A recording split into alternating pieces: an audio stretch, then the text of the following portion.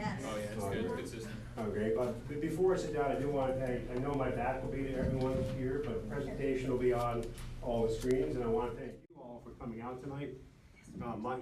My name is Ben Seiden. I am the Vice President of LaBerge Group. We're a municipal consulting firm. We work throughout New York State and the Northeast. And with us tonight is our Planning Director, Nicole Allen, and our Senior Planner, Dave Gilmore. This scene's very, very loud. Yeah. Yeah, but they can't hear if you don't have it on. Oh, there you go. That's all.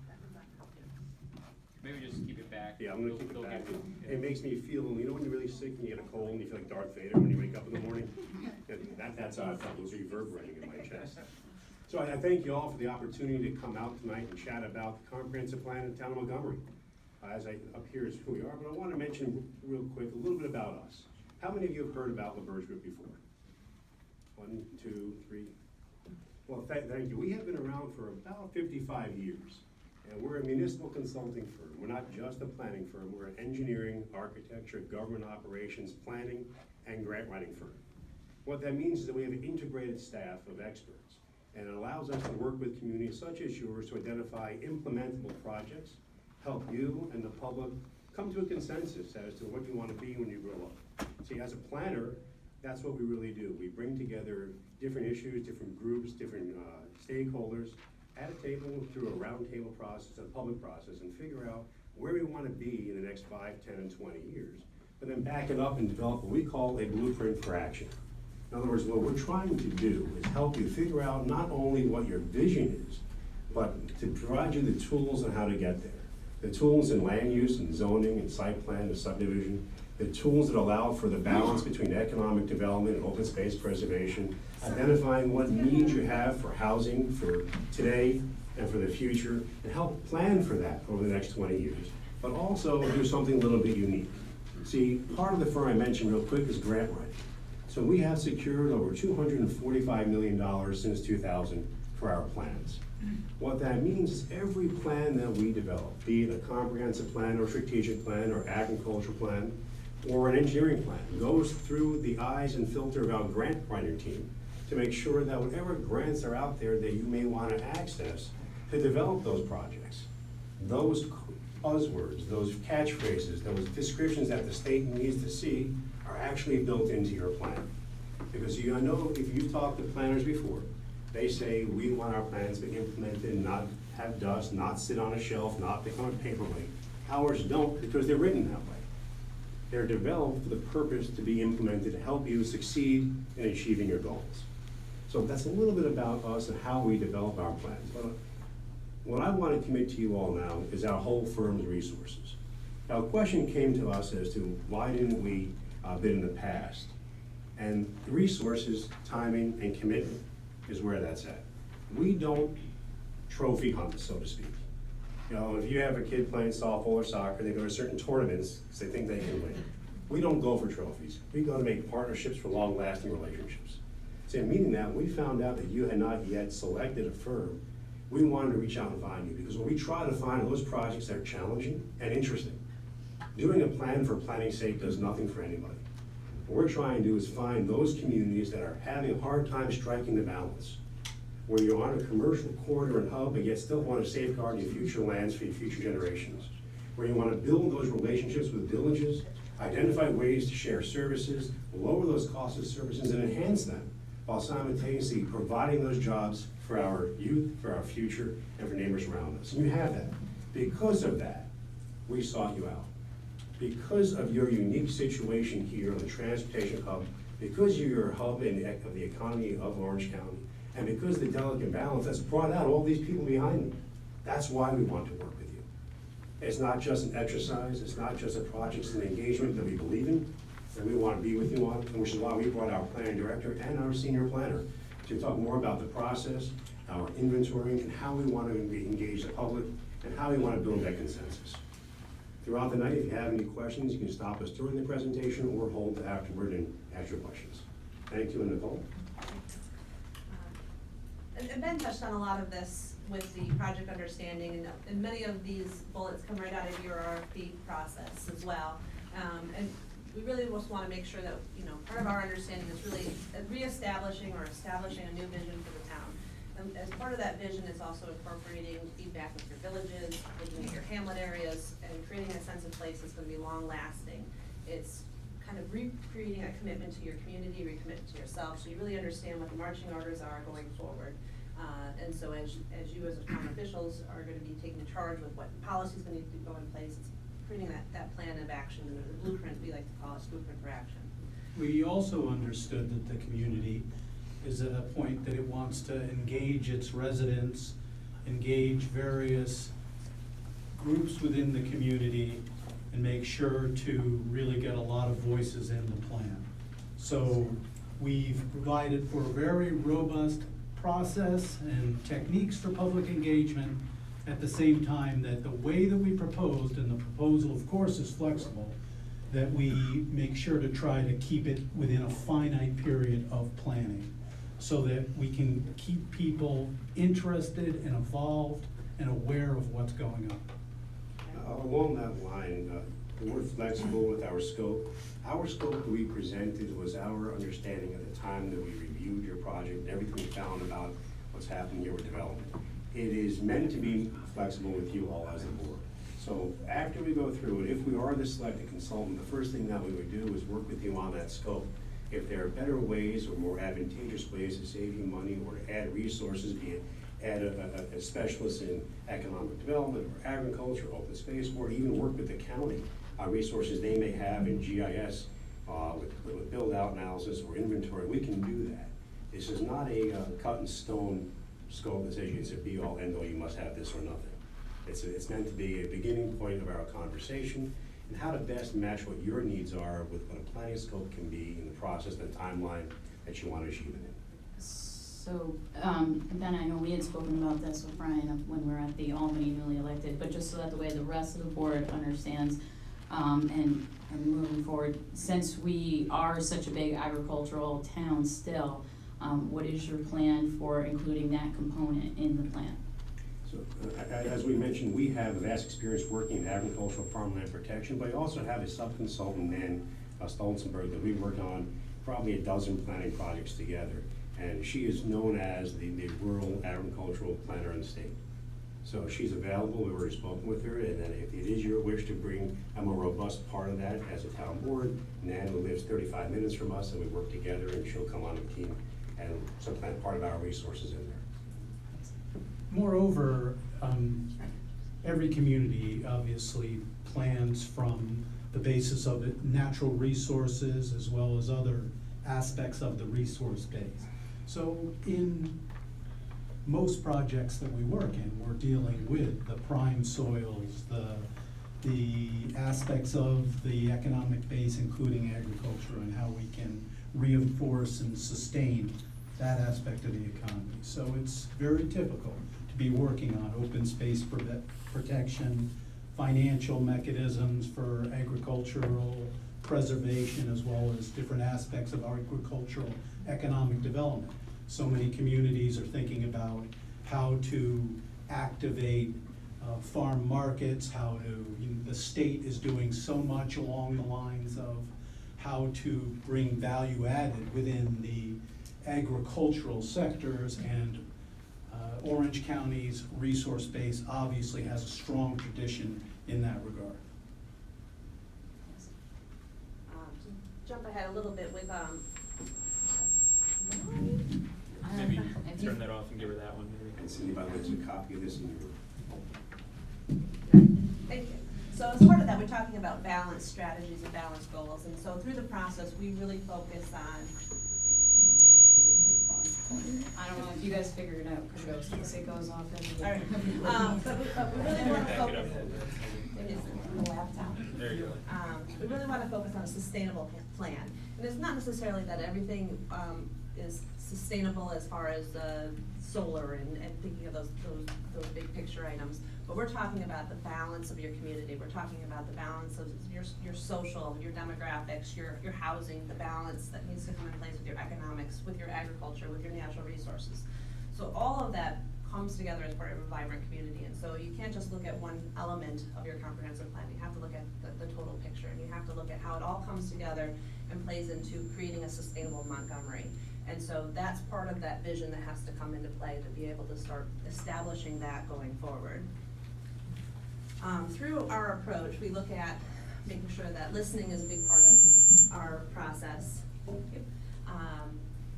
We want to be good listeners. We want to hear where it's not our plan. We don't come in here and tell you this is the way it has to be. All of our plans are custom built. They're built with partnerships. They're built with the officials. They're built with the public, the stakeholders. It's really it's a shared process to make sure that everyone has an opportunity to be a partner in building what that vision is, that long-term visualization, so that we can all move towards implementation together.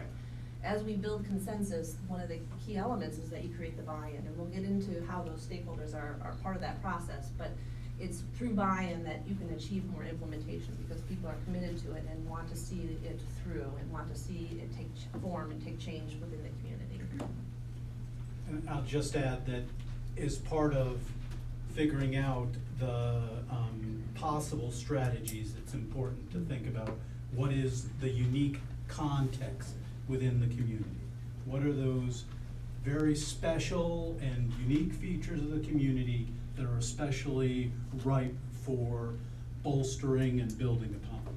And in doing that, we also have to look outside of the community.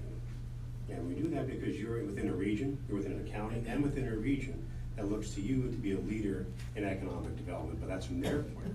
So you have to look at how to balance the regional needs and your needs and identify those opportunities together. So when we say that it's not our plan, it's your plan, it's your plan, it's also in context of the region for when you go for grants.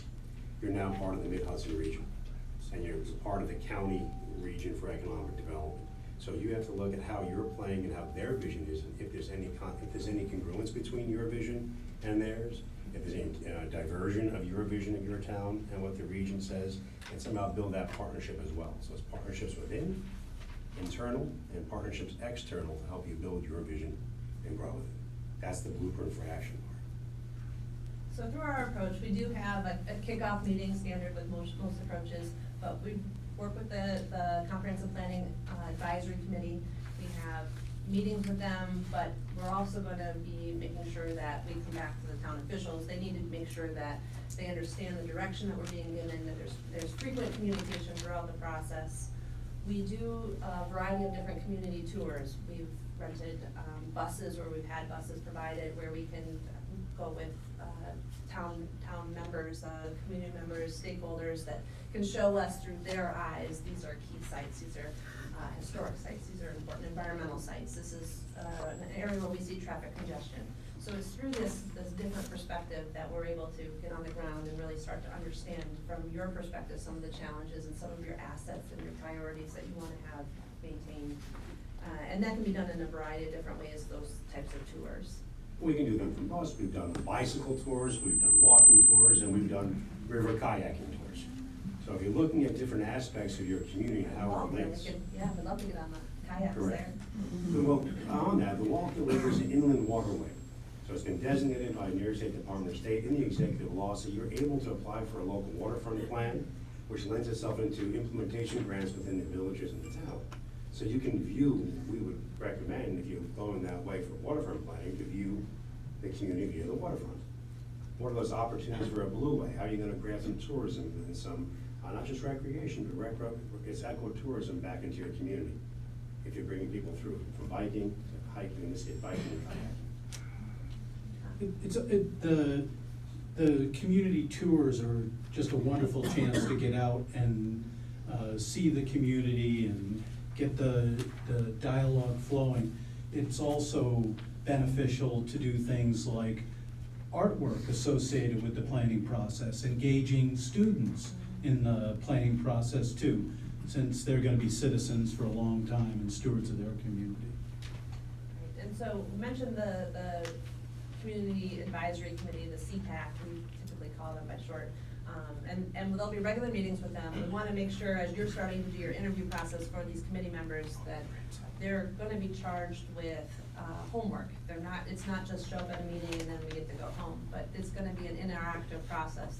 We want to make sure that they're able to read materials and they'll be able to provide the feedback, and they're also gonna be the eyes and ears of the community. So they're people that live here that are gonna be someone that you wanna make sure that is approachable and be able to provide that communication from the residents. They're gonna be talking to many more people and businesses, so that is part of what comes back to us, and we incorporate all of that into our planning process and into our future vision.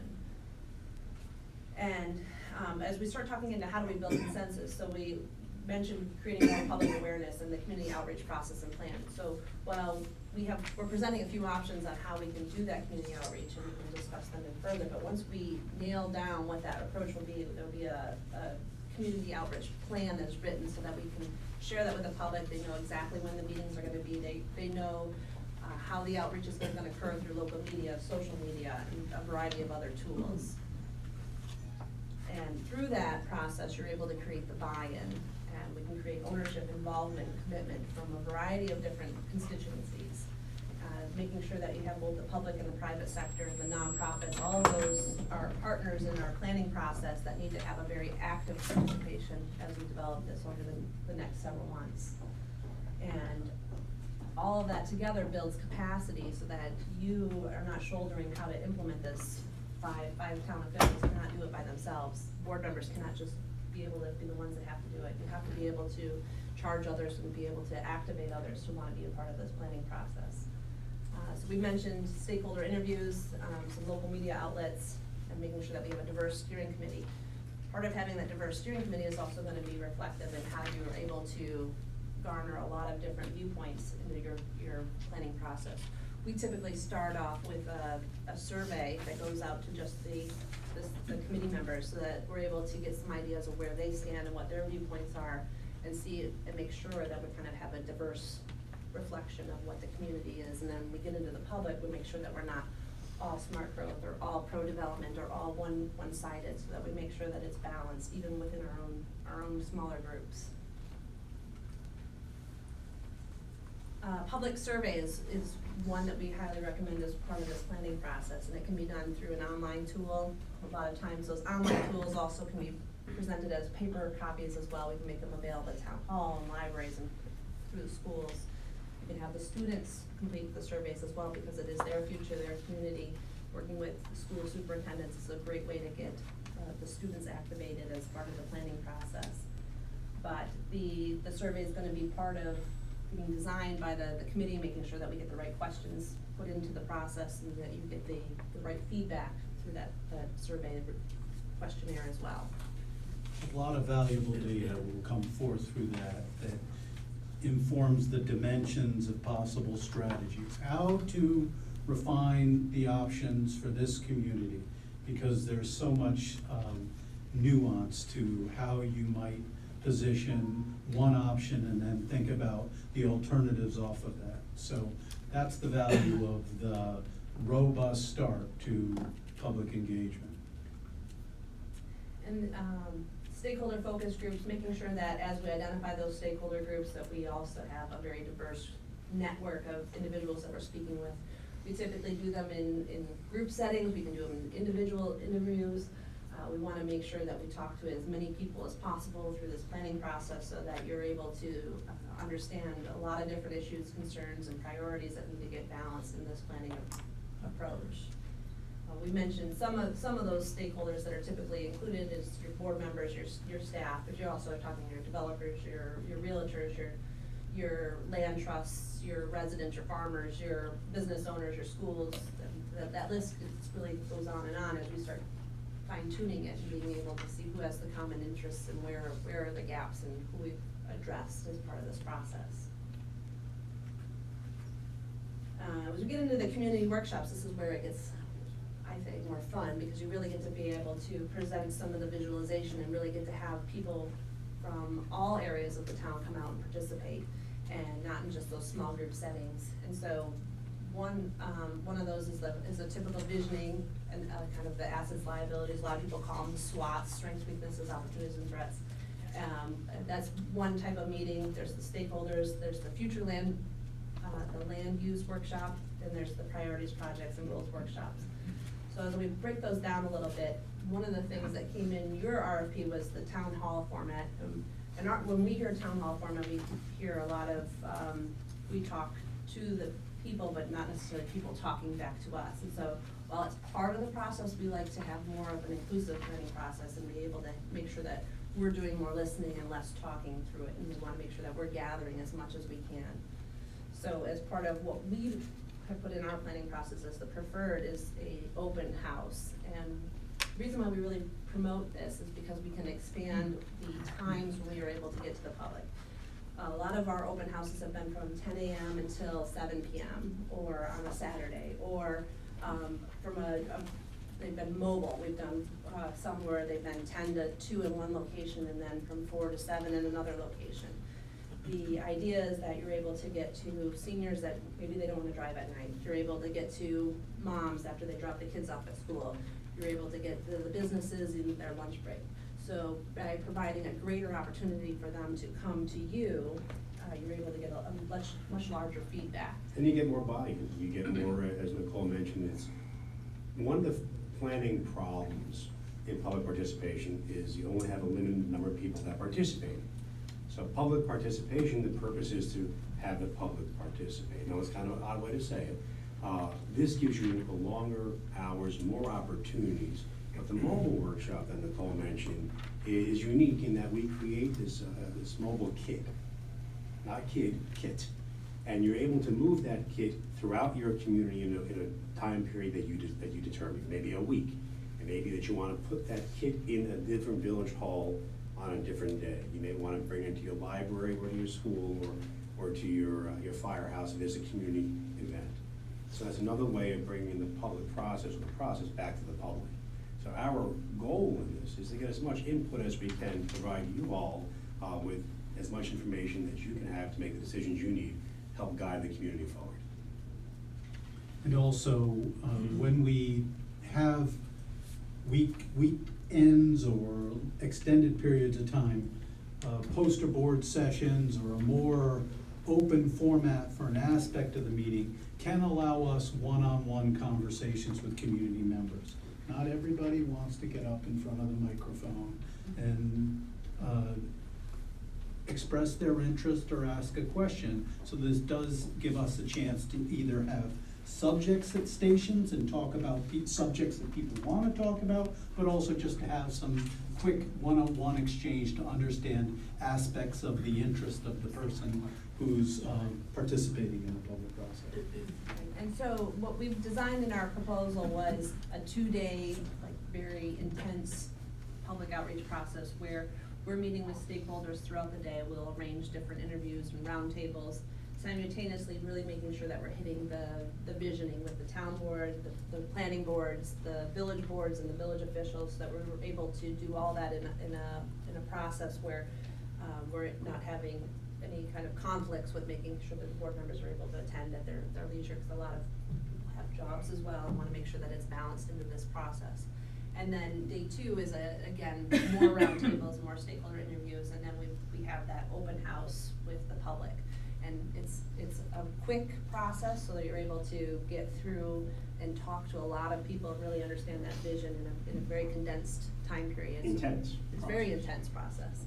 But what comes out of it is a very open process, and it's very kind of eye-opening that the public can also see the results, and there's no questions about how the material was developed leading out of that. And then the next workshops tend to be more hands-on too. We want to make sure that future land use is looking at maps, and we're starting to mark it up based upon what we heard at those workshops. We're able to get into some of the nitty-gritty and be able to work with the public to say, okay, you said this, so now let's look at some opportunities and be able to work in smaller groups and come up with opportunities that are reflective this way. And then the same would happen with the priorities workshops. We could come up with a way to make sure that the public is able to prioritize some of the key elements that come out of that workshop. So you're starting from visioning and then right into your future land use, and then making sure that priorities are the key elements that come out. And one more thing before we head into the technical part of the community profile. Your RFP mentioned you want to use your website for all the information. There's 2 ways we can do that. We can provide the information to your webmaster, or we can create our website off of ours with a link to you, which is often what we do. That way we do all the work of populating the information. There's a link, there's a page on your website that says Town Comprehensive Plan. They click it, and all of a sudden it's Envision Montgomery. Yeah. And all the information that comes from all the meetings are available. We live in a 24/7 society. People are running around, they're 2 shifts, 1 shift for work, nighttime activities, they can't always get to the public meetings. But they want to be participating and want the most updated information. So we have that ability to create the website, provide the information as it becomes ready, put it up, everyone is in the know. It's transparent, if you want to use that word. I know that word's overplayed a lot, but it's transparent. People have information at their fingertips and can participate, and there'll be a email set up, Montgomery Planning at LaForgeGroup.com. So we have emails so the public and you all can send off information, share information, or even pictures of what you want to include in the plan. So when we get into the community profile, as I mentioned earlier, we're really looking at that sustainable and that vibrant community and making sure that the community profile is developed amongst the social and community livability. You're looking at economic vitality and your sustainable resources. So all that collectively is what makes sustainable Montgomery. And we want to make sure that we're diving in and we really have the opportunity to understand each of these elements so that you have that balance going forward. It's been mentioned that Orange County can provide some of those services as well, and so playing, that opportunity we're happy to work with any others that you see might provide an opportunity for either better information or to offset some of the costs. One of the trade-offs that you're always gonna have is you have someone else do it, you're on their timeline, and for the information that they're going to give you. So it's just kind of a balance that you have to be able to make sure that they're gonna meet your demand with, and kind of whether the moratorium becomes a time constraint within that they're gonna be able to meet that as well. But we're flexible that way, we can do that. Similarly then, with establishing the vision, we wanna make sure that we hear what comes from the public. So we have this word cloud that we tend to put into our planning process, and it is reflective of a lot of what we hear from the community members, and this is just kind of one visualization effort. But all of that then gets transcribed into what your vision is and how you see yourself going for the next probably 20 years. It's not that these plans happen very often without minor updates, but we really want this to be your next 20-year vision. And so from that community profile and that inventory, we take that profile and it turns right into your goals and strategies. So we're looking at identifying those issues, identifying the obstacles, and identifying the solutions. We're really here to help you with the solution so that you have something that is implementable in the long term. And it's not just pie in the sky and a wish list. We want to make sure that we're able to achieve those items as part of those goals and strategies. So those goals are going to focus on all of those areas of the plan that we mentioned. We're going to make sure that we touch on economic growth and sustainability, your agriculture, your open space. We will come up with tools for you that will help you put all of these elements into place. A lot of it is going to be policy. Some of them are going to be projects, but you're going to have all of them together to be able to come up with a long-term planning process that will serve your community. Looking at your hamlets, looking at your villages and how they will all play together, looking at ways to share services and ways to enhance sense of place within your community.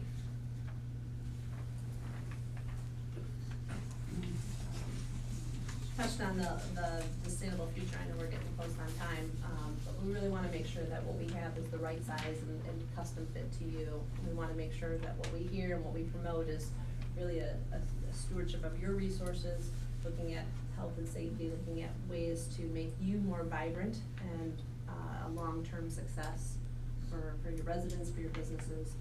We always like to plan for those that live here and make it a great place to live and want to live, work, and play. And then if others want to come, that's great, but you're planning for your current residents, you're planning for your future generations of kids and make sure that they want to come back. Dave mentioned the children. It's a huge important part of the planning process. We often recommend that you look at even like 11th graders or juniors in high school to see if they want to serve as one of your committee members. Ad hoc. Ad hoc. We had mentioned 9 to 11. Yeah. You want to find juniors because seniors graduate halfway through the process. So you want to find a junior and you want to have them represent, and they can even run a meeting at the school. So get them involved in your process. Or with student council, they'd be a great advocate for running a meeting as well. Have you guys ever worked with maybe whether it's a government club or an ad hoc committee in a high school, and you had them do almost like a Quinnipiac style poll where they made some phone calls, targeted, asked questions, and provided feedback. That would be great. I haven't had to make the phone calls, but that would be it's a great idea. I have some experience with some of the juniors and seniors in high school. They're excellent on the calls. If you get the right people that are Sure. involved, like a government club maybe, Yeah. and it's good practice for them. We've used Sienna Research Poll for college kids by us Yeah. before. It's a good idea to get the high school kids involved with that. We've also worked with it, I didn't make up the name, it's PIG, Participation in Government Class. And then they come and then they participate. But when we worked on an economic development plan in Augusta County, Virginia even, we went to the schools. And we sat in their government classes and we presented the workshop that we would do at night to the students. And we asked for their input. Theirs was economic development. That was their plan. It was manufacturing. It was a manufacturing and distribution hub of Virginia. And I asked them to close their eyes, and I asked each one of them to raise their hand if they wanted to go into manufacturing. Not one person did. I closed their eyes because they're more apt to be truthful when no one's looking at them in peer pressure. And then I asked them, how many of them have family members in manufacturing? And 3/4 of the class raised their hand. And then I said, how many people want to make $80,000 in 2 years out of high school with no college degree and using their fingers and playing a video game on an iPad? Boom. Because that's what the new manufacturing was in that county. All done with robots and using iPads for moving people around, and with 2 years making 80 grand. And it was eye-opening. It was ways that those people that were not gonna go to college, that wanted to get involved in manufacturing, were afraid of moms and dads manufacturing. You know, Guy Lucy manufacturing, where they're doing the chocolates and throwing them down and trying to run around. They were afraid of that. They're not afraid of the new technology, and it was educating them on what's out there. And they began a manufacturing class that went out and actually went and visited Coca-Cola and a few others they had there. So it was fun. So getting them involved and engaged is key, because we all know that often if our kids leave, they're leaving for jobs or college. We want them to come back. And often people leave, they come back in 5 or 8 years. So the question we ask them is, what do you want to see this town in 8, 10 years? What are we missing today that's going to help bring you back after college or after wherever you go, whether it's the military or vocational school? What are we missing, and what do you want to see here?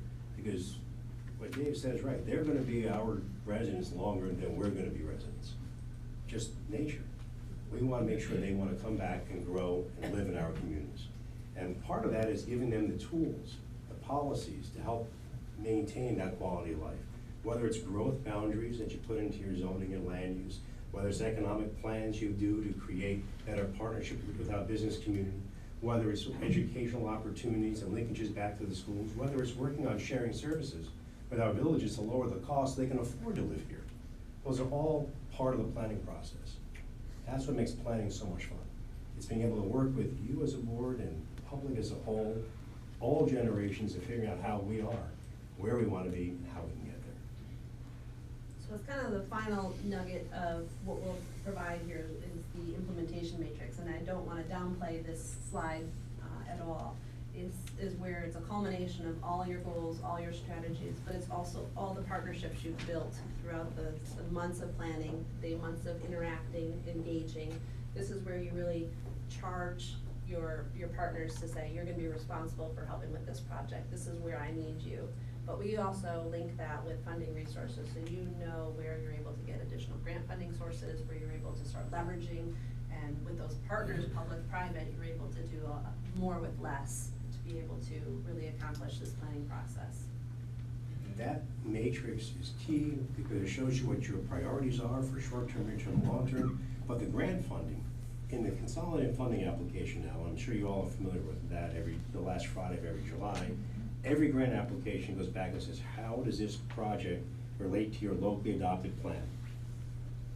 They ask for copies of it, they ask for citations from it, and they want to make sure that what you're asking for, the partnership with the state and local governments, isn't just a pie in the sky, isn't just a wish list of the town board, but it's actually in your local plan. So that matrix becomes the foundation of going back to what we started in the first slide with, your blueprint for action.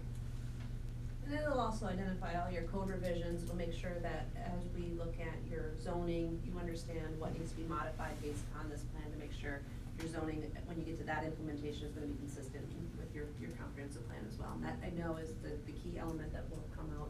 It's probably your first implementation step. But There will also be the low-hanging fruits that are identified, things that you can do within the first 100 days, the first couple months, that you're able to say to the public, I heard what you said, and we're doing this right away. And some of those will be very low cost and easy to achieve. Schedule-wise, we had initially proposed a 14-month process, 12 to 14 months. You would have, within that timeline, a plan that's available and available to review within a year, is the idea. The adoption process has some the secret component takes a little bit of time towards the end, but we want to make sure that you don't have planning fatigue throughout this. We don't want to drag it out longer, because then the public says, we had a meeting 3-6 months ago, and now what's going on? So we want to make sure that the momentum carries through and that you're able to achieve this succinctly, but also lines you up for the next round of grant opportunities. We want to make sure that you're not missing opportunities going forward, and that you're able to move right towards implementation and line them up together. And part of what's not on here is parallel tracks. We had mentioned earlier that we're going to be flexible in how we craft the final scope of services. But there may be some goals that were in your 2010 plan, or the amendments, that you may want to put into zoning right away. You're allowed to parallel track the comp plan and those zoning changes. Zoning has to be in concert with the locally adopted plan, so we can move within that. You can do zoning at the end, you can do parts of it during. You may want to apply for a grant this summer for the Climate Smart Community to do your zoning update, so when you finish this plan, you can move right into zoning. You may want to apply to the Hudson River Greenway for a planning grant to help do some of the public participation or visualization. So all those parallel tracks, it's as if you have trains leaving the station at different times, all ending in the same place. So there are a lot of opportunities you can do to be flexible. So I mentioned why our team, normally I'm standing up and very excited and moving around and engaging back and forth. So forgive me for sitting as we do this, but we have a team that's very educated, experienced and dedicated. I mentioned at the beginning of this that we seek out certain types of projects. Our team is staffed for this kind of a project. We have the economic development experts, the planning experts, the public participation experts, all coming together to assist you in balancing all the items that Nicole mentioned are integral to a comprehensive planning process. But our emphasis is on implementable plans. We're not just a run-of-the-mill planning firm to give you a plan to sit on the shelf, that put out a website saying, hey, look, we did a plan. That does nothing. We've been around for 55 years with long-term clients, 20, 30, and 40 years, because the relationship that gets built between the engineering aspect, make sure that's rooted in reality, the planning aspect, and the grant aspect. And that's what we want to see here. We want to see your blueprint turn into actionable items, so you see results, and the projects that your community plan together come to fruition. It's a really tough thing to get community residents out. And I say that, and I know we have a full room, there's always a hot button issue or two or three that brings out a group of people. But over a planning process, sometimes that wanes. Our goal isn't just to reach those people with issues that they wear on their buttons, and I say that from planning speak, but it's also get the residents as a whole involved. But to keep them engaged after the plan is to use your plan, show progress in those actions, and show that their views were important in the planning, but also in the implementation of your new Montgomery. That's really our business plan. It's really how we work. And we look forward to the opportunity to answer any questions you have and to bring to bear the resources of the entire firm. Oh, it must have been mine. It was mine. And that's where I come in. It's just squeaky. Move it away. And I want to commit all the resources of the Verge Group to your project. Not just the planners that are inside our proposal, but our engineers, our architects, our government specialists, our funding specialists. They're all part of the process. They're all part of our team. They're all available to you, the town, and the residents to help make this project a reality. We've talked a lot about the process and program for the plan. I can assure you we talked a lot and did a tour around the community. We talked a lot about community compatibility. We understand the growth management discussion going on, and obviously with 3 villages and your hamlet areas, with your villages and your hamlet areas, those corridors between the villages are so important in terms of sense of place and community compatibility. the appearance of those corridors, how those corridors work for people who also walk, who might take their bicycle out and get up to Route 52 and 208 around the scenic byway, or on the Wallkill Valley Rail Trail. Ben mentioned about the Wallkill River, making sure that we protect the watersheds of the Wallkill, of the Quasaic. I know we got a little bit of the Quasaic over on the Newburgh side, and also Moodna Creek, but also that you're using the benefits of the river, synchronizing with the work of the Wallkill Watershed Alliance, as they emphasize the river orientation. We talked about the infrastructure of the community, and we talked about your recreation assets, whether it's Stewart State Forest or the various parks around the community. Those were some of the aspects that especially we talked about, in addition to, obviously, agriculture and that sense of place and sense of space with agriculture. You've got a nice divide there under, is it over by, I can't remember the name of the road where, geez, I can't think of the name of the town, the name of the road over by where 84 and the Wallkill meet. You've got a nice defined edge over by the airport there. 460. Yeah, and a very nicely defined edge, and in communities we've worked in, trying to help guide growth is so much about your planning and your zoning strategy. All right, thank you so much. I want to open it up to our council for questions. Sherry, do you have anything? That's pretty full, right? Cindy, anything? Yeah. I feel like Chris is gonna hit a couple more. Go ahead. No, I already asked all mine last week. No, look at that. I had sticky notes before I knelt down. Sticky notes, impressive. Ron? One quick question, or two quick questions. One is, if the comprehensive plan is developed by our people and 2 months down the road, something goes awry that we all agree upon, or you guys are less, and who's responsible for that legally if there is a problem? If there's a problem or an amendment, because if there's something that needs to be tweaked, then we will work with you and make sure that it gets reflected. But Now, my question is, if you decide in a comprehensive plan, we want to do A, B, and C, and everybody agrees upon that, and then 2 months down the road, B, we got a lawsuit, because B is not legal. and- Well, the town adopts it, so they would be suing us. So you, Well, first, the comprehensive plan is not law. right. The comprehensive plan is community vision. Mhm. So you're not suing on vision, you'd be suing on Zoning. zoning. But It's a different piece. But during the planning process, there's a lot of things that can happen. I worked in one community where we were just about to hit adoption, and then they were hit by Hurricane Irene, and it completely flooded their hamlet. And so at that moment, you can't say, that's the plan we have for today, we need to do something different, and we do that. We're like, it's not just or right to put something in that's not reflective of what the needs are.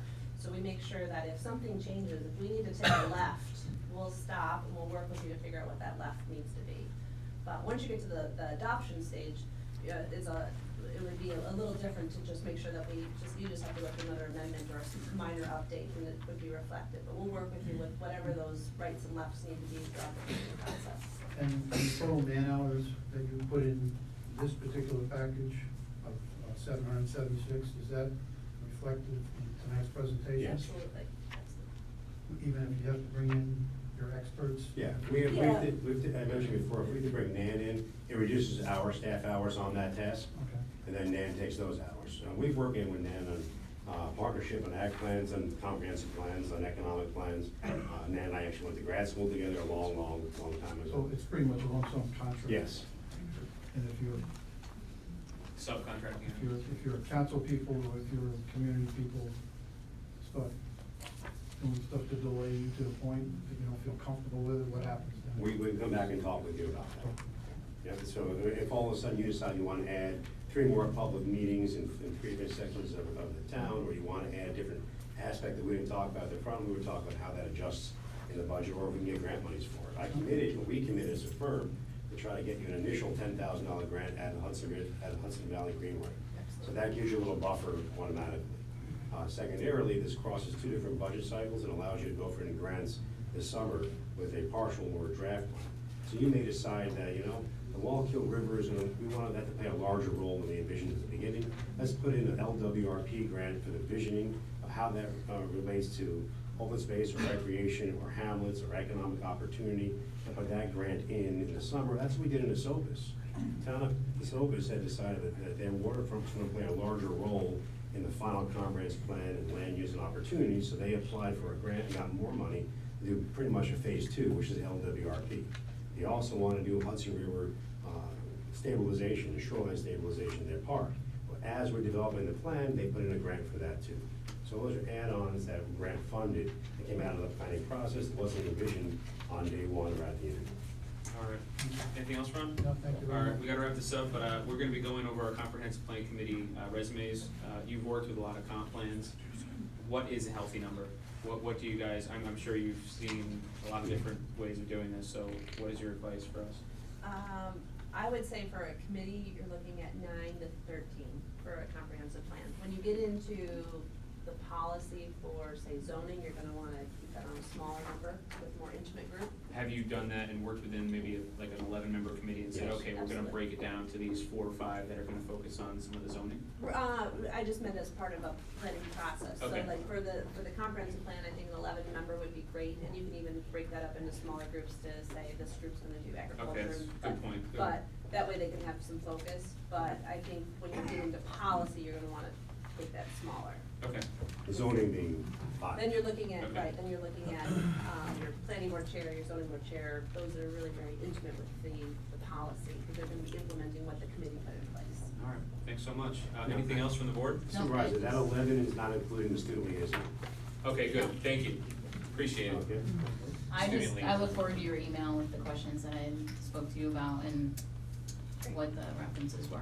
And just a comment for the public, when we have public comment and you guys have specific questions, they're gonna be in direct contact with us. We don't plan to make a decision this evening, so if you have a comment, we can take it back to them, create some feedback, keep it up with the board, so I want you to let you know that that opportunity is gonna exist. We need to take a 5-minute recess to allow the next group to come in, potentially set up some equipment as well. So we'll take that recess right now. Thank you guys so much. Thank you all very much. Thank you. Thanks. Nice to meet you. I'm surprised you didn't have any. That's the one that's Surprised we had to answer all your questions. Pretty thorough. Okay, That's just. great job. Just- Be in touch.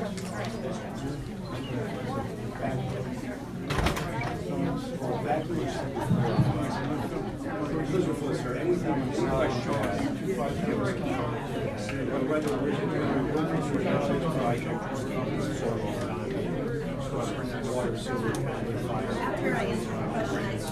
I already spoke to Sean about this.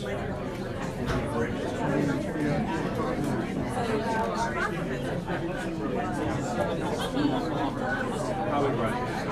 Actually, when we met the supervisor, one of the.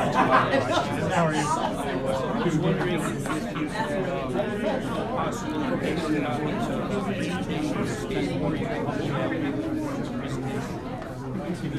How are you?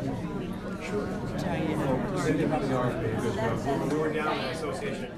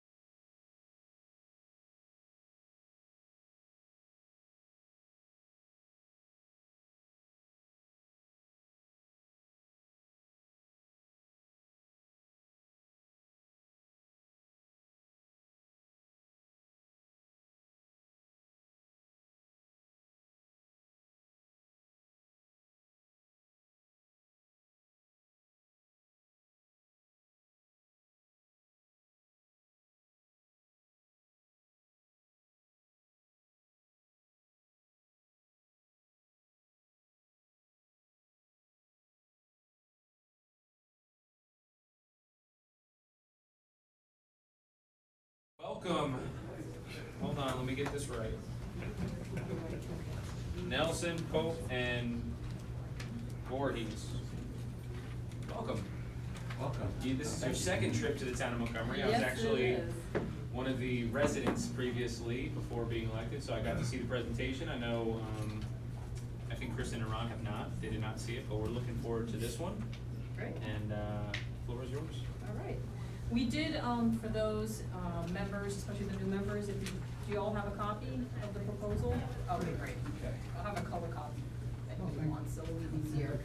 I'll take You want a one color right tablet? now. Oh, look at that, that's great. I mean, the pictures are nice. So, my name is Bonnie Franson.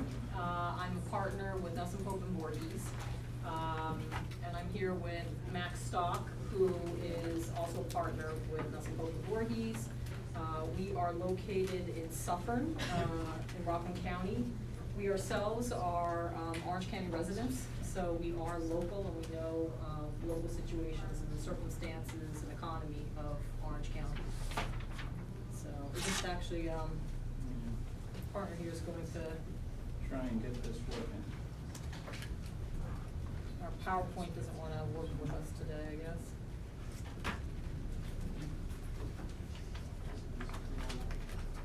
I want to make sure the public has the opportunity to view this too. Sorry about this, guys. Do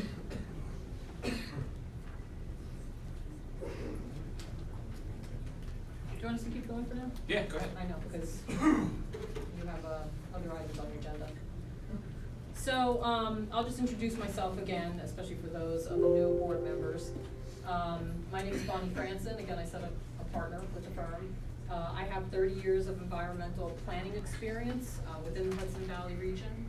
I am presently the Town of Monroe Planning Board Chairwoman, so I know what it's like to sit on a board and have to review applications and make decisions. But we also, prior to me becoming the Planning Board Chairwoman, I was working on, and we prepared a comp plan for the Town of Monroe, as well as new zoning. We work for the Town of Hyde Park, doing form-based coding. Form-based coding is where it's more design-oriented, rather than worrying as much about the uses. It's especially relevant in downtown areas or places where you want to have a downtown environment. Thank you. We just finished a comprehensive plan and zoning amendment for the village of Hilburn. And it's important to note that whenever we work on any of these particular projects, it's unique, and each of these comprehensive plans or zoning amendments are tailored to the uniqueness of each municipality. In the village of Hilburn, they have a very historic site. If you know anything about it, the Lenape Indians are there, and they have a spiritual sacred site called Split Rock, so one of the big recommendations of that particular plan was to preserve that location. But again, it's specific to each community, and that's what we do as far as our comprehensive planning process. We're working in the village of Monroe. We work in the village of Tuxedo Park, the town of Blooming Grove. I attend Blooming Grove meetings, village of South Blooming Grove meetings, town of Tuxedo meetings. I represent those boards, I review the applications, so we understand the implications of having a comprehensive plan and what it means when a development application comes in. Because the comprehensive plan is really the basis. You need to look at that and say, is this project consistent with our plan? And the zoning, once you've adopted a comp plan, must be in accordance with your comprehensive plan. You can't have two documents that are different. I'm also working nearby in the town of Shango, and we are just finishing a comprehensive plan there, which focuses on revitalization of the hamlets, if you know Wallkill and you know Walker Valley. I mentioned town of Tuxedo as well. So those are my recent projects. We'll talk a little more about projects after you go through your experience. I'm Max Stock, and I will most likely be heading up the project with close consultation with Bonnie.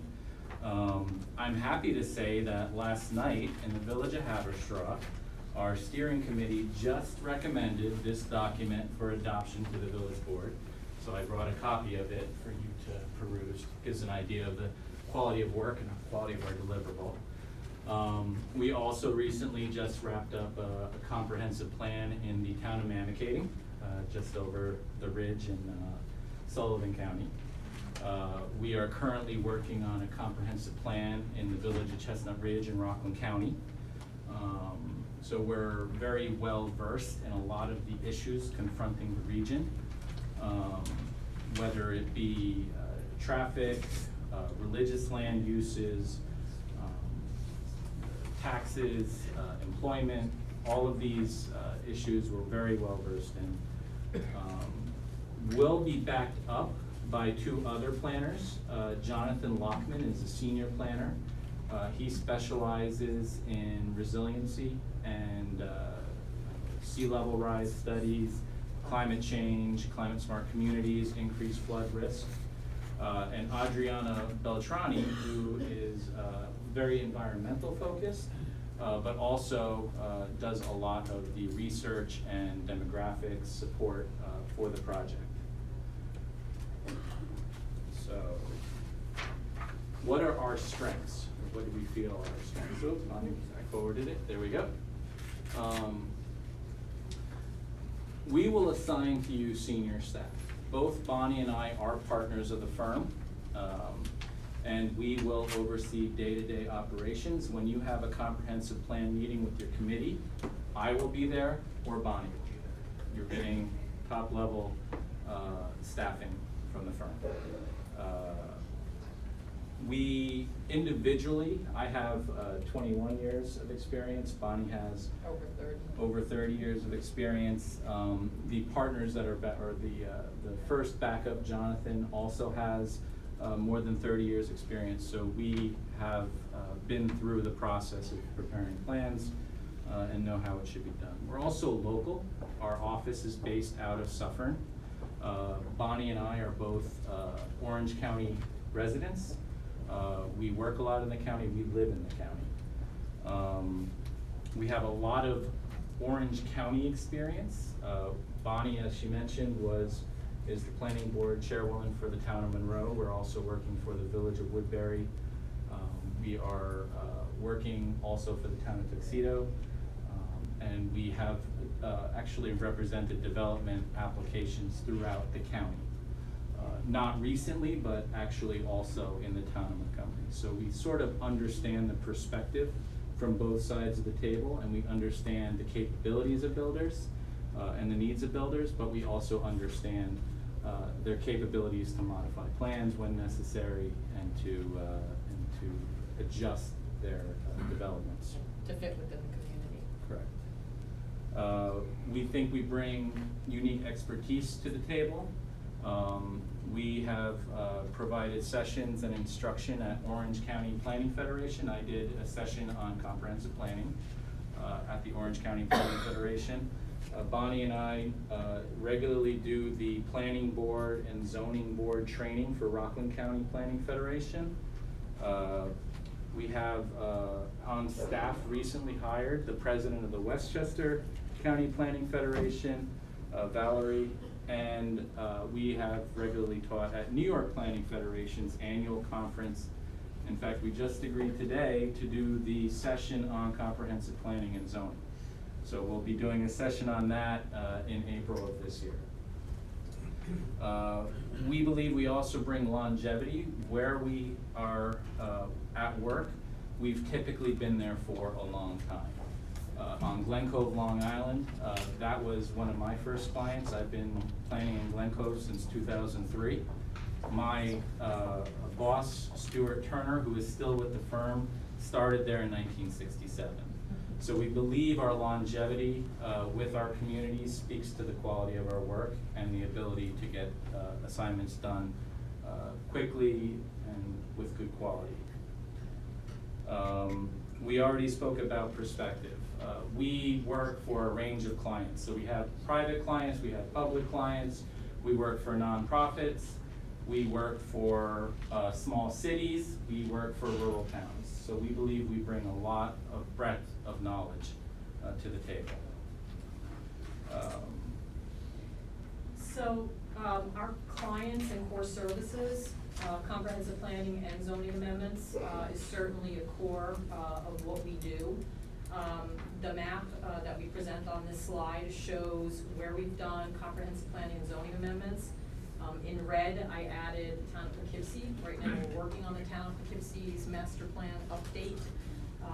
We are also retained to work on the town of Carmel's comprehensive plan. And there, that's special because of the fact that they're within New York City DEP watersheds. So environmental is particularly, water quality is a particular topic that we have to address in Carmel. One that's not listed that we just started working on is in the town of Hurley. We're initially doing some work evaluating multifamily housing and where it's allowed in the town. And we've started meeting with the committee, and that'll break out into a comprehensive planning process as well. We represent planning boards and town boards, so again, we are familiar with what is confronted by a town board, what's confronted by a planning board, whether it's a development application, zone petitions, variance requests. We do the nuts and bolts. So while we can prepare visionary plans, again, we understand the implications of putting those plans together and how it filters down to zoning and development reviews and ultimately developments. And just so that way my fellow members up here know that Bonnie is retained by our planning board. That's very recent, correct? Yes. When did they appoint you? Just started. At the beginning of 2020. Okay. Yes. Congratulations. Thank you. I had to add that in there. Thank you. So another strength of ours is seeker review. We perform a lot of environmental quality review. We prepare the documents and we also review the documents. We worked for a long time on reviewing Tuxedo Reserve, which is a 1,200 unit development in the town of Tuxedo. But we've also reviewed 2 lot subdivisions. So we know seeker, and it's important because when you adopt a comprehensive plan, you must comply with the environmental quality review regulations. And when you adopt a plan, it's a type 1 action.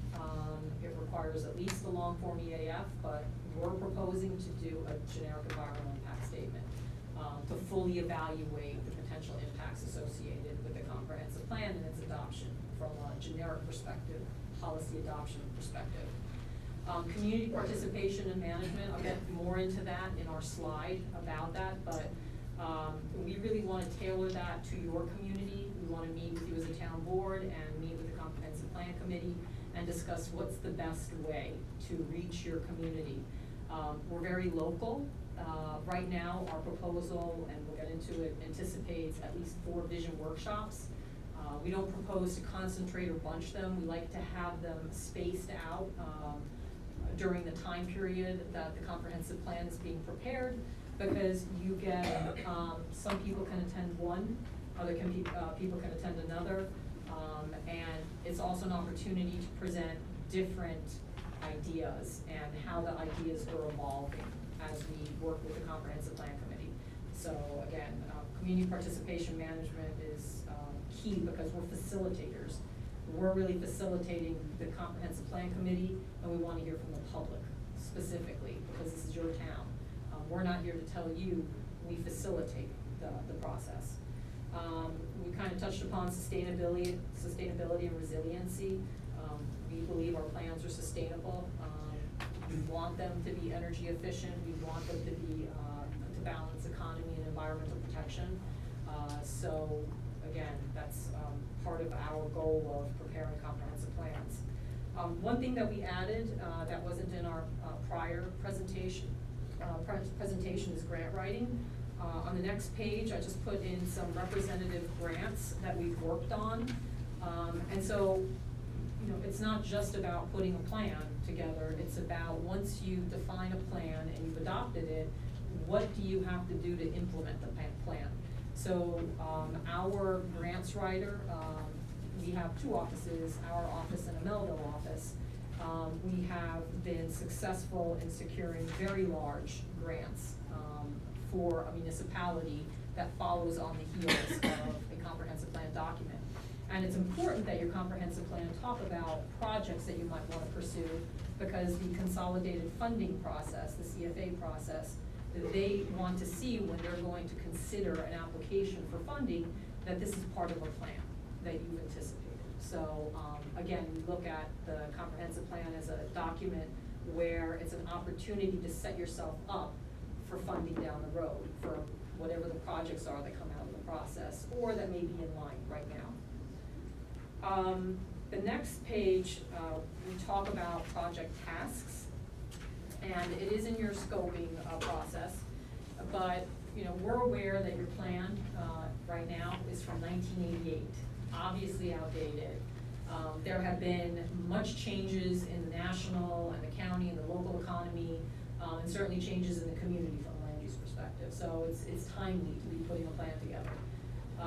Our first task is really a project kickoff meeting with the CPC. It can involve the town board as well, just to go over what you anticipate, what we anticipate through the process, spell out what the tasks are going to be, start to talk about what the community engagement process should be, and to ensure that we have all information, all studies, anything that we should be aware of as background as we go forward through the process. The next task, we actually enjoy, it's a field visit. We just recently did it up in Poughkeepsie, where we got a fire district van, a whole bunch of the community, or the CPC committee members got in the van, and we drove around the entire town. And it's amazing how much, because people kind of know their corner sometimes, but when you drive around, you can talk about, well, this particular area, this is an issue confronting it, whether it's flooding, agricultural preservation, maybe something, a goal we want to achieve, areas where you're proposing economic development.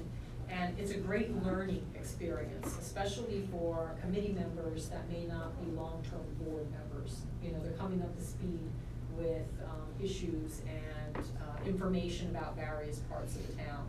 And when we've done this, our committees have said that it's really been very educational for them. After a field visit, and we ourselves go around the town, we don't like to put plans together that are just based on mapping. We drive the town. We actually know the town because we're from Orange County, and we've been up here and visited and recreated. But we really make sure to drive every road. Part of it, you can see some of the photos we have were taken when we were putting the proposal together. We want to know your town in depth. The community outreach engagement plan, that again, I'll touch upon in another slide, but we, again, tailor it to the community, and it's not just about public workshops, it's about social media, it's about surveys, it's about attending events that may be held in the town, whether it's community day, and just to solicit as much input as possible from the community at large. Our inventory and analysis, we make sure that we have a robust update on the existing conditions within the town, which includes demographics. Who are we planning for? What is the demography? What is the population of the town? Or do we have a large senior population? Do we have a lot of children? We need to know who we're planning for and who we anticipate to be planning for.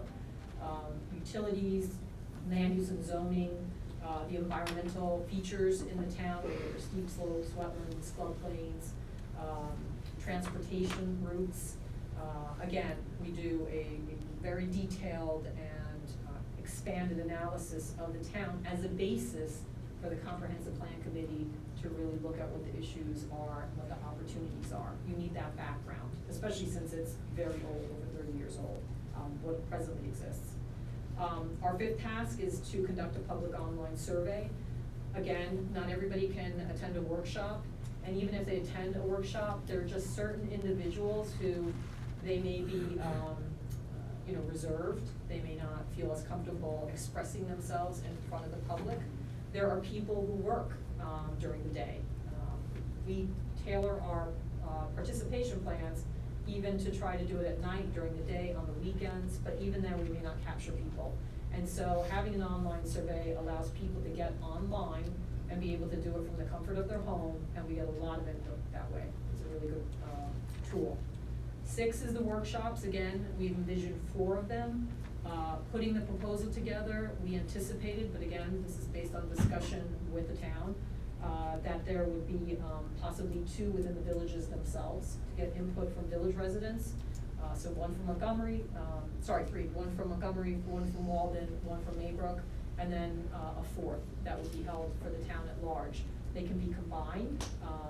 We can do it differently, but that was our initial thinking, to kind of capture a majority of the population.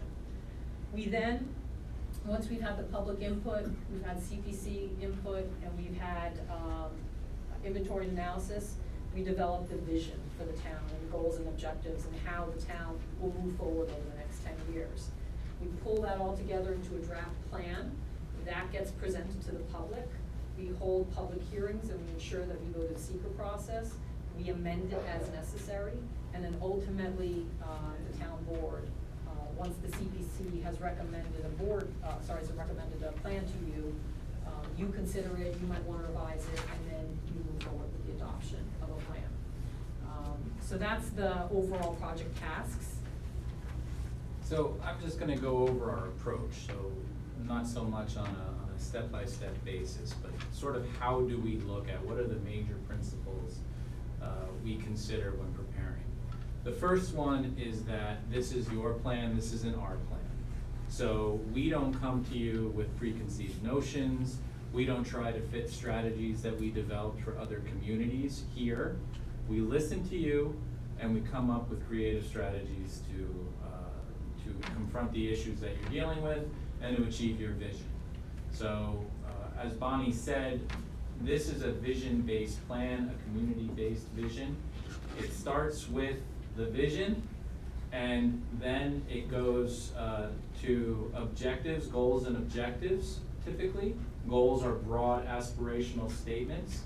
Objectives are more discrete and finite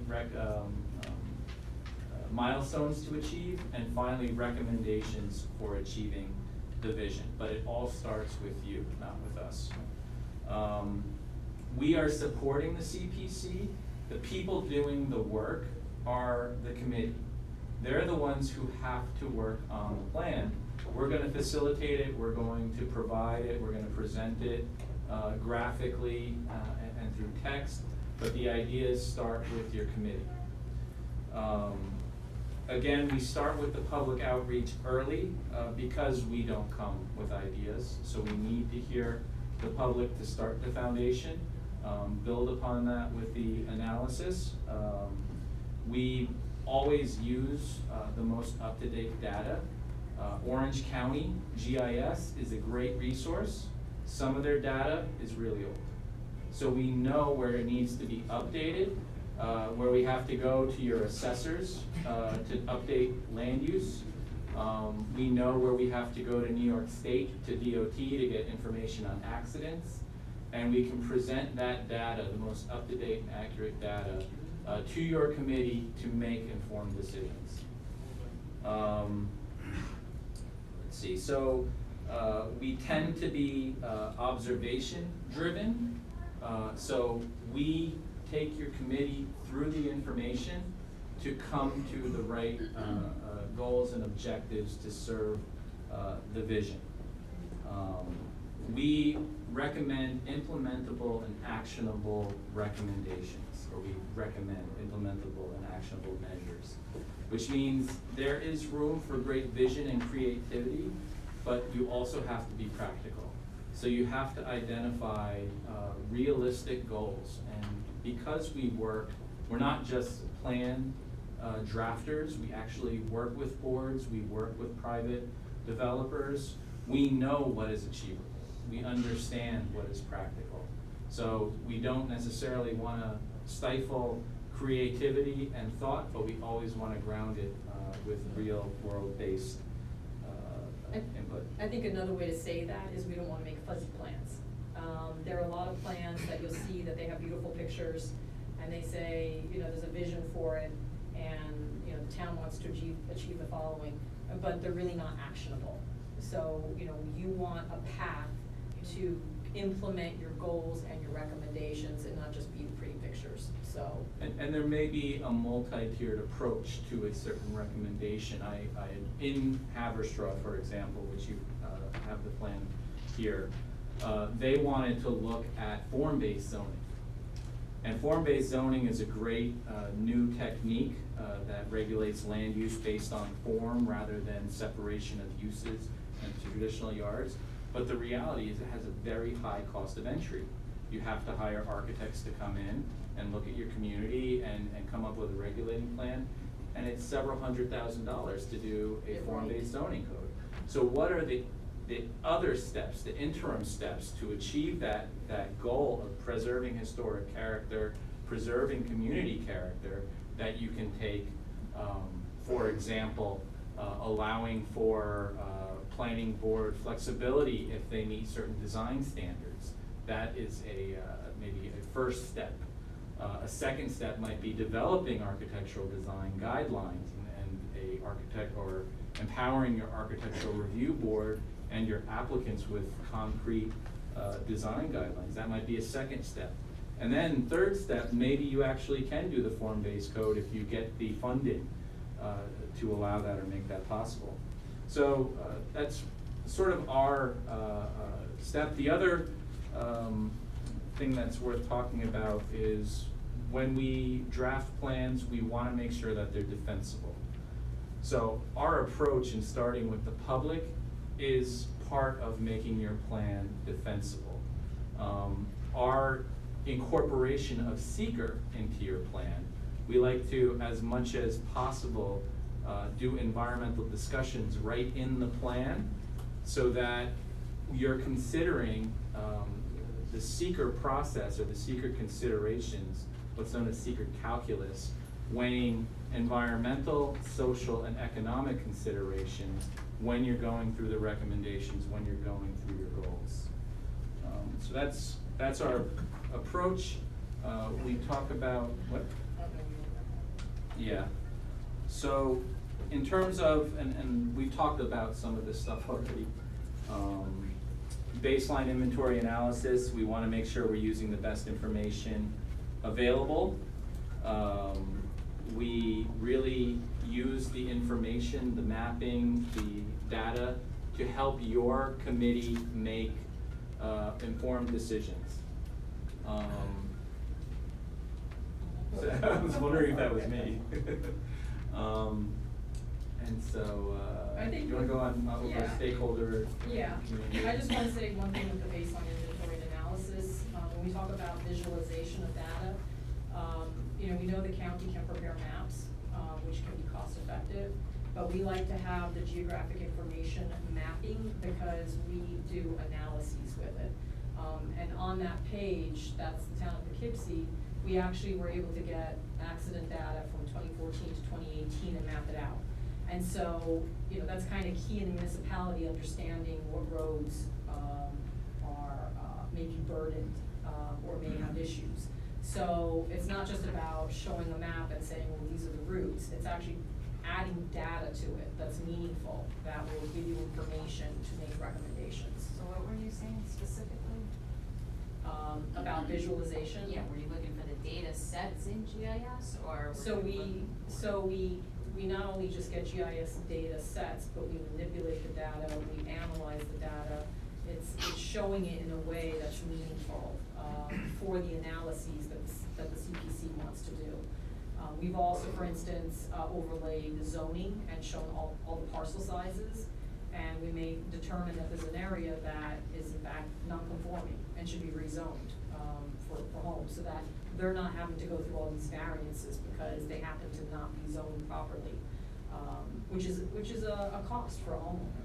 So we take the data and then we use it in meaningful ways and do analyses with those data. Yeah, another example in addition to the traffic accident mapping might be historic resources. So if you can get great information off of Chris, but it's really putting it on a map, looking at the map and understanding how these resources relate to each other to determine whether there might be a case for a district, Right.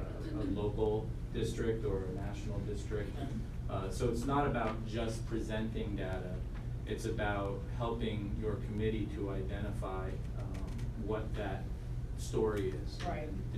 The geography of data. Right. If historic preservation is important, then we find ways to get the information. Another example is we had the ability with the county data, the building dates are often on them.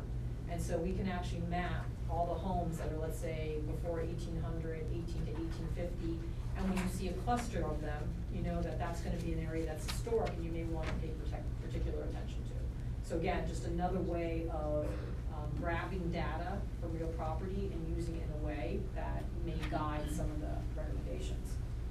Stakeholder and community engagement, these are just examples of online surveys, word cloud.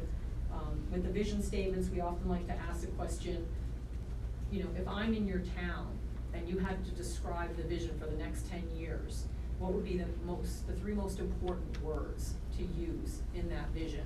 You know, is it going to be environmental protection, scenic, economy? But we ask that in the online survey and at the workshops, and that helps form the vision.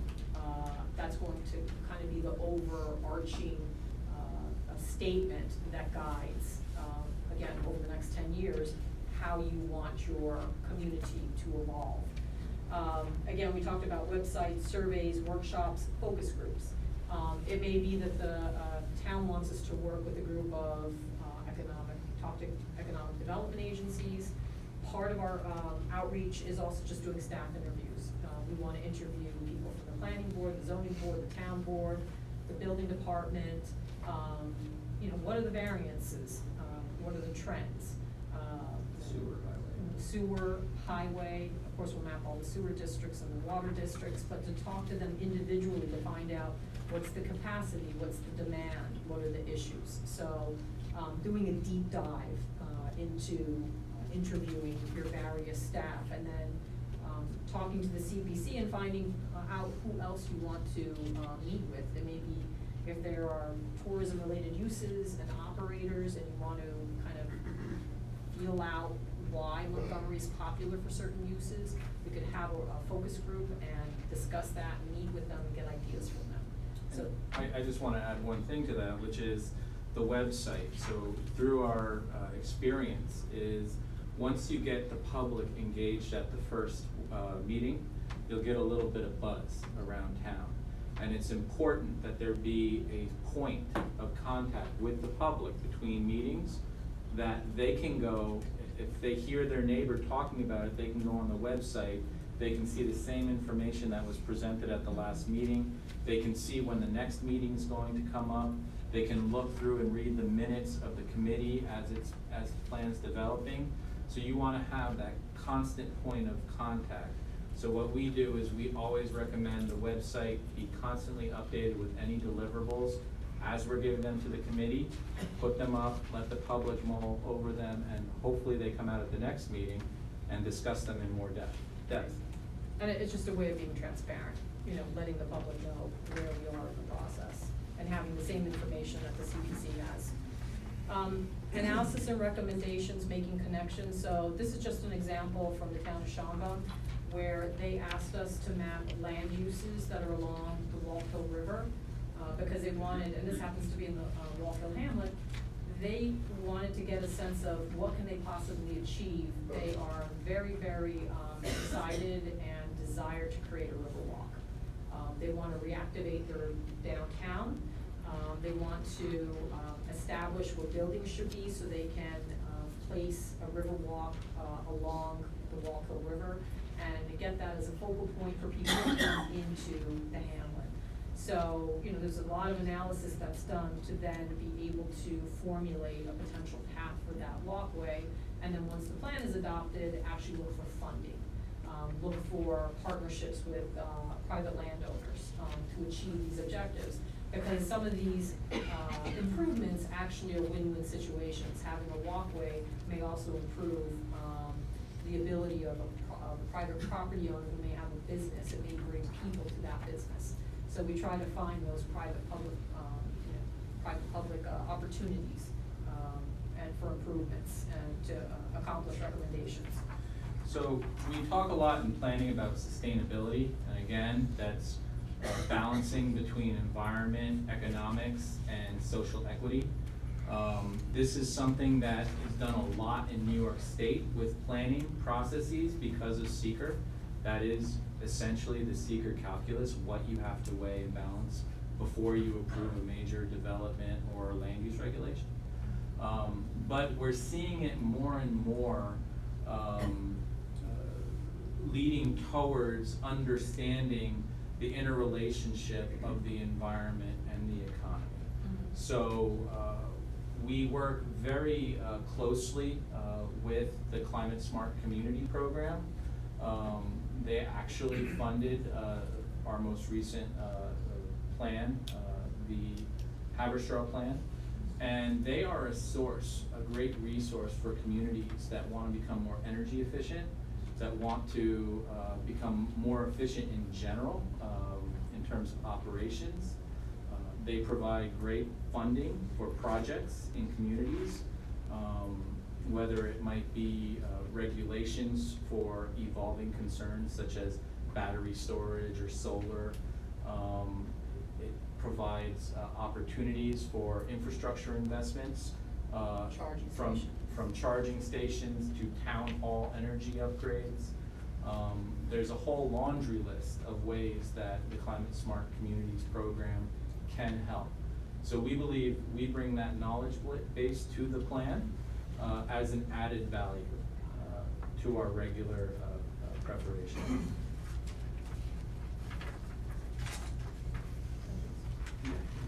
So ultimately, the output of all this process is a comprehensive plan update.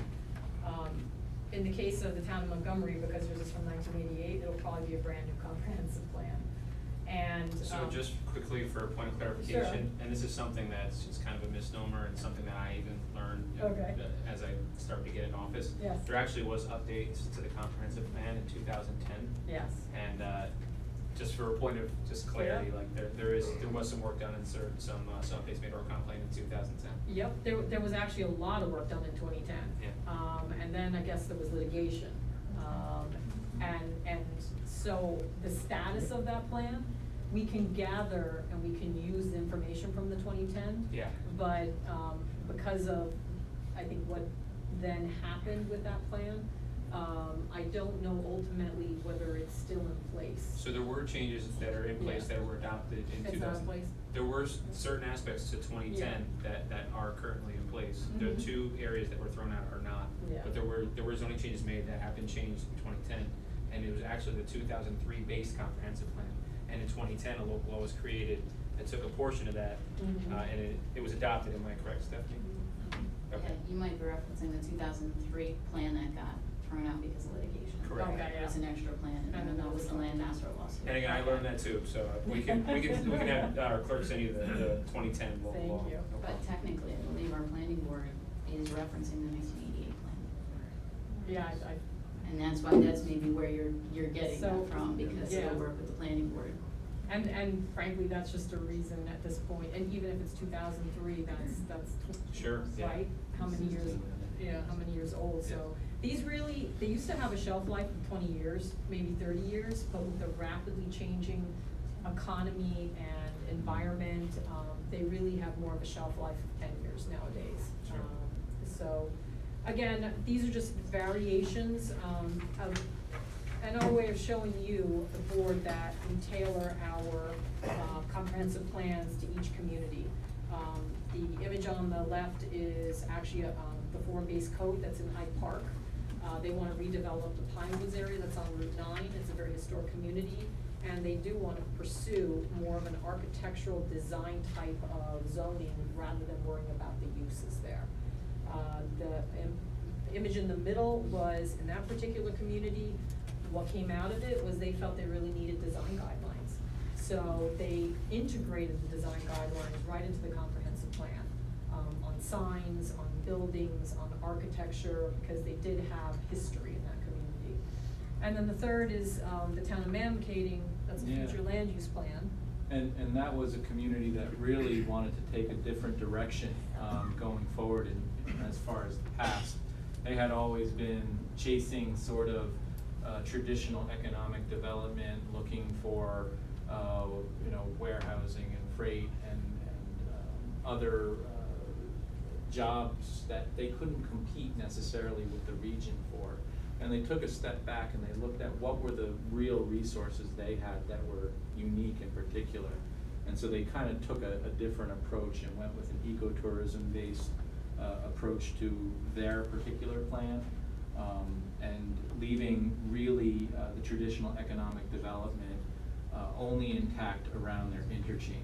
It's a huge town, if you know Mankato, it's over 100 square miles. So it really is a different approach to economic development that they took. So that's essentially a kind of a summation and a summary of our proposal.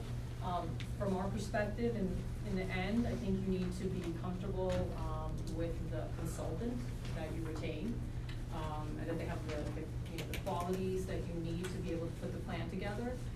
The actual scope of services that we put together can be refined and would be refined based on what the town board finds to be the most important. This was, our approach based on the request for proposal that went out prior to this board.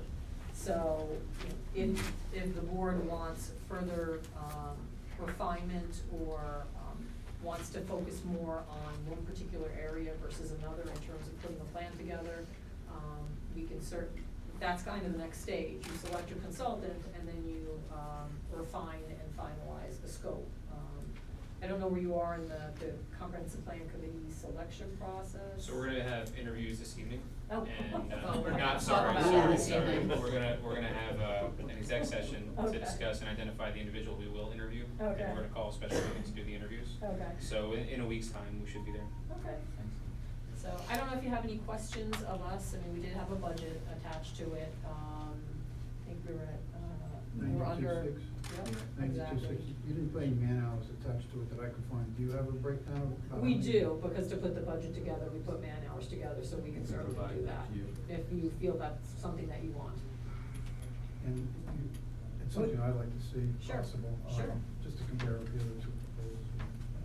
18 months, is your proposal? Yeah, on your sheet, on this graph, it shows 18 months. That was one of my questions too. Is that valid, or can we do it sooner? You can do it sooner, so, well, what we did was we, had the committee meetings every month. If you have a committee that you can put together that has, again, the bandwidth to do it, let's say, every 2 weeks, there's very much, a way to telescope, to shorten that time period. And, we're aware that the town is contemplating a moratorium. And so, once we start to, use the M word, then it becomes important to try and achieve this sooner than later. And so, it's really, if that's what the town wants and you want to, get the plan together sooner, then we can adjust the schedule to do that. The comprehensive plan committee will just have to understand that, every 2 weeks, they're gonna have to be meeting and really coming to decisions. And we'll have deliverables ready for them as we go through the process. There's one just note to that is, as of January 1st of 2019, DEC did change the regulations with regard to seeker, requiring scoping for generic environmental impact statements. So we used to be able to do a plan that served as its own generic environmental impact statement, which was a great way to save time. Now, you have to begin the environmental review. When you have your draft plan, you have to do scoping, which is a 60-day process. You have to do a public hearing on the DGEIS. So we just want you to be aware that while you can shorten it, just the administrative procedures at the end take, probably about 3 months. And we don't, there's not a choice. It has to go to the county, that's a 30-day time period. There are just certain requirements of notices, et cetera, but the actual putting of the plan together itself, that can be condensed. And our 18-month was from initiation to adoption. Adoption by the town board. Yes, Not the, okay. yes. So the recommendation from the steering committee to the town board would happen. They have their own public hearing as well. Yes. And Yes. after that, goes to the town has their own public hearing. Exactly. Absolutely. Yep, because they have to recommend it to you. How many people do you recommend? For comprehensive plan committee. Our experience, Which ones so, work? We've seen them as small as 5. I personally have seen them as large as 13. I think that at some point, if you wanna get consensus, 9 to 11 seems to be kind of a sweet spot. Yeah. So, 7 might be, again, depending on if you wanna have representation from the villages, a planning board member, a ZBA member, a town board member. Yeah, gets quick. Yeah. Right there, Yeah. boom, you're 6. So, I would say 9 to 11, and, they have to set up the rules. More than 15, it becomes a little bit counterproductive too, because we've had a couple of big committees, and what we find is that people just stop coming because they Yeah. feel they're not getting heard. Sure. Yeah. So you referenced before about, working with Orange County Planning and their data sets, which is specifically why I asked you the, GIS question. Right. I've worked with GIS, so I understand Oh, a little bit good. how that works. Yeah. It's been a little while, so I might not get it, but anyway. We'll have to do the maps. Sounds good. So we do have the water and sewer maps, we have that capability within our town. The districts, yeah. Yes, and we have all the water and sewer lines mapped. Great. So since if we can provide that service, would you guys be willing to offset your total price, or how would that work? Or if the county did it? We provided that to you guys rather Right, than, the and that's data just set. one It example. helps. It helps, it becomes more efficient, to do it that way. The mapping information that we get from the county, they give us the lot information, and then we marry it to your assessment roll. And marrying it to the assessment roll, allows us to be able to, for instance, find, let's say, clusters of land that are owned by the same person, public versus private, what's in public ownership. The land use classification codes, so we can make a land use map that's up to date and accurate, which we then, overlay the zoning on top of to see what's conforming and what's not conforming and where development is relative to each of the zoning districts. The one thing that's important that I wanted to mention, which is both part of the seeker process and what we do, with the GIS information, is we actually do a development build-out analysis. That was my next question. Yeah. Yep, so, we wanna know today, based on the zoning, and based on the regulations, and, we make reasonable assumptions, if there was a build-out of the town, how much development would it result in? Because you then wanna compare that to ultimately the direction you go with your comprehensive plan. And you wanna find out, are we proposing more, are we proposing less? Is it a shift from residential to non-residential, or non-residential to residential? Because those have, implications, fiscal implications. Sure. Yeah. So, the population size, traffic, there's a whole host of information that you will get from having done a development potential analysis. And I think that's important to then know what direction you're heading in. Sure, I so. just have one last Can question. I just wanna Yeah. follow up on that one real quick. So I Okay. think hidden in one of her questions, and I'm not sure if I heard an answer, was Okay. if we were to, cause if we're talking about man hours and it's broken down, if we were able to take a certain section out and there were man hours, Had accounted power. for in your budget for that, Then we could would that replace lower it. your budget? Yes, Okay, yeah. So my last question is if we could get a list of references that we would be able to call. Sure, I You got it thought. in there, right? I- Yeah. References, I missed out. Yeah, so Yeah, it's in your- we Every have project various, sheet, yeah, our project sheets have contact. Oh, that's what I was specifically, like, if there were certain ones that we were not allowed to contact, or allowed to No, contact. all of them, Right. you're allowed to Right. contact. Well, some people want certain ones. No, just, that would be a Like- warning, right? The other. So for you guys, it's Monticello, Fallsburg, Mamakating, Maybrook, Monroe, Woodbury, Tuxedo, South Blooming Grove, Stony Point, Abbastraff, Carmel, Poughkeepsie, Kingston. I mean, that's a lot of local towns. Yeah. Yeah, and we, again, if you look at, the proposal, we have our little project blurbs and project sheets, what we call them. They have the name of a contact person and a phone number, or an Okay. email Or to. email. Yeah, some of them.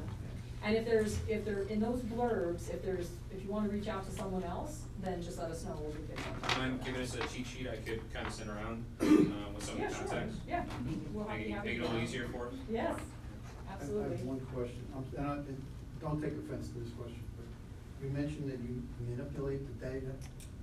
Yes. I'm old school.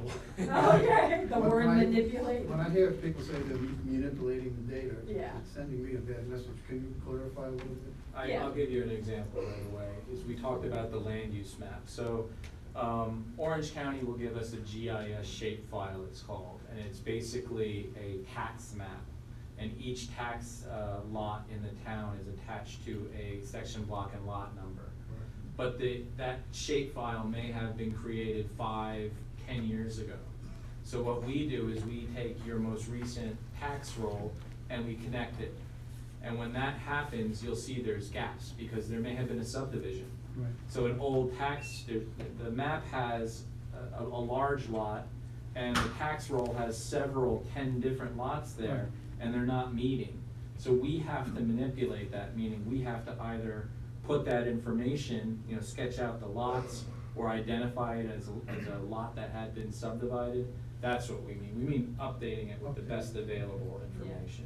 We don't change Right, information. we take the information and then, again, so for instance, the accident data, we could either just map raw accident data, or we can, and again, I use the word manipulate, we can categorize them and say which ones were vehicular accidents, which ones were bicycle and pedestrian.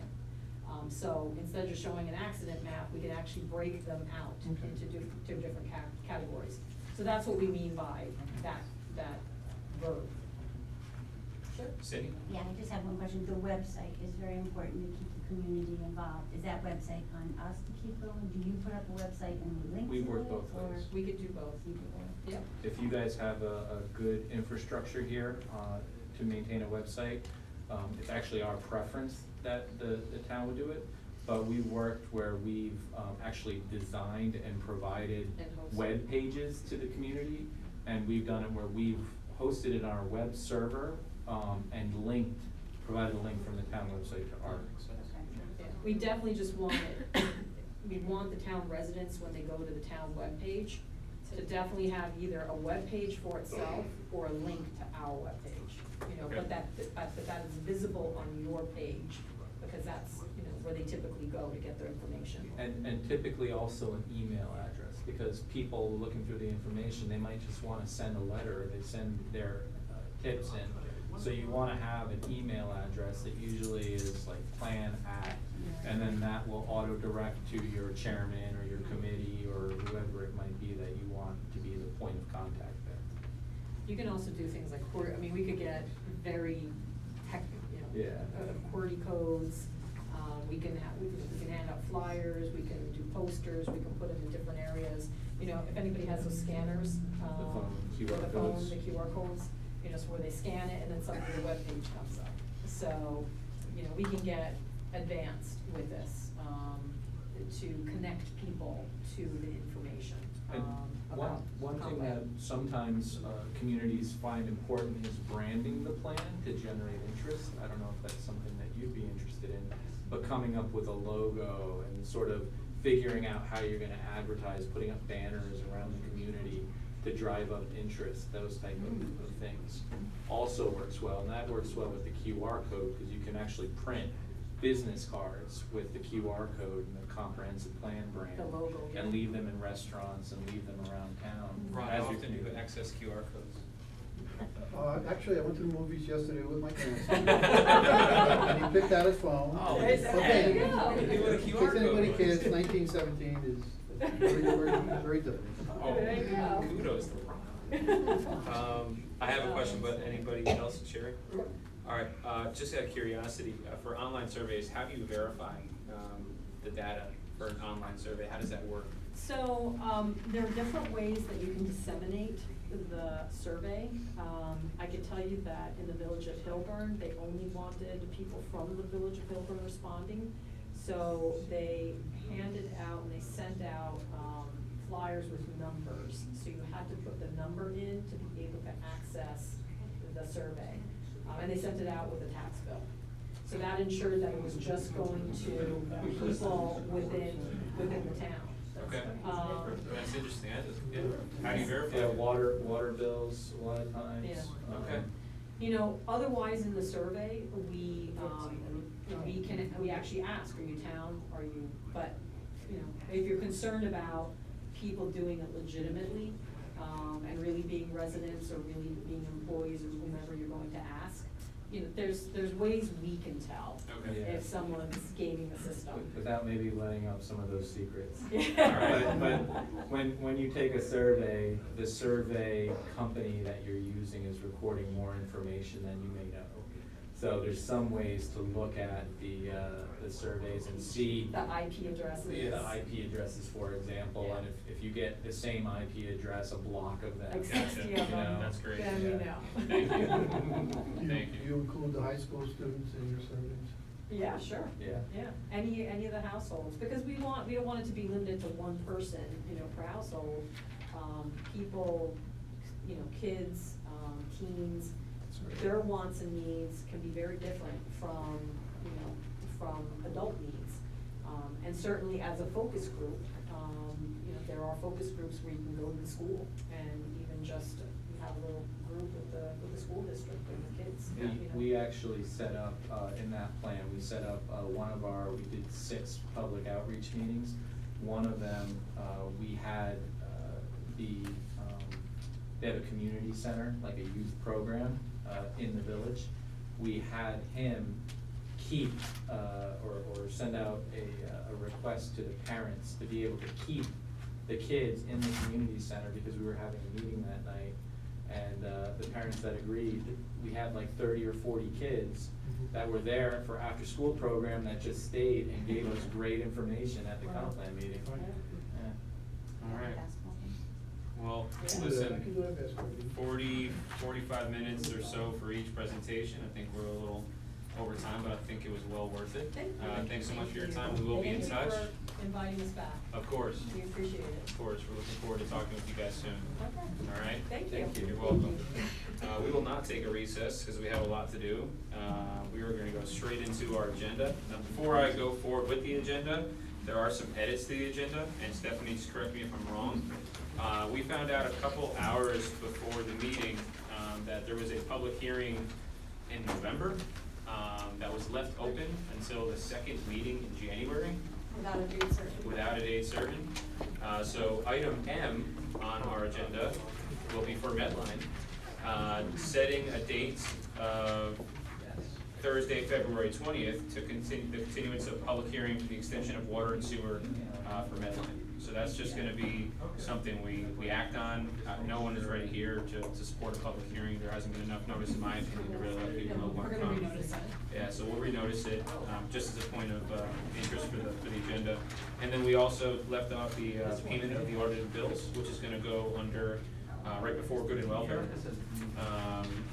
So technically it would be Roman numeral 7, and good and welfare would become Roman numeral 8, and adjournment would become Roman numeral 9. And those are the 2 items. So do I need a motion to add those to the agenda, make those edits? No? Okay, just for the purpose of the public, so you know what's going on. And moving forward right now, we will have public comment on business of the board, same thing as last time. If you're not here, we provide you an opportunity to literally have a seat at the table. So you'll take a seat right here. One thing that I did get was some feedback from the last time. So we're gonna actually have town residents first. And when I say town residents, you can be from any of the villages as well. So we'll take all the public comment from town residents first. After town residents have had a chance to speak and provide input just on the agenda items, business of the board. Then we'll also allow for property owners, business owners, and anyone else who would like to say a few words or have a comment. Again, this public comment for our work session is meant to be collaborative. It's meant to focus on these items. So we're happy to have your feedback, but I will try to rein in if it gets a little too long. If you have a statement you'd like to read, if you could summarize and then submit for the record, we'd appreciate it, save on time, and give everybody an opportunity to speak. So without further ado, for town residents first, do I have a first taker other than Don? Come on. Yeah, that's right. Go ahead, Don, come on. I loosen everybody up, man. Yeah, I hear you. Hello, everyone. Hi. Okay, I guess I'm here to talk about the moratorium and a few things. You know, I briefly talked the other day or last week about this moratorium here before this board and the pressures that you guys are under. And again, I see this past week those pressures being highlighted again. And without outside concerns, putting in their 2 cents of what we want to do around our town. That doesn't sit well with me. You had our county executive yesterday come out with comments comparing Amazon and Stewart, and that they go hand in hand. And then you have this thing with this IDA meeting tomorrow that to me is a really dishonorable thing to do to the town residents, to have such a short meeting when down the road, 10 days from now, we have a public hearing. And that issue could have been brought up at that public hearing, and to have it at 1 o'clock tomorrow when this town hall is closed, doesn't sit well. I just don't understand what people are thinking about. So when we come down to the moratorium, I talked about the time element that we have here. We have a real problem with time. And I think the resolution that you folks have been talking about, I guess you're gonna talk about it a little bit later here, once you get to your agenda item.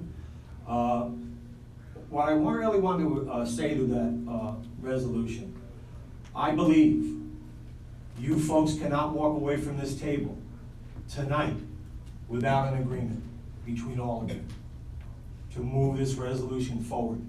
You cannot put it off to your next meeting. It has to be done tonight. We've been asking for a long time. Today's the day. Come up with a resolution, whatever it might be, that is workable for your concerns, Ron, Cindy, Sherry, and just get moving on it. I think what you came up with last week and a little bit of a couple of tweaks, it can be worked out, but we need to move it forward. We can't hold on to this. It was very interesting to listen to the LaBerge Group's comments, and I'm sure everybody heard it. They talked about distribution centers and manufacturing, and how these young kids in our town weren't very interested in things like that. They were more interested in high tech. Guess what, folks? We've been telling that this board for over a year. And now you hear a planner come in and tell you. Maybe you need to start listening to that. These kids here do not want distribution center jobs. They want high-tech jobs. They want that $80,000 job.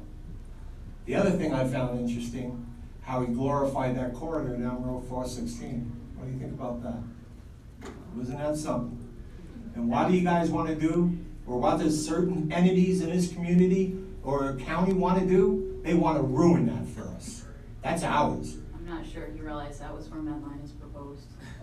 I'm sure he wasn't. But I think your ears had the perk when that was brought up. I want to read a quote to you folks, if I can find it, from Supervisor Meyer in New Windsor. And I'm sure you all seen it. It's been in the headlines for the past couple days. I understand the developer's anxiety, but I'm in the business for protecting our residents. You know what, folks? That's your job too. Protect your residents, not the developers. We don't care about that. My final point, to ease some of the concerns that outside groups brought to this table last week, everybody was concerned about jobs. That if we put a moratorium, we're going to not have jobs. Our electricians, our plumbers, all of a sudden won't have jobs. They won't be working. Have you all looked at what the Village of Montgomery is doing right now? Have you all looked at your planning board is doing other than these distribution centers? There's plenty of jobs. And I would say, how about everybody go up and down the Early Town Road and fill those jobs first? How about that? Thank you. Thanks, Tom.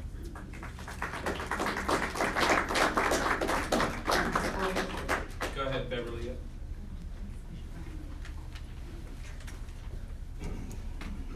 got it?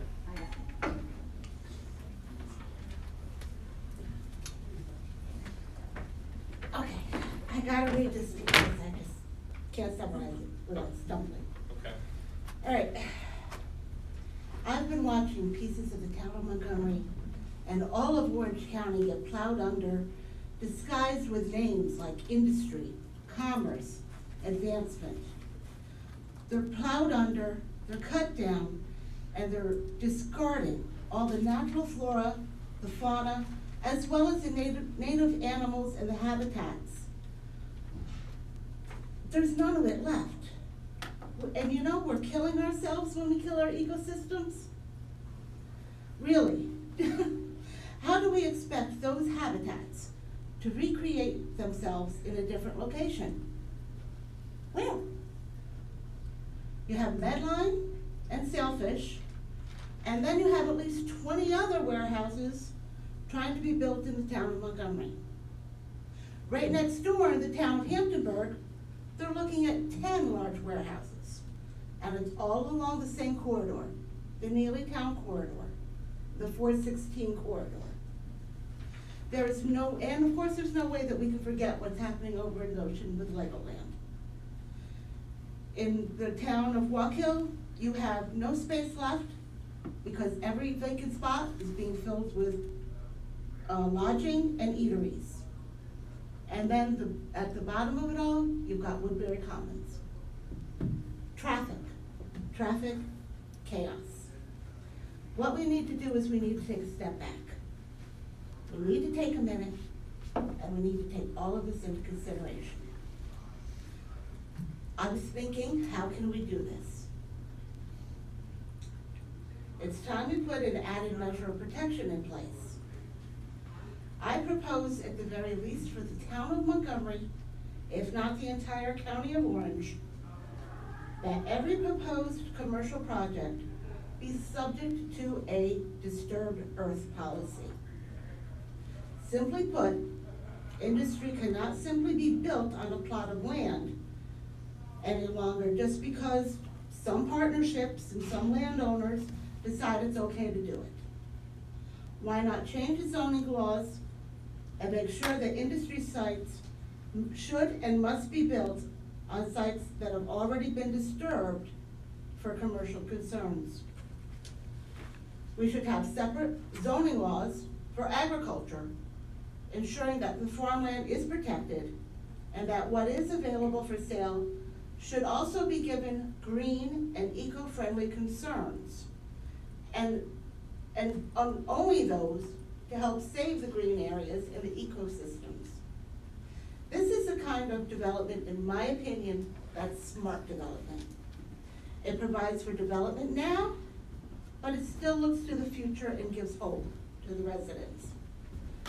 I dare say that, in my opinion, projects like this type are worthy of our tax dollars being suspended in the form of pilots, not projects being built by billionaires. Thank you. Thanks, Beverly. Just real quick, in terms of agricultural zoning, I will tell you an overwhelming majority of our town is zoned for agriculture and / residential. So that is something, and just as a point. I've seen a lot on the zoning maps, and it's also IB. We also have We do. Industrial and agriculture. I don't believe that we actually have an individual zoning code that is just for agriculture. Right, it's It's balanced. agriculture and residential, That's what I agriculture said. and Zone for Right. industrial, so agriculture. you Okay. would just Zone have. Thank you for the agriculture. clarification. Thank you for your comments. Okay, any other town residents? First. Yes, Mr. Joe Keenan, esteemed chairman of the Ethics Board And resident in Collingham. in Collingham. And you're with the fire department too. Mention Collingham. Thank you. I have to sit down. Yes, please. So, I know it's early and you just, basically interviewed in public the two planning agencies, and you're gonna talk about people on the comprehensive plan. Yep. And one thing I would like you to remember is Coldenham, it's not a village, and everybody's talking about, well, if we do these outreach, we're gonna have a meeting in the villages in the town. Coldenham as a hamlet still has an identity, yeah, it's part of town, but it has an identity, and the people there, would welcome some love. Good point. Could we use the fire department? And I know the chairman and board there. Yeah. We can arrange that. That's a really good point. Thanks, Joe. So I appreciate it, thank Yep, you. Thank you. Presenter should have done more research about Colden.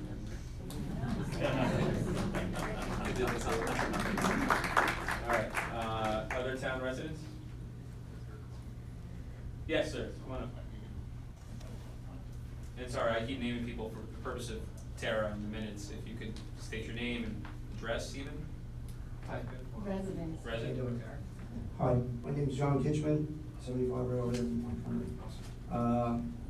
I'd like to request the board postpone or table any actions on 3 of the items in tonight's agenda. They all relate to Project Sailfish. This IDA meeting that was quickly called for tomorrow is, from what I understand, is to deal with a change in their pilot request. I think based on that, you really can't take any actions on anything related to Sailfish. There was a representative from Amazon here several weeks ago at the planning board meeting, I think, and when he was questioned as to what they would do if they did not receive a pilot, his answer was they would not build. Until you get a definitive answer from Amazon as to whether they're gonna be the tenant, I don't see how you can make any decisions on anything related to that project. Okay, Okay? thank you. Thank you. Just for a point of clarification, Stephanie, they have been revealed as a tenant, but it's pending specific approval still, or they pretty much were announced? We can ask, Dave Everett is here if he wants to clarify that, I'm not. I mean, yeah, they've revealed themselves as the tenant. Yeah. Yes, that's correct. Okay. So what was your question, or what was your statement in the beginning, was just that you wanted them to reveal as the tenant before we acted on those 3 items, or wait until after the IDA made their approval? I don't think, from Amazon's statement that they would not come here unless they had the pilot approval.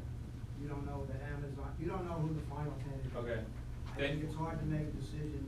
Sailfish is making these requests based on the fact that Amazon's gonna be their tenant.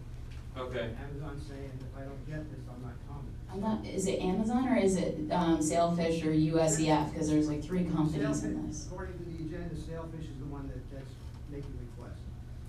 We'll get to that and the specifics, and we're gonna speak to those items, but thank you for your Thank you. comments. All right, any other town residents? All right, any other business owners or anyone else would like to say a few words? Barbara?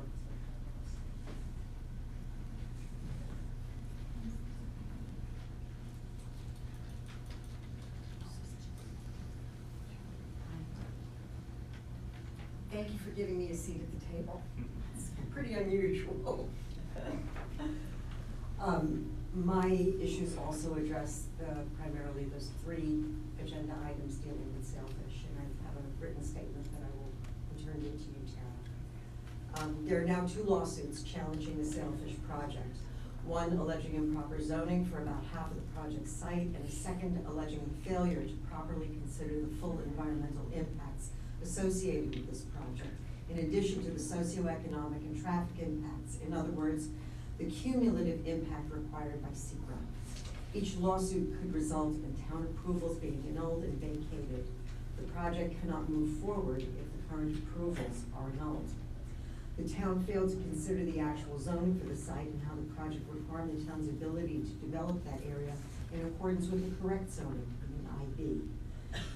You and the new board members were elected in part as a result of opposition to this project. You're presently deciding on a planner to help create a new master plan and update our zoning to better guide us into the future development and growth for the entire town of Montgomery, an issue that was clearly important to voters.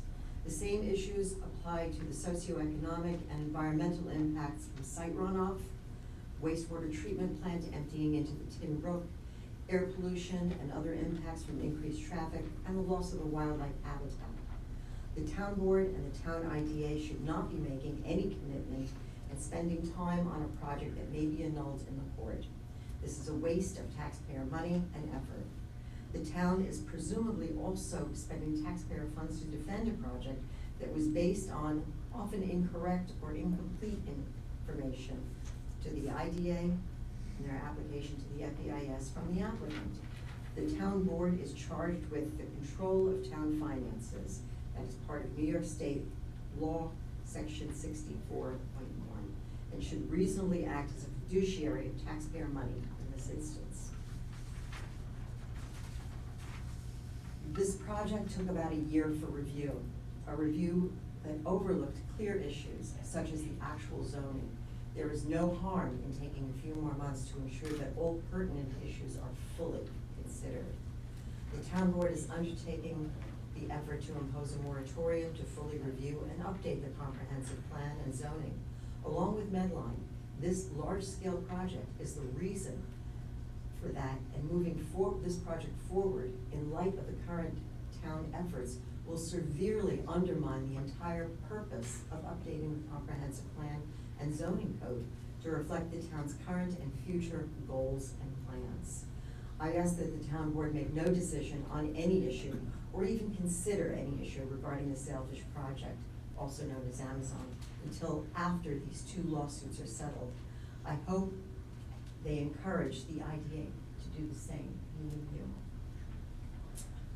Let this be done in an efficient manner and leave this to follow the judicial process. Let the court decide these two legal issues before spending both time and money on a decision that might well be overturned. Thank you.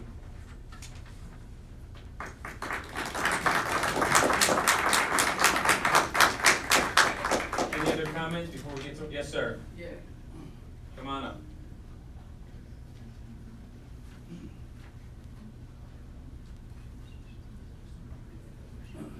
Richard Distrack, 465 State Route 17K.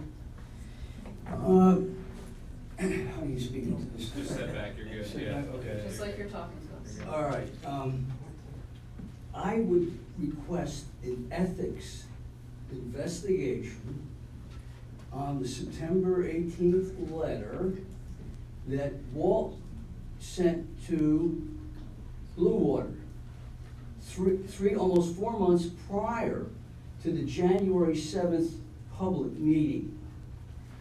He made a commitment to take over that sewer plant, which I don't think he had the authority to do alone. And we're living with that letter now and that commitment.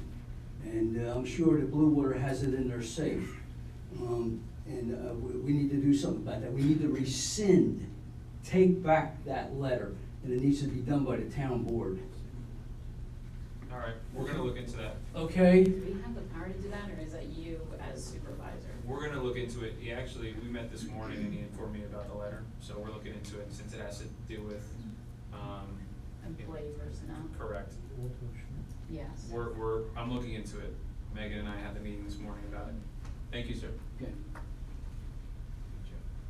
Because for the record, we never agreed on that or discussed it, So we're not. one, in agreement with there's that. viewing that letter. One, I haven't seen it yet. So seeing the letter and then seeing the secret document and then using our counsel to say what's binding, what's not, and what action should we take.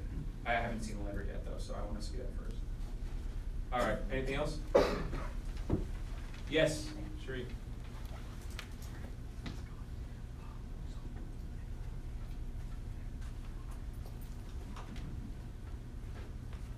Hi.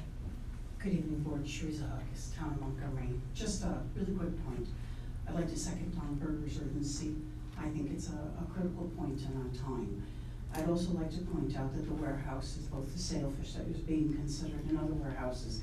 When they talk about the demonstration of the number of the jobs and the quality of jobs, I'd like to state that when I lost my job, unemployment in New York State requires you to travel an hour in your own car and an hour and a half by public transportation.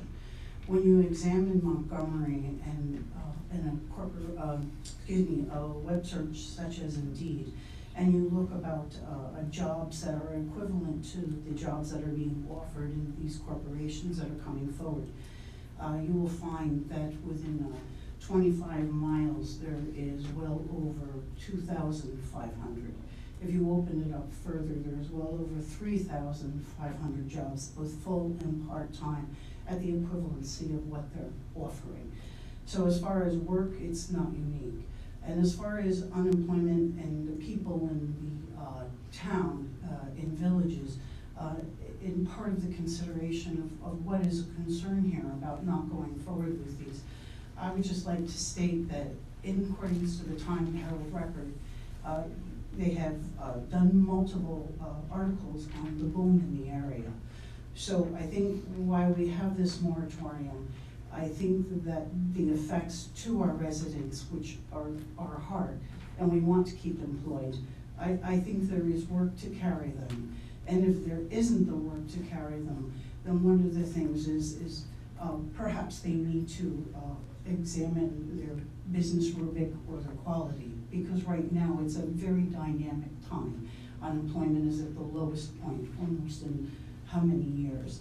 So I just wanted to bring some of those points forward about the rate of pay in these warehouses as we go forward to evaluate them. I understand there are construction jobs, but we also have talked about this, that 2 years of their good being is the rest of our lives here as a town and when we go forward. Thank you. Thank you, Sheree. Any other comments from the public? Yes, ma'am.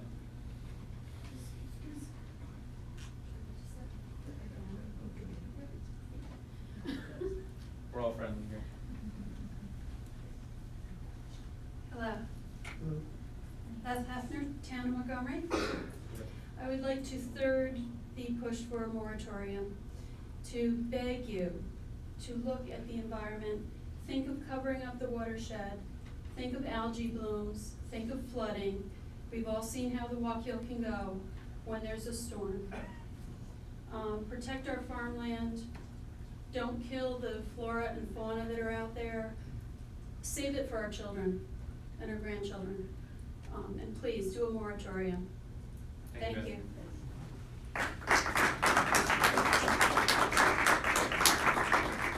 Any other public comments before we dive into our agenda? All right, thank you all very much.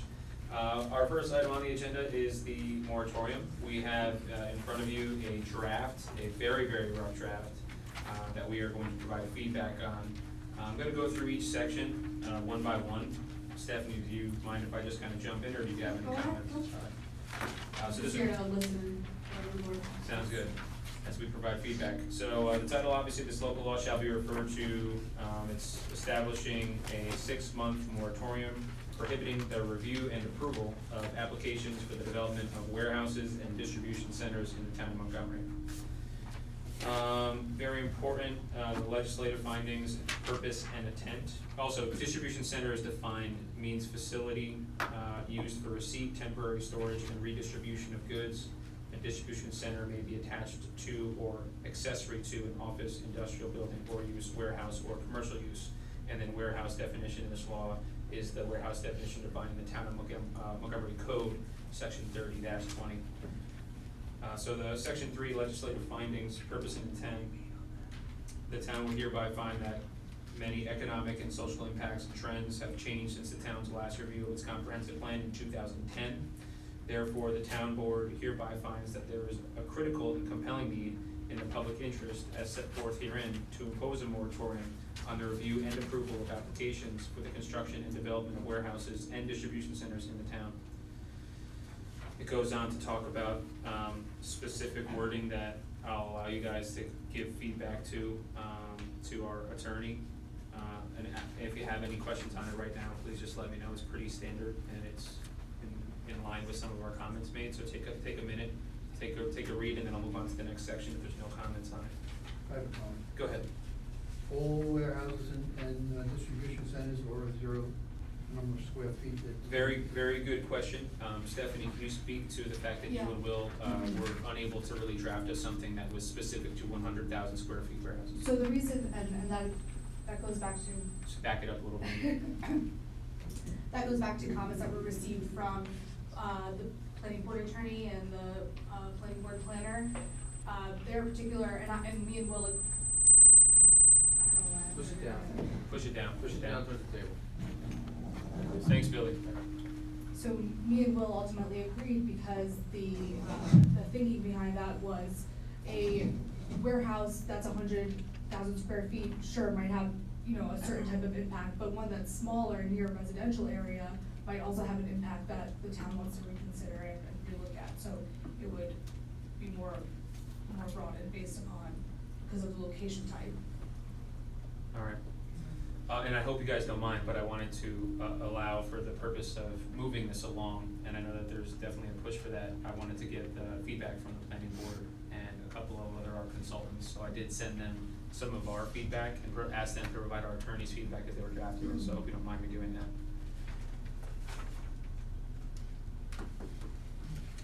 I know a portion of this is that this is geared towards a comprehensive plan process being established. Can you speak to how quickly we are able to move this along before we've established our comprehensive plan committee? Is there a threshold we need to meet? Well, it's a local law, so we'll have to introduce it, we'll have to have a public hearing on it, have to do seeker on it. So that right there is a time period. I mean, we can't enact it, we can't pass this tonight, we can't pass this even, in a week or so. So that's the time period for the moratorium in general. In terms of being in, the purpose of it is because you all are considering updates to the comprehensive plan, so I would keep it in line with that and My specific question would be, could we even set a date for a public hearing before we have established a comprehensive plan committee? That's my question. Yeah, because we can amend it. We can either amend it or we can do the public hearing. Correct me if I'm wrong, but we could do the public hearing in concert of us working on this, because the public hearing just allows the public really to comment on it. But we could keep working on it because we would take into account the comments that we receive forward. Yeah, you don't have to, there's no requirement that you must sit a committee in order to enact Okay, this. that was my question. Yep. Thank you. Sorry. All right, go ahead. Yep. The last letter we got from your attorney, Will, said that it's highly, highly recommended that the comprehensive plan committee be set up before the moratorium. Mm-hmm. I think we were saying the same things. I think the question was, can we set a public hearing before we've established it? And I think the answer was yes. We just, like you just said, we couldn't pass it. And I'll tell you, the purpose behind that is because it's been found that in past, you have to, in order for your moratorium to be upheld, Right. is the basis that you need to be actively taking steps towards a comprehensive plan or updating zoning. So a way of establishing that, kind of definitively is by setting that comprehensive plan committee. But it's not a requirement, it is a recommendation, and certainly a public hearing, like you were saying, Councilwoman Brown, it's in concert with each other. If you have a public hearing, you don't actually have to adopt it. Correct. Well, that's Doesn't the the point. document have to be ready for the public to see in order to? Yes. Yes, Yes. yes. Correct. Yes, that has to happen first. Right, that's what we're doing right now. But we could. Without a lot of changes. Right, because then you would have to renotice it and have it. Correct. Start over. Yes. Yeah. I think I would like to make a recommendation that we do it for a year. Okay. Because neither one of those comprehensive planners are looking at under a year. I'm good with you. So let me just go back to my original point. We can. Having a 6-month moratorium doesn't prohibit us from having a moratorium for a year and then a second extension for 3 months or 6 months. Yeah, but don't we have to have another public hearing? on Yes, that? and I think. I think myself will be working on a comprehensive plan that this should be just in. So hear me out, right? So we've heard a lot of potential damaging things that could come from a moratorium, and we don't know, right? We're gonna do our research, we're gonna do everything we can, and for the purpose of not knowing what could potentially happen, if those things actually do happen, it allows us an opportunity to, and I think there is also, to your point, there is language that's gonna be at the end of this that allows us severability. If any part or provision of this local law or the application thereof to any person or circumstance be it a judge, no, that's not it. I was looking for language that was in our residential moratorium back in the early 2000s that basically said if there was an issue, there was an out in terms of getting out of the moratorium if it was found to be a detriment to the general public. I can take a look at that if you want me to. Okay, I have 2 things for you to take a look at too that I just thought of is, first off, what would it cost us? We did the 6-month, it's gonna cost us more fees to hire you guys, to pay you guys, to renotice it, to do the legal fees, to, what is that cost? And does that cost outweigh us putting it out to a year? And the second question is, how many times can we extend it? Is there a statute that says you can only extend it for 3 months, 6 months, 9 months? Like, is there any statute that specifies It's not a the statute, length? it's not a statute, but there is case law that holds, you know, after a year, it starts getting murky in terms of, the reasonability, the reasonable factor and, really working towards that, so. I'm sorry, let me clarify. Certain moratoriums that were provided to us had three-month timeframes, other ones had 6-month timeframes. Mhm. Is there any statute that says after we do a 6-month or after we do a year, you can only do a 3-month or you can only do a 6-month? There's no restriction on that? It's not that it's a steadfast restriction. The fact is that you need to make it as least restrictive as possible. You can't, it has to be, if you think it's only gonna take 6 months or 3 months, it has to be that amount. You shouldn't be providing yourself a cushion as to restrict, you know, property development and everything like that more than it needs to be. That's. And then Sherry's got a very It's valid the, point. It's the balance that you need to be considering as a whole. It's very clear in Lloyd's letter Yeah. that does not want. Does not want over a year. Right. But if we do it for a year, that's what you're saying, right? Is that both groups at Let me, at least a let me year. go back to my reasoning, okay? And it can be specific, it can be completely general. While we do this, we need to take into account, and I don't think we've done this yet, what the potential impacts could be because of the smaller businesses that feed off some of the larger warehouses and distribution facilities, and what that impact will make to our economy. I'm not saying we need to have a formula, I'm not saying that we need to have an exact idea of what it's going to look like, but we just need to be mindful and be thorough as part of this discussion. In my mind, having a 6-month and extending it for 6 months gives us more options in case there are some issues that come up that we're not thinking about. It allows us some flexibility. I don't think we're gonna get through this comp plan in 6 months, but again, it allows us a window, and I do think the fees would be minimal compared to, I don't know, things that I'm not thinking of that potentially could be a hardship for our community. And that's why I would caution us and do it in 6 months as opposed to just starting out saying, let's do it for a year. That's just my piece. I don't know how you guys feel. Again, I'm gonna quote the letter from the lawyer, okay? There's 5 basic requirements for the land use moratorium. 2 of the 5 state, have a reasonable time frame as measured by the action to be accomplished during the term. 6 months is not a reasonable time that we're gonna accomplish comprehensively. Number 5 says, have a time certain when the moratorium will expire. Very clear here, and he's referencing land use moratorium, New York State Department of State. And I know this is not a law, and I know it's not written in stone, but this is the recommendation from our lawyer to us. So what's yours? I wanted to go a year, but I don't wanna spend extra money. Right? I mean, like, After we 6 could- months, we but could I take also that don't money and wanna- put it- I don't know, I mean, I understand what Brian's saying. I'll just Certainly might like come up in 6 logistically months. speaking, because you all know I'm drafting the laws, so when I do an extension, that's very minimal compared to this one. So the amount of time that I'm gonna put into doing an extension is really just. Yeah, but We're you- gonna the be money- sitting here 6 months from now going through the same. Technically, 4 4 months. months, 4 months. So, and not only that, we're gonna have to look into how much money, I mean, granted, I get that you're saying it's not gonna be much money, I'm but just we're letting- gonna need yeah. to also look into how much money is it gonna cost us to update the zoning.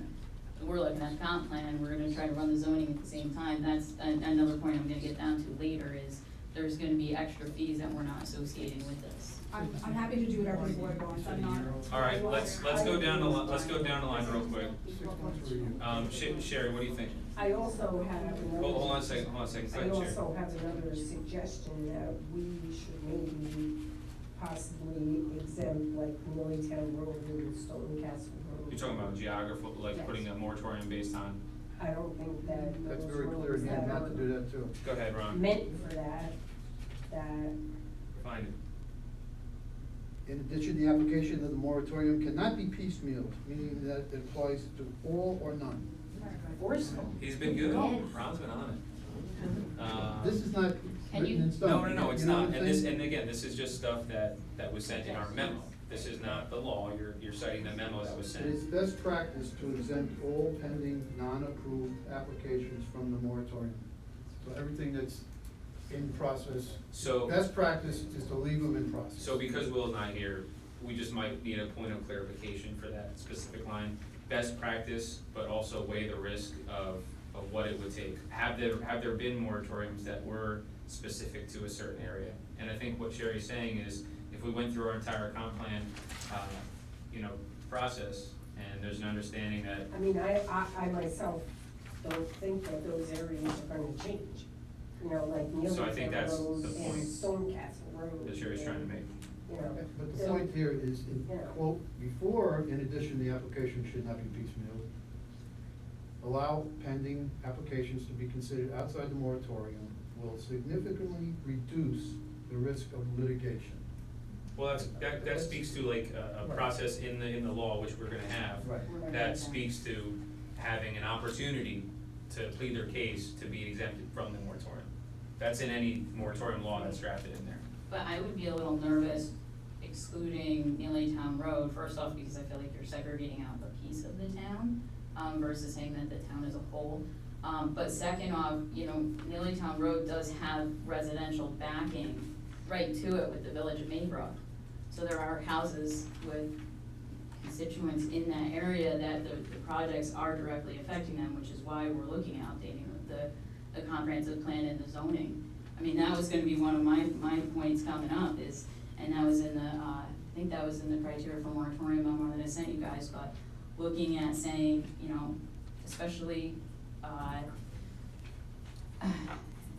especially projects that are within 1,000 feet from residences, because these industrial places are so directly affecting our residents, that Neelytown Road does have that. And I looked, I apologize, but I just have to get on this one quick rant. Looking at the town of Warwick actually has like bands around their villages, and that was gonna be a recommendation in the comprehensive plan should we get there, is trying to create a buffer between the industrial and the residential. But that specific wording wouldn't work. For a moratorium law. Yes, Right, that's part of the comprehensive plan. I get that, but that's where I was going. No, with I the hear you. whole- And there's gonna be a line somewhere, right? Like, it's gonna exist. There's gonna be a line where there's residential abutting or something else abutting industry. There's gonna be a line. So it's gonna exist somewhere.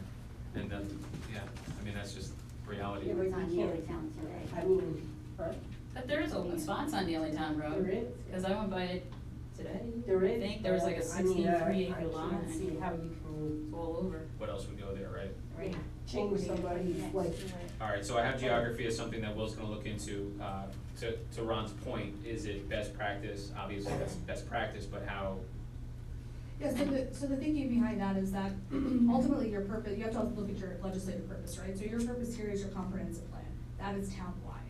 So when you take that as your purpose and as your basis, and you apply it to the law and what you're doing here, the moratorium would also be townwide, so it's that mirroring, that's where that comes from. And also, Sherry, to your point, any moratorium's gonna have an application process for exemption that allows a business in Neelytown Road to come to us and say, hey, consult with your comp plan committee or whatever, and we would be able to determine and exempt them without putting it into our law. And one other. So that might speak to your issue right there. Oh, I would hope that we'd get our wastewater treatment plant fixed first. Because I don't know that That's they on have the next room on meeting. Neelytown Road. That's February 6th, I couldn't fit everything tonight, okay? Okay. That presentation's It was, February 6th. I know it was looked at. They didn't camera work. Today, yeah, okay, all right, let's keep going. So we're still on section 3, I think a lot of that was good, and I think we spoke to a lot of that. Obviously, it speaks to our purpose, that we need to do this based on our comprehensive plan, and part of it is exactly what Stephanie said. The town board has begun the process of 1, retaining the services of a planning consulting firm, and 2, creating a plan committee to provide guidance and recommendations, so that's within this law, that wording. So on section 3, it says,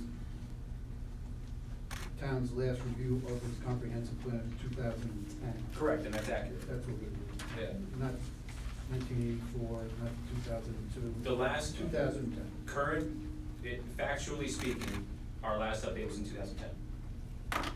Okay, that's not. That was the accepted year and is voted different. on and everything. Yeah. The lines are. I don't know, that's a good question, I'm not Kristen. going there. I only know what the law says.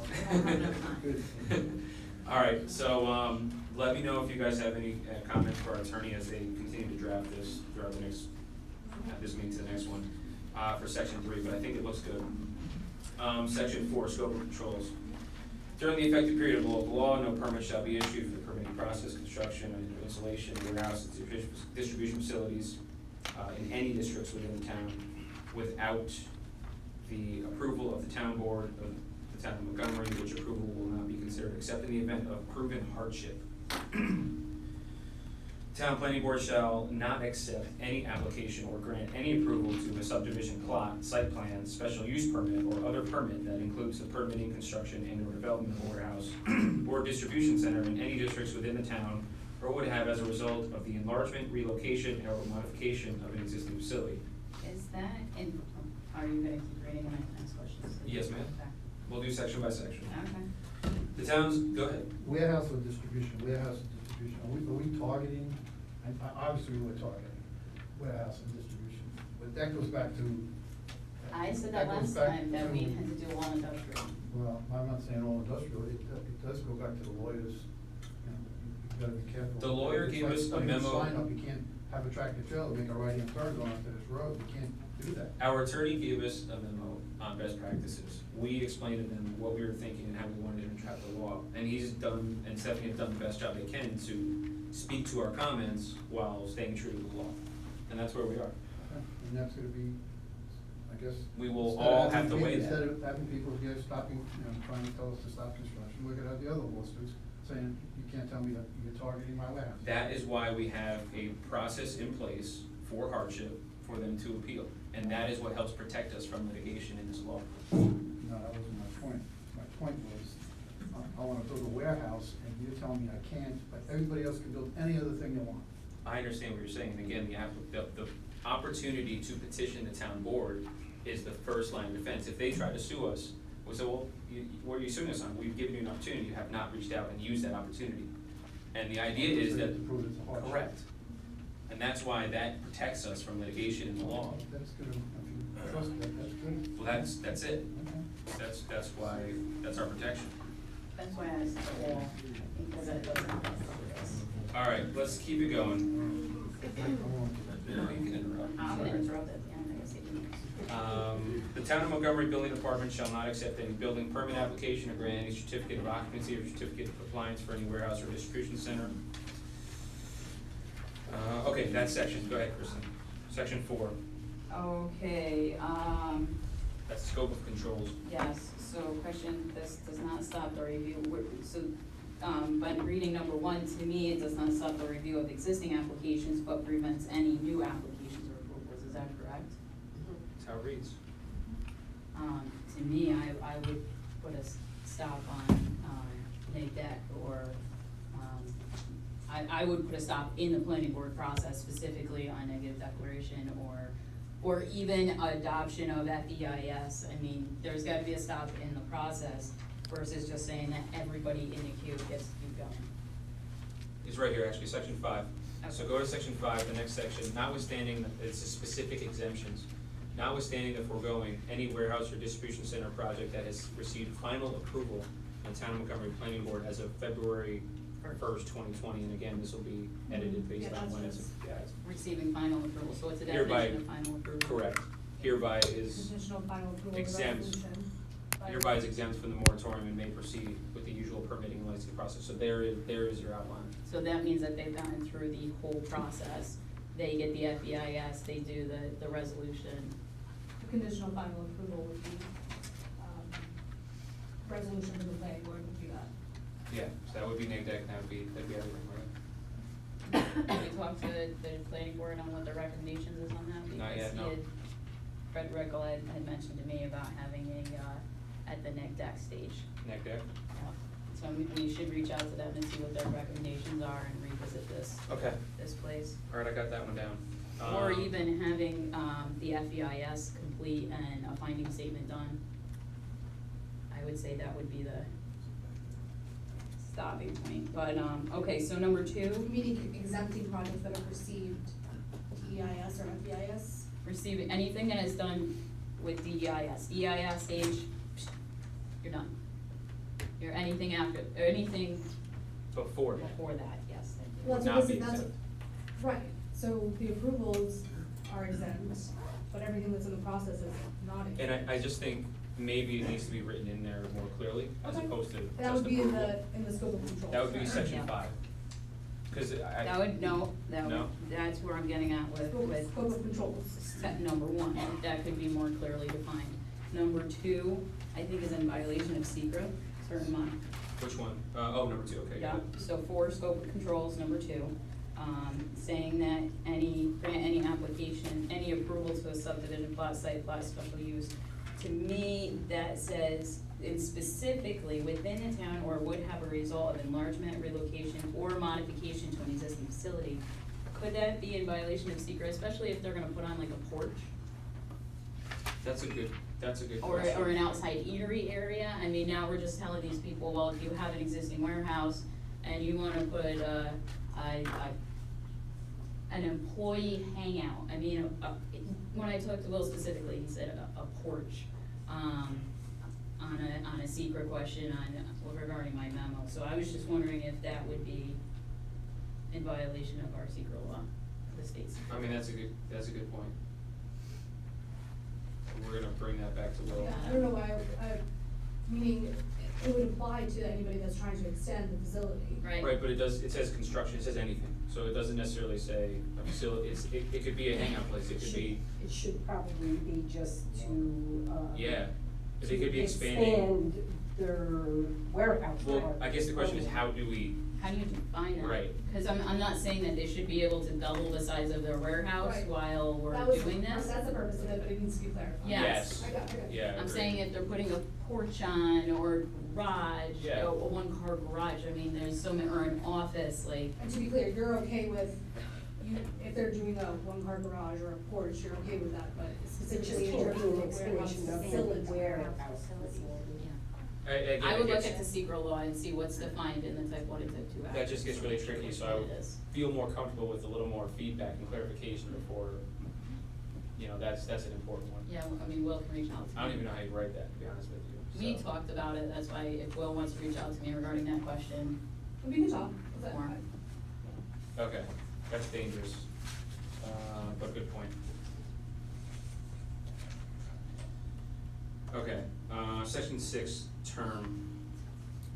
The moratorium imposed by this local law shall be in effect for 6 months from the effective date. Let's revisit this one. We're a little split here. I've raised my points, my concerns. I think the potential time and money is negligible in terms of the potential protections it could give us. Should we have, the sky is falling, like, some people would say, just to be open to things that we're not thinking of. That's why I argued for the 6 month and then an extension. I understand your point, I'm just trying to protect Yeah. our residents and protect our community on both sides. Right. That's the point of this, right? Like, you gotta look at both angles.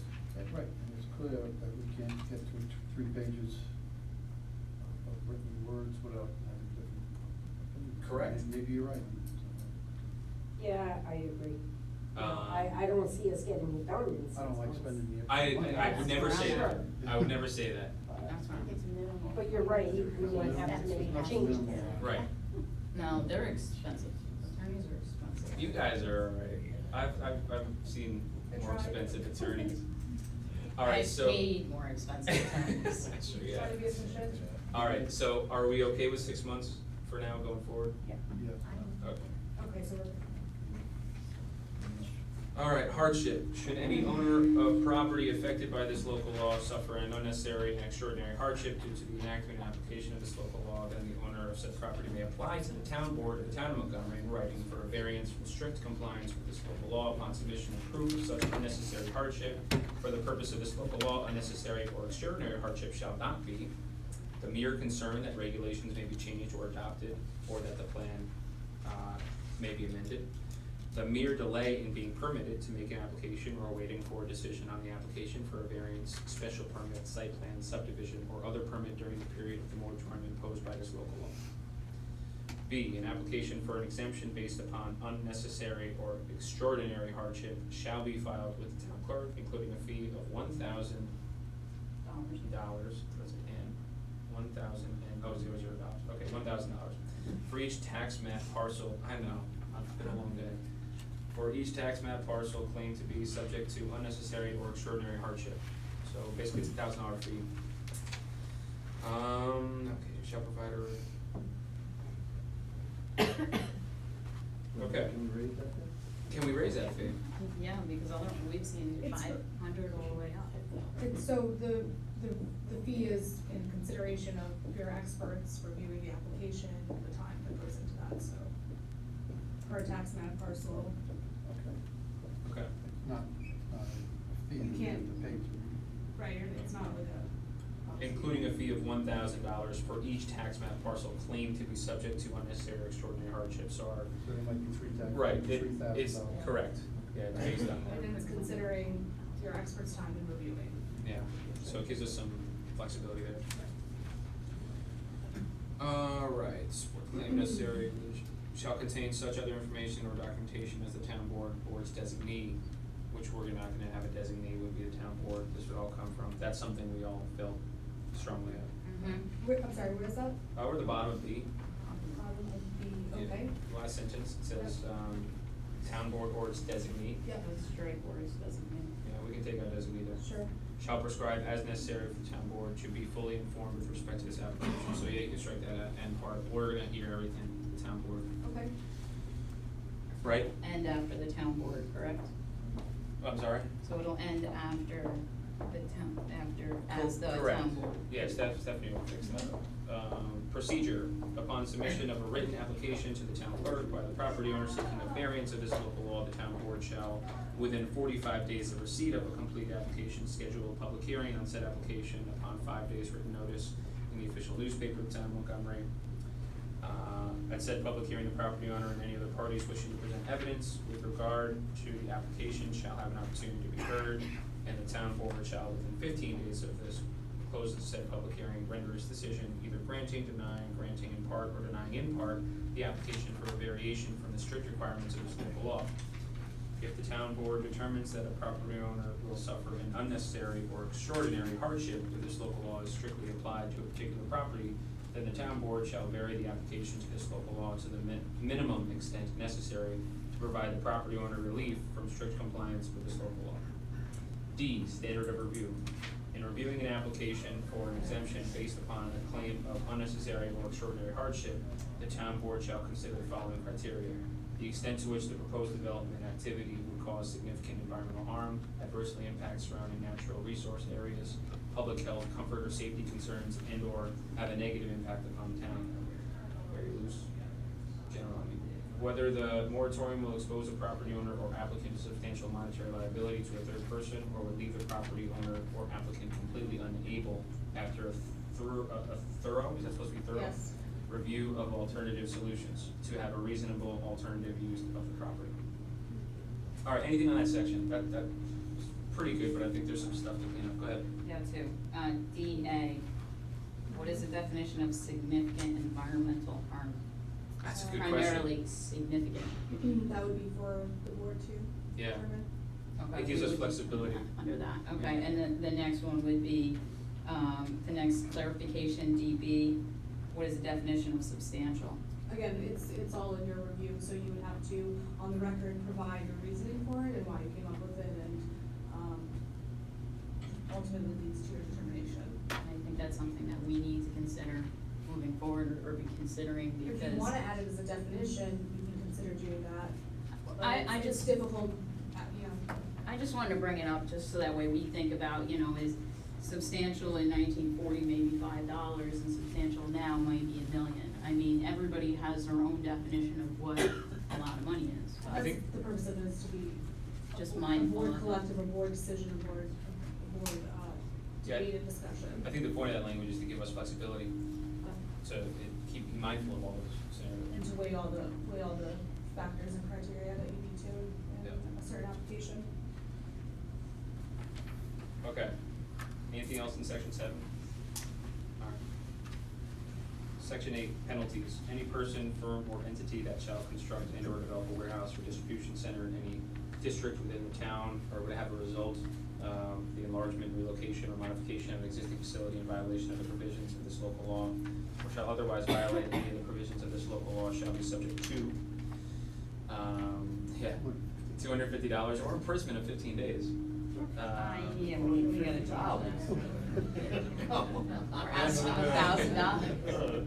Speeding tickets more than that. I think we should add a couple zeros. Yeah. All right, well, let's be specific with our feedback. So how many zeros are we adding? 250,000. There you go. Well, I mean, think about it, There you if they're violating it, they have the money to pay the fine. Because So- they're gonna so say based that on- it's So a based cost of on, business. we're gonna have to look into this, because what you have to be very careful of is what that number is. And I know there's plenty of court cases out there of people getting litigated because of town boards, having unreasonable levels of fees. So we need to, I can do some research and give you guys a range. Yeah, yes, that'd be great. based on case studies, please. Yes. Right.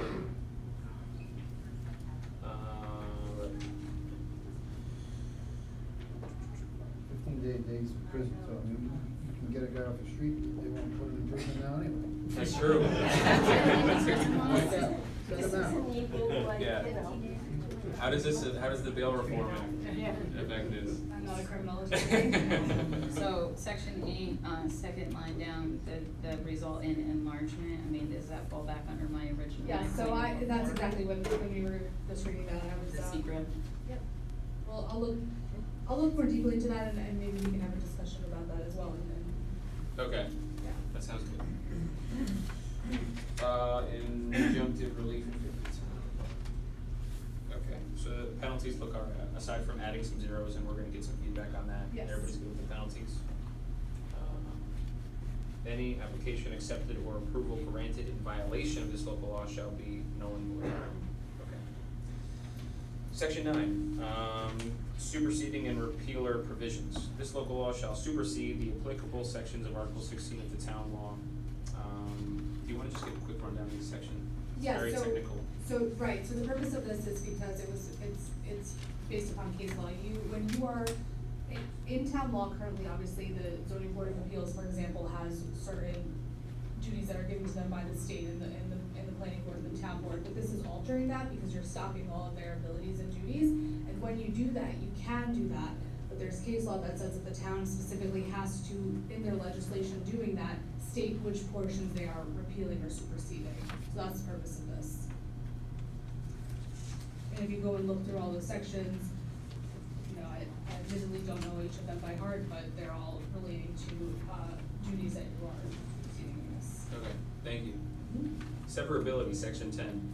If any part or provision of this local law or the application thereof to any person or circumstance be adjudged invalid by any court or competent jurisdiction, such judgment shall be confined in its operation to the part or provision or application directly involved in the controversy in which such judgment shall have been rendered, and shall not affect or impair the validity of the remainder of this local law or the application thereof to other persons or circumstances. And the town board of the town of Montgomery hereby declares that it would have passed this local law or the remainder thereof had such invalid application or invalid provision been apparent. Please explain that one. Severability, it's a basic protection of the law, so if somebody were to sue on this law, that would be applicable to their portion only unless the court were to invalidate the whole law, but this would allow the argument to be made that it doesn't need to, and it only needs to be fact specific. Built-in protections, Yes. okay. Any comments on that one, section 10? All right, looks well written. Section 11, repeal. All ordinances, local laws, and parts thereof inconsistent with this local law are hereby repealed. Okay. Effective date, this local law shall take effect immediately upon filing in the office of the New York State Secretary of State in accordance with section 27 of the Municipal Home Rule Law. So that basically, its effective date is when it's filed, which could be a matter of interpretation based on who's working in the clerk's office in the state that day. No, not interpretation, meaning like whatever. Availability. Whenever the stamp gets on the piece of paper. Correct. Whenever the employee decides to stamp it. Yeah, and I used to know people and all. and depending, if our clerk's office takes the extra fee to overnight it versus just regular mail carrier, if you had something personal Can we have Don Berger hand deliver it? I'll deliver it. If the town board wants to make it. Can we write that into the law? I was excited over there. We'll have lunch. Okay. Okay. With respect to some of the comments that we've made, there's some really general things that we need to tune up, okay? There are some discussions that we need to have, and there are some things that we need to take into consideration. And before we set a public hearing, we would wanna have a document ready and more prepared so that we have no misinformation campaign or things that are open for interpretation. I really would like to have, in respect to the comments made, a clean document that we have more or less agreed to with very, not as much up in the air that we have right now before we set a public hearing. I think from a responsibility standpoint, I can understand us moving, I think we're moving pretty quickly, but to also have that thoroughness, I would feel a lot more comfortable getting some of this feedback, doing a little bit more due diligence on our end. I personally want to do much more of an economic study on what could happen based on some of the pending warehouses that would be affected and what residual impact that could have to small businesses. I don't want to just dismiss those arguments. I'd like the next 2 weeks between now and the next meeting to really get a better feeling for that, so I can report that to you guys. And then also for you to answer your questions, hear from the residents. I've done a lot of due diligence to meet with local stakeholders, potential property owners, residents on both sides of this, and I think they appreciate the effort, but there still is a lot of conversations that I'd like to have. And I think, again, I'll reiterate, I think it's really important to have a little bit more of a detailed, official, ready product that we can give to people so that we can be prepared for public comment that's gonna, it will increase the integrity of the public comment to have that more prepared, in my opinion. I'd like to hear what you guys think. I agree. So, but next week, we're gonna look to do interviews, right? I mean, that's coming up later on. Yeah, so at the end of the We're gonna have meeting, another we'll have a board special next week. meeting next week. We'll pick a time based on doing the interviews for the comp plan committee. So can we say, let's focus on, let's add this to that agenda, and we'll also revisit what the edits are? What we'll do, And like we'll we- address the public hearing Yeah. then, but we'll put that on the agenda for next week and see how we can get this cleaned up and discuss it next week. So I think we certainly can open up the possibility because we'll have a meeting, right? But I think the way we usually word the special meetings is and conduct other business. Yeah. So we can just leave it there and it reserves us the right to bring it up if we need to, and even if we're not ready for it, at least a little bit. But I do wanna focus that special meeting on the interviews. Have you picked a date for the special meeting? I'm No, sorry. we have not. we're gonna That's get to gonna happen that later. later on. The special meeting is gonna be us interviewing people? Yeah. Yeah. And it's gonna be exact. So. But we will all be together, so that would give us another chance to relook You're at right. this. No, it certainly gives us another opportunity, and then 1 week later, we have our next meeting. So we have 2 opportunities to set a public hearing if we're ready. You're not gonna be able to interview all the people you want to interview at one meeting, probably. We're That's later on, let's We get have to a that. plan for that, Ron, I swear. Yeah, we do. Let's get to that. So I included in you guys' packet just some information that I thought about, criteria for moratorium. You guys can read through that. There's the secret regulations. And then there's also the, one of the classes that I attended at the training last week was elected town officials regulating land use by an attorney up in Albany. So that's interesting to read through. That goes through zoning, comprehensive plan, moratorium, so on and so forth. The last page is a list of the projects that are in front of the planning board, what type they are, square footage, truck bays, number of cars, and notes. So that way you guys can take an idea of what our planning board is going through now, and just how important this, I mean, you guys all understand how important this is, but that's what they're dealing with. Okay, and, okay.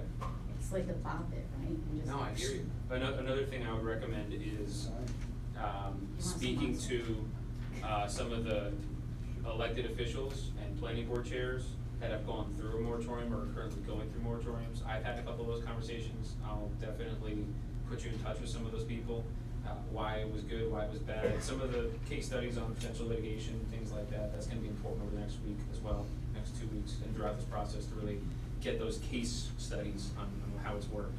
And interesting what New Windsor's going through, because I spoke to one of the council members at dinner when I was up in Albany. So, you feel free to give me a call if you want to know what's going on. Yeah. And in respect to, and just putting it out there, because I believe in both sides, I believe in looking at everything. I think it's very narrow-minded to suggest that you're not thinking about your residents by not having the concerns of developers in mind as well. I think there are certain developments that obviously positively impact residents, so I think you can be concerned about developers and also be concerned about town residents at the same time. Not to be quoted or anything, but I mean, that's my feeling. Residents that are selling property. Yeah, I mean, and you have residents that are developers, so. But you have residents that are within 1,000 feet of it, that's lived there their whole lives. Yeah. And can't change or look at potential developments that's going to hinder their quality of life. So you're right, you have to look at both sides. My point is, it's not exclusive. It's not, you know, separating sides. There's definitely continuity there, and there's equal thought process that go into weighing what we do and how we act.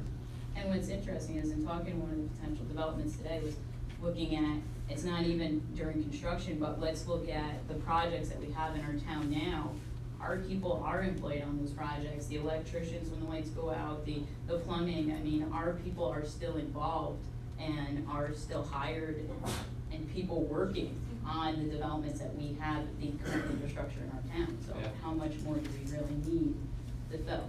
Well, again, that's something that we need to look at. I wanna do a deep dive into our budget. I wanna do a deep dive into the pilot agreements that are in place now and what our benefit is in terms of, like, say, UNFI, they're in year 6 now. We just got a massive check for the first year of our pilot and weighing the revenue produced by Neil Town Road and our rising expenses, some of our legacy payments in our retirement, some of our bills. I mean, all these things need to be considered to a degree.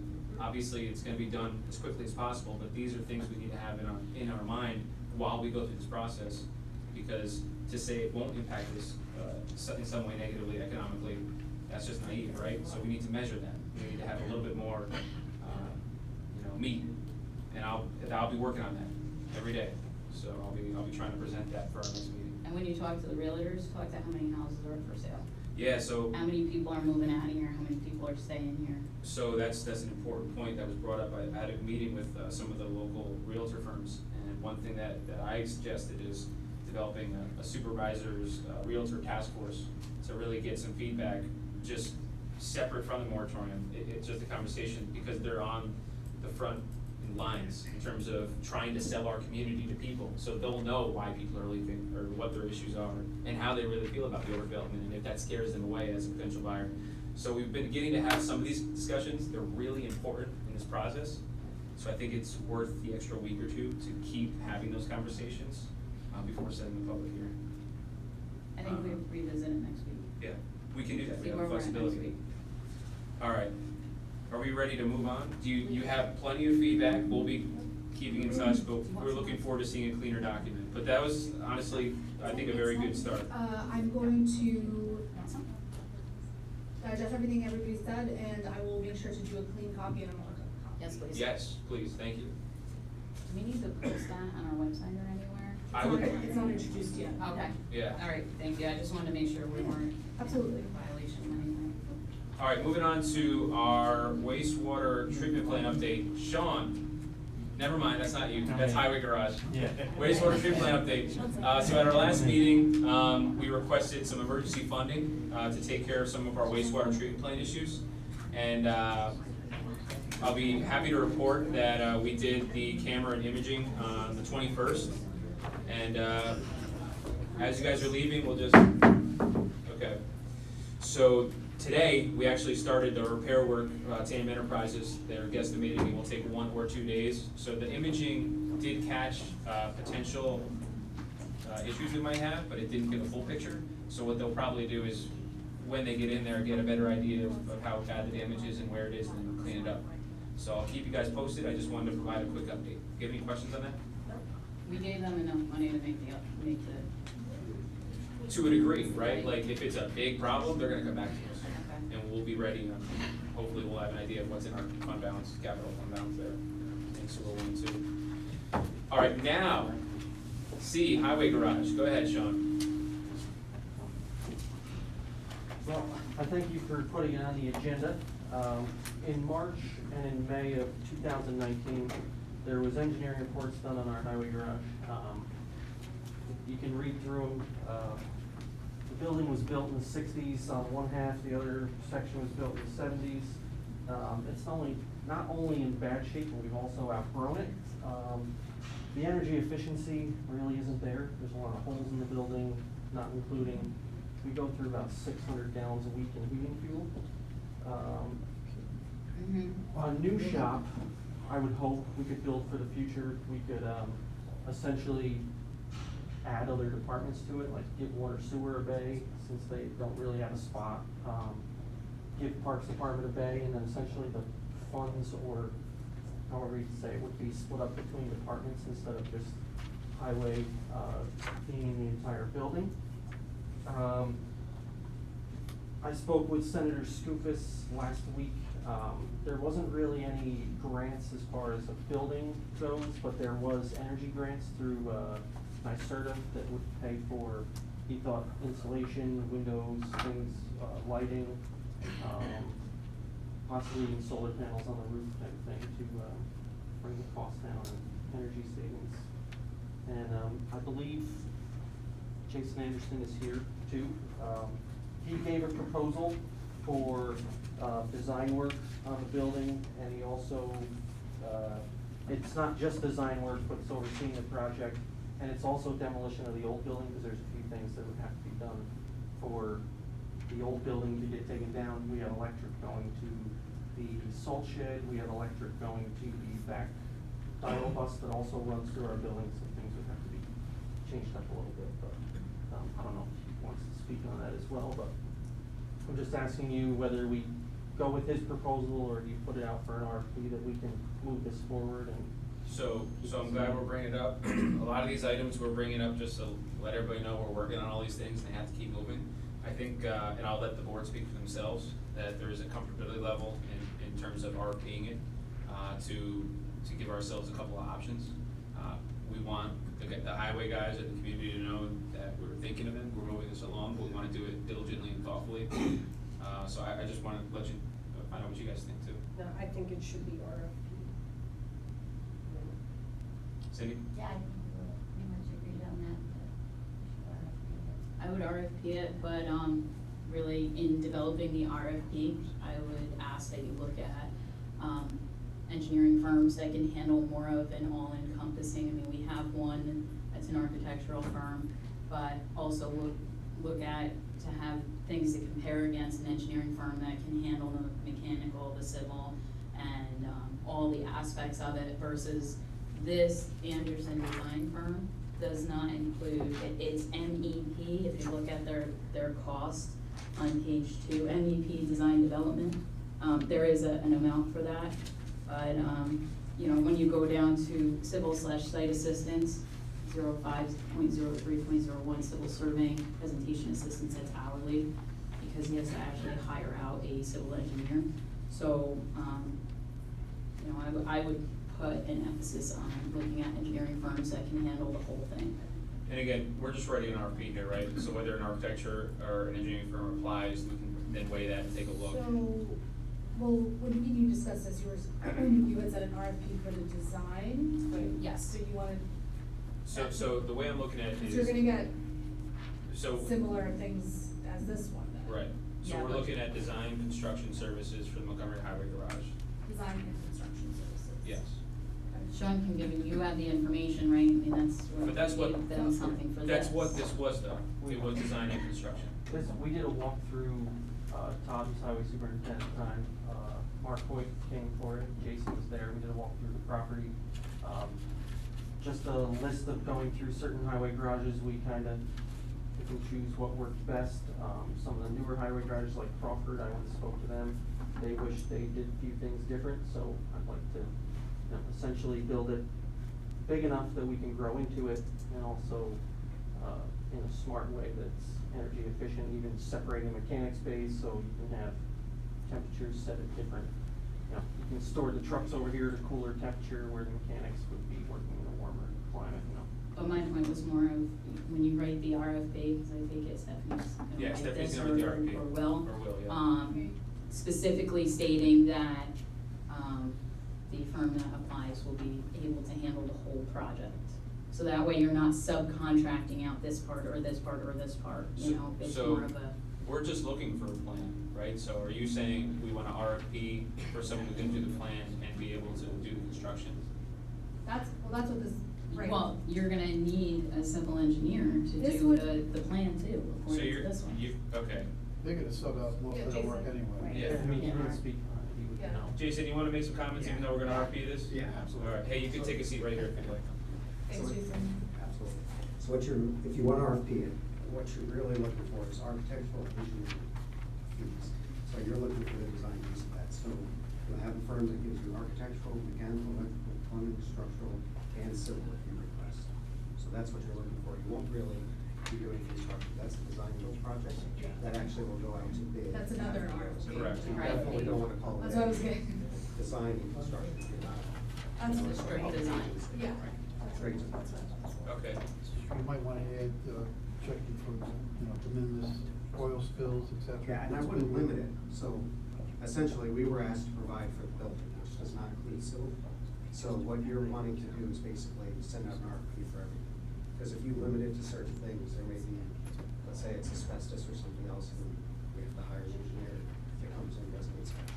It'll be included in the cost because it's in the RFP. That's right. So Okay. really all in. Which was your point, right? Well, and Yeah. my point was that I want a firm that's gonna be able to handle everything. Yeah, and Not have to sub out individual parts. Can we so if RFP that? Yeah. So like that, so for example, what we would do if we chose to respond to the RFP is we would have a civil engineer as part of the package. That's it.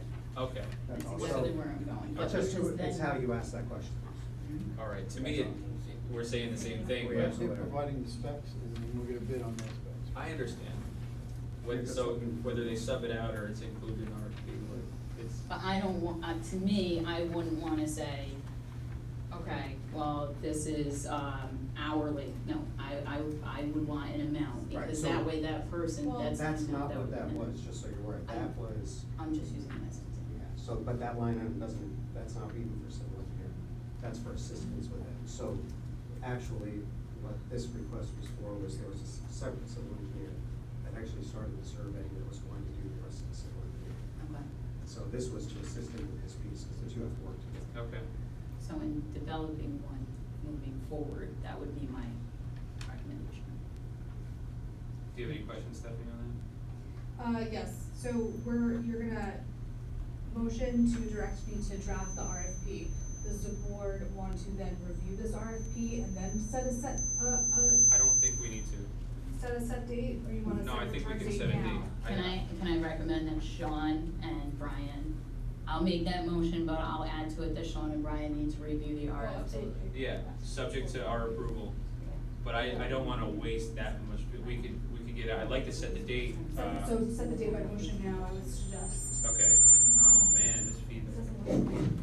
Just one comment, Stephanie, if you take our scope of work, those are basically meeting minutes from the meetings that we had. So that'll help you understand. All right, well, Thank That you. saves on my efficiency. We need to get a sound consultant in here ASAP. So. Okay, so thank we're you, gonna, Jason. It's not me. Thank you, Jason. thank you, Jason. Thank you. Thank you. You walked away and there's no back noise, so it was you. All right, so we're gonna make a motion, to create, direct our attorney to have an RFP, for the design services for Montgomery Highway Garage, and the date, what is it, end date, what is it called? The return date. Return date is gonna be Friday, February 14th. That'll give us plenty of time, to receive these and to be able to hopefully move on this for our second meeting in February. And I made that motion. You made the motion. Okay, subject I to, made that motion. the supervisor and highway superintendent's review of the RFP. Wait, you're gonna have them return, you're gonna get the RFP out and have these back by No. February 14th? We're gonna notice immediately the RFP That's not gonna That's not gonna happen. happen. in 3 weeks. That's right. No way. Ask No, 'cause Anderson Stephanie's how gonna- long it would No. take you that, you can't get that out and get that back. Unless you get it back in a couple of months. Can we do one? We can move it out. Maybe. Is there a possibility of prefab building or no? Possibly, I don't They really have- know. You have, Hey, Mr. Anderson, are you still here? Yeah. Or Jim Farr, we got two of them. All right. What's a realistic? Give us a timeframe? realistic timeframe. 6 weeks? Yep. Yeah, come on up, Jim. Engineers are busy right now. They should just stop everything and focus on Montgomery, okay? We'll get it done in 2 weeks, go ahead. Yeah, I would suggest at least a 3-week time from the time you advertise to receive the proposal. Okay, I wasn't far off. So if you're gonna advertise, when are you gonna have it ready, Stephanie? Well, see, this is the thing, is that if we advertise it, Next Wednesday would be, if one we, month. if I get it to the paper, tomorrow, we would have to have the RFP ready for publication on Wednesday when it goes to the paper. Okay. So that would mean that we would work, me, you, and Sean would have to work Saturday, Sunday, Monday, Tuesday to have it done. I mean, we could get it in by next Wednesday and have it noticed, but if we're not gonna have it done by our, second meeting in February, we have more time to be flexible for our March meeting anyway. Why don't you do it March 19th then? We should have another month rather than being stressed. Well, we wanna have the end date be 5 or 6 days before one of our meetings, right? So let's get a calendar out. Well, that's what I was looking at. Our first board meeting will be March 5th, the second one will be the 19th. All right, so let's have the end date. You could probably receive them, We just if gotta it's give it a available on rest. the 29th, you give them 3 weeks to receive them on February 19th. Well, the meeting's the 19th, so what about getting them by the 13th? Yeah, you want it in before the meeting. If it's promoted by we're talking about promoting it by the 29th of January, you'd have an entire month and 5 weeks. If it's ready by the 13th. What's the date of the meeting? March 19th, so if we Yeah, get so it in you by the wanna get it 13th. in March by- 19th? At least a week ahead. I was thinking the 11th, because that way you Yeah, can have more room to make I'm fine copies with and that. get them out to us. I'm fine with that. March 11th. So, Yeah. end date March 11th, so it'll be ready for us to hopefully take action by our March 19th meeting. Does that make sense to you, Stephanie? Return date of March 11th, Yes. 3/11/2020, and I need to have copies to you and Sean to review when you want that. For the RFP? Tomorrow. Yeah, as soon as you're done. Next week. So I won't see you tonight, that's fine. So, That's all right. Last day. So you said 3 weeks is realistic, right? So if we have this out by, Wednesday, February 5th. Yeah, I think that's fine. That's 1, 2, 3, 4, 5 weeks, right? So Stephanie, that gives you till January 31st to write the RFP and have it approved by me and Sean. That gives you 8 days. Next week. That is definitely. You good with that? Yeah. All right. 5 days is doable also, but whatever you want. That's what I was thinking. I'll aim to have, because it depends, because if you want it for the 29th, then I just need to have add the Tara tomorrow morning. Just put the 31st, because we're asking her to amend the moratorium thing too. We're asking Yeah, for a no, the lot. 31st is fine. Okay, 31st is fine. so Tara, I have to have it to you by next Friday. Yeah. Yep. Okay, so Kristen made the motion. Do we have a second? I'll second it. Any discussion? All in favor? Aye. Any opposed? Any abstaining? Motion carried. Okay, we're moving on the highway garage, Sean. We're moving. Solar law, this is informational, just a point of interest. During the campaign, a couple of us noticed that when the moratorium came up on the solar law, there was discussion amongst you guys particularly, that there was some things to clean up still in the solar law. I've heard of some issues, I've seen some issues myself, so this is an opportunity. You all have the old solar law, you have the new solar law.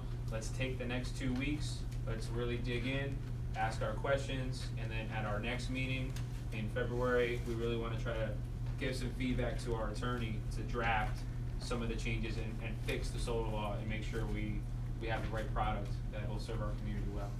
That's all I had to say, that's my piece on it. Do you guys have any other questions? If anybody wants to call me and talk about certain provisions, ideas that they have. Anyone from the public? I know we had some great public comments in that, Yeah, I just saw- reach I out have to those us. comments. Okay, good. I have those. Okay. So if that's something that we're interested in incorporating, I just need to know. Yeah. Yes, so when are we looking to, put this back on the agenda? We're looking to put it back on February 6th, and then at that meeting, the goal would be to provide feedback to our attorney to draft a local law by our second meeting in February. That would be my personal goal. And that does not need a motion, this is just informational, I just wanted you guys to have it on your radar. So not like, we don't have enough to do, but just, you know, if we're gonna look at the solar law, there's two other laws that I'd like to look into. Yeah, go ahead. The junkyard law, specifically when I called Charlie Hearns regarding the highway garage and a new update to his zoning. He brought up about the junkyard law also, and Maybrook did pass it too. So I would like to put that on the agenda also to take a look at that law to see if we could incorporate that into our, agenda for next one. And then local law number 1 of 2005 has a lot of deficiencies in it also, so I'd like to take a look at that. We've talked about both these, I agree completely. If we're ready to have more meetings like this, we'll put them both on for discussion at our next meeting. I'll bring cookies, they're over there, and coffee, I'm good. Put them on for discussion meeting. We'll get you the info. We'll put them on the agenda. Just let me know what you want me to draft. Correct. We're not gonna need you to draft anything unless we wanna take a look maybe and use the Crawford one for junkyard. Yeah, that's easy. So let's do that. Let's try to draft that. Give us something that's in draft form for that one, For for the junkyard law, February- for the February 6th meeting. Do you want my copy? I have the copy of what Crawford passed. Yeah, Yeah, that's something that I know the community is interested in as well. okay, that's easy. And there's comments on the top, that was provided to Rod Winchell in the previous administration, but he never took action on it. Really? Yes, so I'm sorry if you guys didn't know about it. The board did not know about it. It was asked to be on the agenda. So, yeah, if those two, I mean, I can provide you guys information with the local law, my issues with that, on a markup copy too. All right, thank you. All right, moving along. Restroom facility storage at Brea Park. Mr. Deputy Supervisor, you're up. Yes.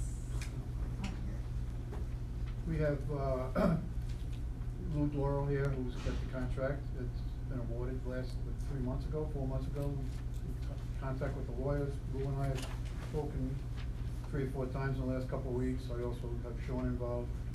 The, contract will be extended basically because of lag on our part.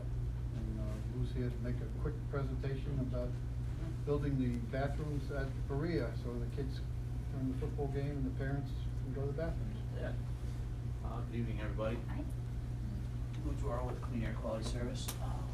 So what we did basically, we just extended it from December 15th, because that passed, to June 30th.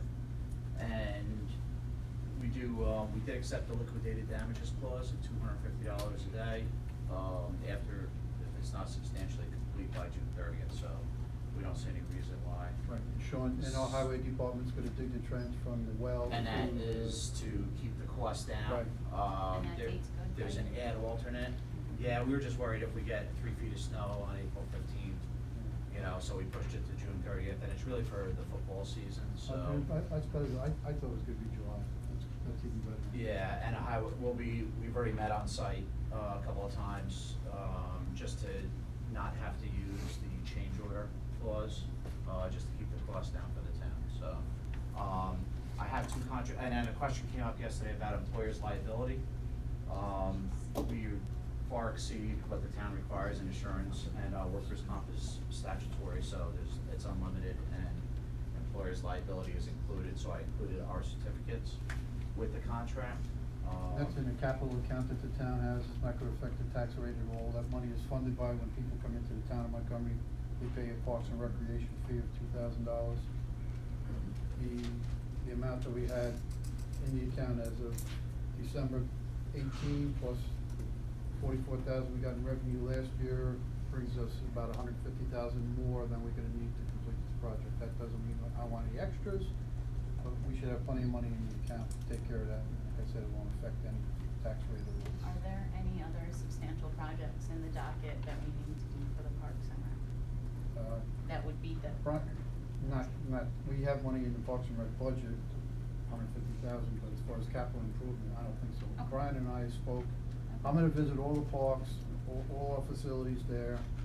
There might be a project for the barn at Benedict, we might wanna repair that roof, but there's nothing that I can see that's gonna be $150,000 worth.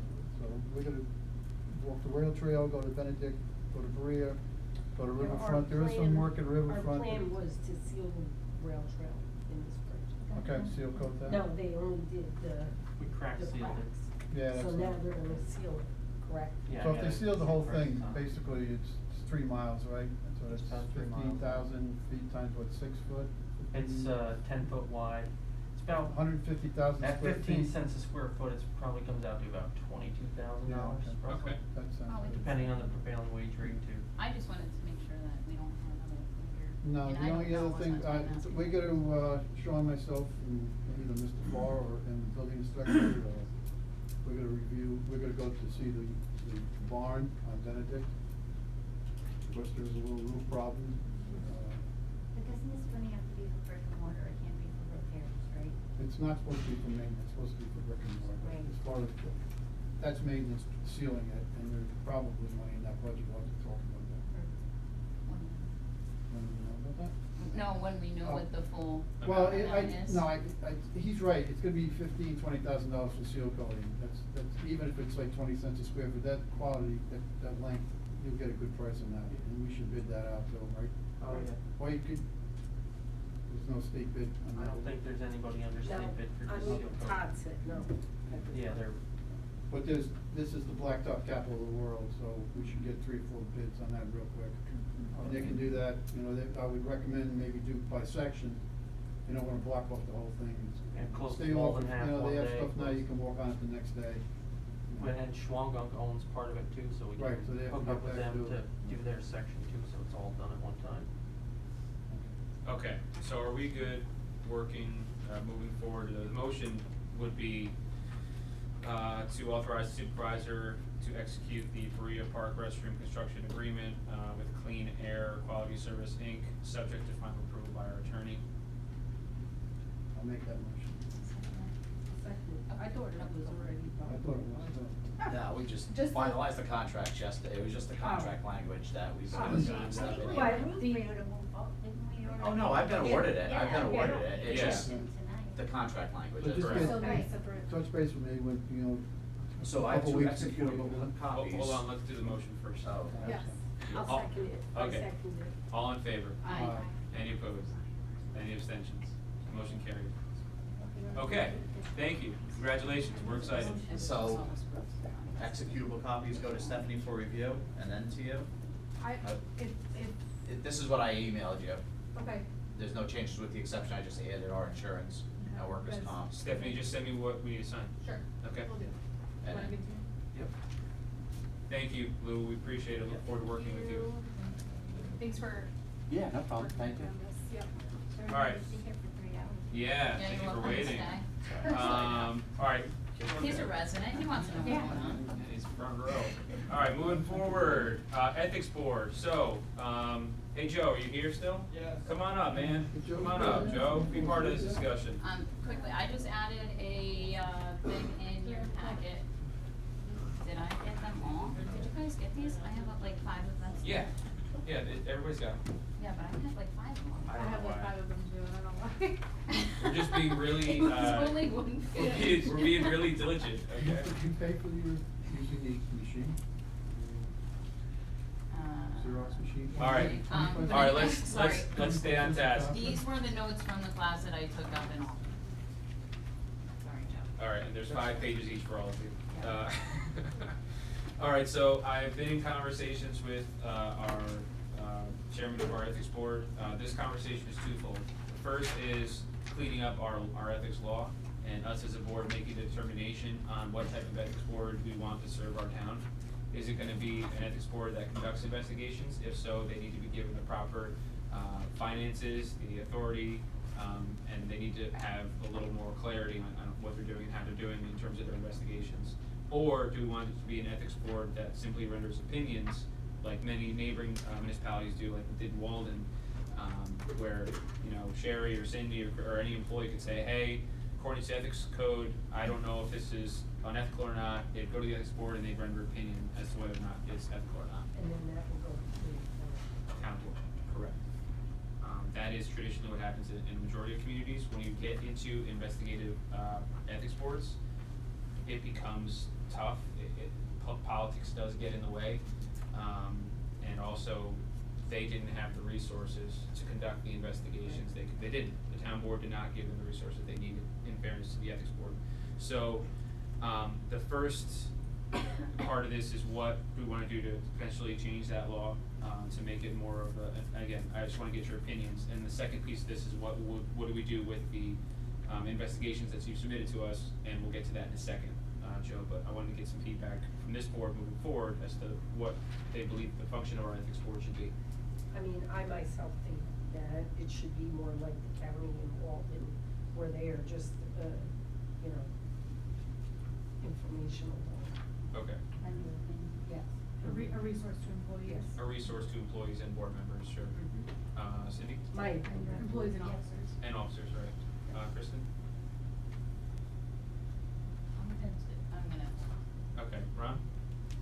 I agree. I don't think that, I'm not sure who does the investigation. What, do you need a certification in ethics board, investigation, or you get ex-detectives, or you just get good people? Let's let Joe speak to what they've been doing. Yeah, go ahead. Secret squirrel information. Yeah, secret squirrel. Go ahead.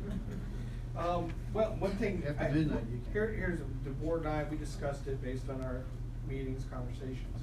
So whatever the board's tasked to do, based on the law, the board's prepared to do. So, I know we don't wanna, you know, what happened before happened based on input, we were given and the way the law is written. In fact, and we had written up that there's contradictions in the law with the, authority of ethics board. One part says you have authority, and then the back part it says this law shall not constitute authority, so there's already contradictions built in. The one thing I would want you to consider though, if you're gonna look at, you know, it's a resource for the town, officials, town employees, where's the resource for the public? You have to figure that piece out. What do you mean? Because the ethics board, it is there, and you can look, it's a place the public can go, if they suspect unethical activity. Right, okay. Well, that's still So- an opinion board. Right, but I didn't hear you mention Yeah, that. I mean. That's why I'm just, you gotta I mean, throw that in it's too. just not, Right. just not for Right. us to go read Correct. that. I'm telling you, 'cause It's if for you- the public to yeah, go to do yeah. it too.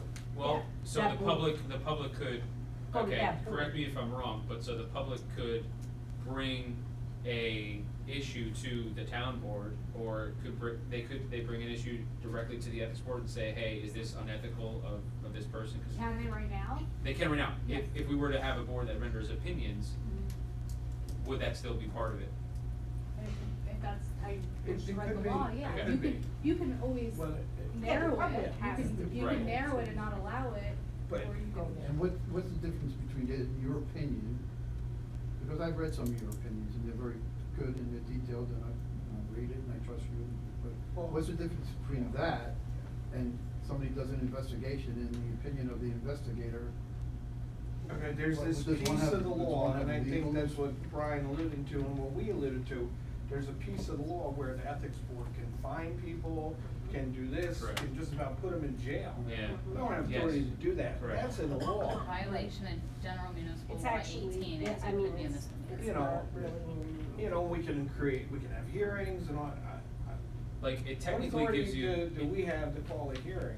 you know? So We would send it to you. Right. We send you the opinion, and Ron, we always quote what laws we find. Right. So it's not our personal opinion, it's like, Right. this is what we think and this is what we're citing. And we're not perfect, and in the past, we kinda got, some misinformation, let's leave it at that. Leave it at that.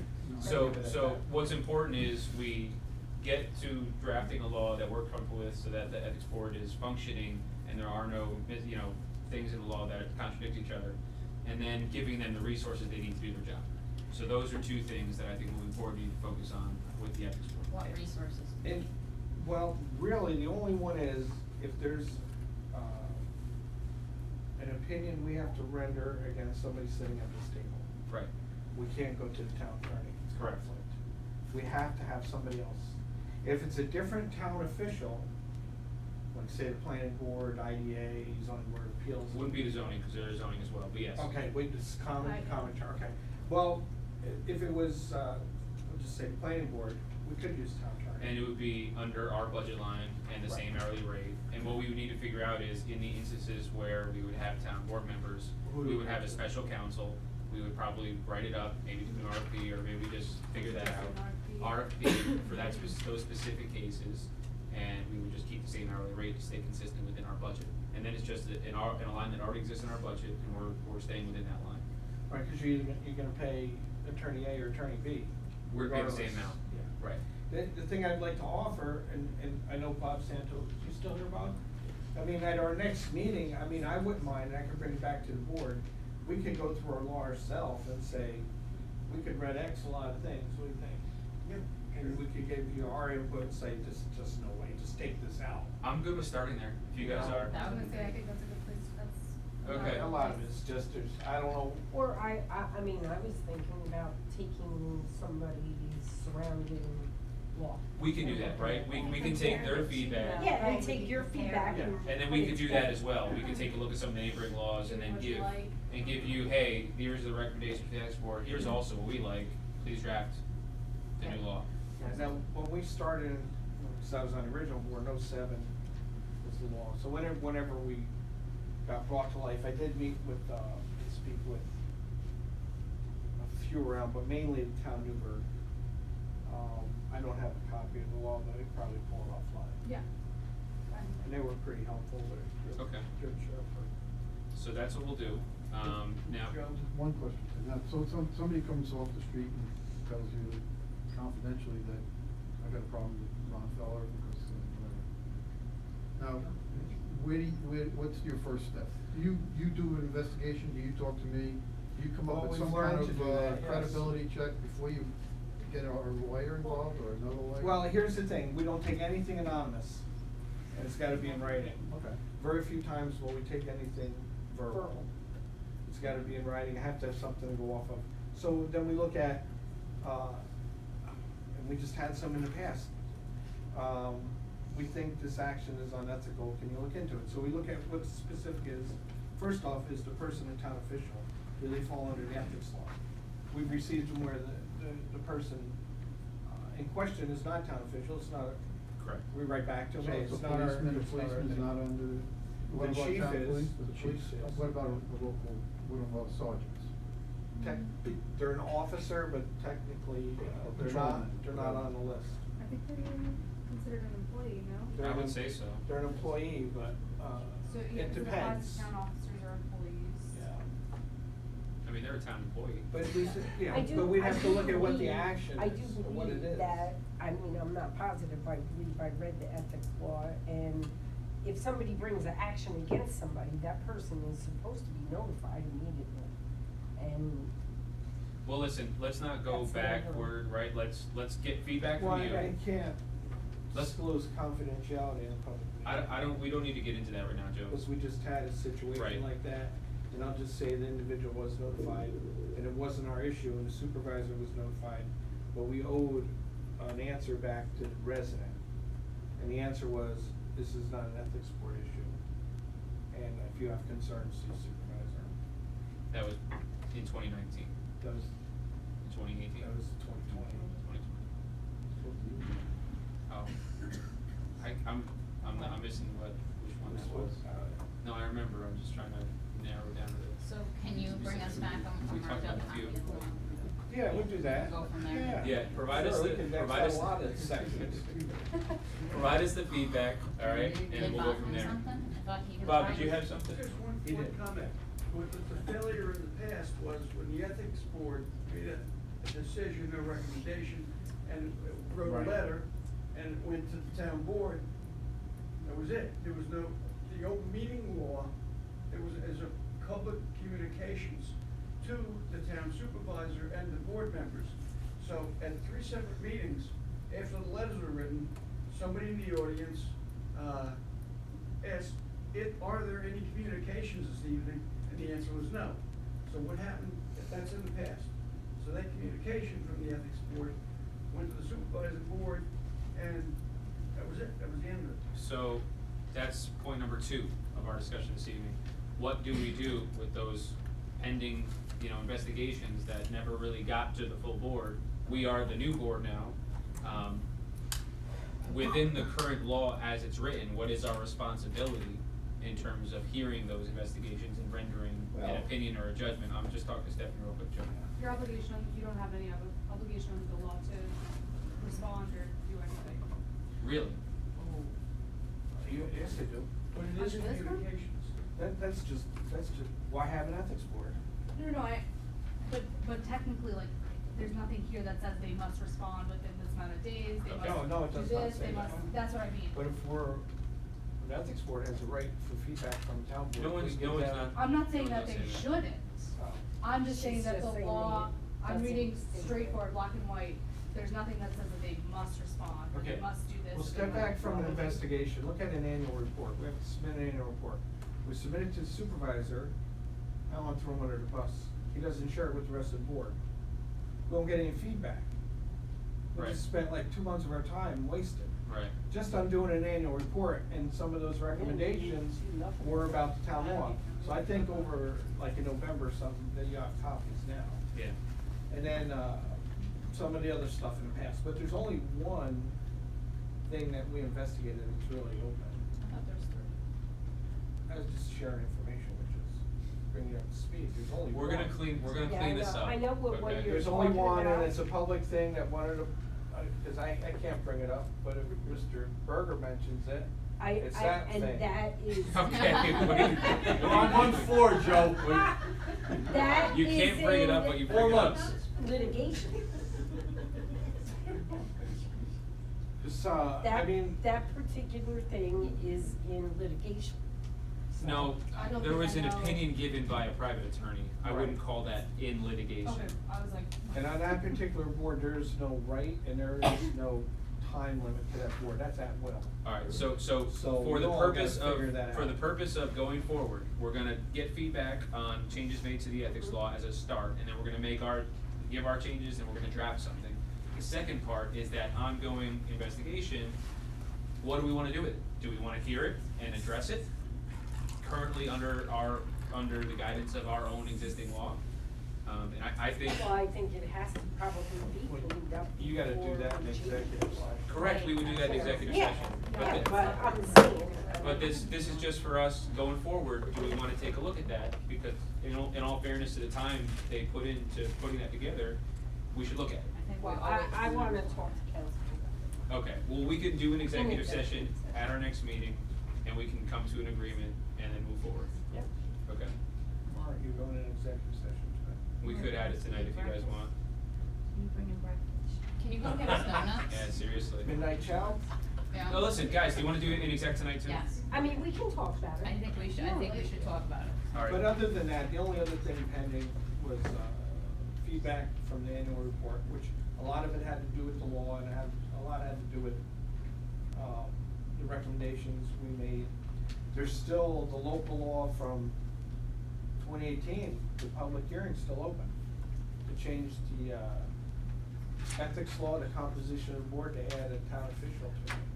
Remember that one? Yeah. That's still open. So we made comments about that, that's already in there. So you gotta figure out something about that, that goes back 2 years now, almost. Alright. 2 years, about a year and a half. Well, when yeah. we made the board again, we were supposed to look at the law at that time. Right. And never kept got put bringing on it the up, agenda. kept bringing it up. Alright, and let's just- move on. We have a way forward. We're gonna get feedback from the ethics board in drafting the new law. We're gonna go into exec this evening and talk about what we're gonna do in terms of that one open complaint, and we'll move Is that forward. right? Just one? I'm Okay. sorry. No, it's okay. I just need to get confirmation. Yeah. Make sure my memory's right. Alright, thank you, Joe. Appreciate it. No, thank you, and I Thank you. appreciate you all, Yep. Thank you. We'll move on. listening to us. Of course. Alright, so, C, adoption and fee schedule, that was actually, left on, it was supposed to be taken off, so we're just gonna cross that one right off. D, engagement letter with Nugent and Hausler, PC, this is right in front of you.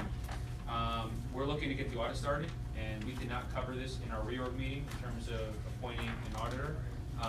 We were gonna determine whether or not we wanted to RFP certain services. I have a level of comfortability with this firm. They've already been reaching out to us, helping in a lot of different ways. They have a lot of knowledge in terms of the years with the town. They know where line items are, they know where the fund balance is, they have a good gauge, and I think we need to get this done immediately. Will they do it this year for the same? They're gonna do it time as next last year? week at same price, Same and price? the line is good. As last year? Yep, this line is good, and, I'll well, it's make that 26,000, motion. not to exceed 26,000. So I'll I'm pretty make sure that it's motion the same. to let them move forward. Page 5, you will see, Is this what Justin was? yes. Yes. So how come the last number I have on our account that I asked for, the last update is December 2018? Didn't we, weren't they working for us for 2019? Yeah, but Yeah. they don't At the do end of the anything. year. They don't, they can't give you any. They can't give me an account update numbers. since No. December of 2018. No. No, we Yes, have an you will update. talk to them. We have, No, I did talk to them, and I don't have an But update. he doesn't come in and he only presents it once a year, and then Right. they present that report to us At the end of the year. during the summer. So all the expenses and all the revenues we have going into a particular account for the entire year, nobody knows how much we have in that account. until halfway through the year. I don't have it for, Well, your I don't have finance it for the year. I department's can't get an supposed to update for July, for that. No. Right, that's the point. That's why we need to get them in there and audit it. And that's a problem. I agree with you. Right. So that's why So I'm. they were making that paid for motion. 2000, they were paid for 2019? They have an update of the year end 2018, and that's the work they did in 2019. This is 2020 now. And they're doing the work in 2020 to We get gotta us up to date by end of year 2019.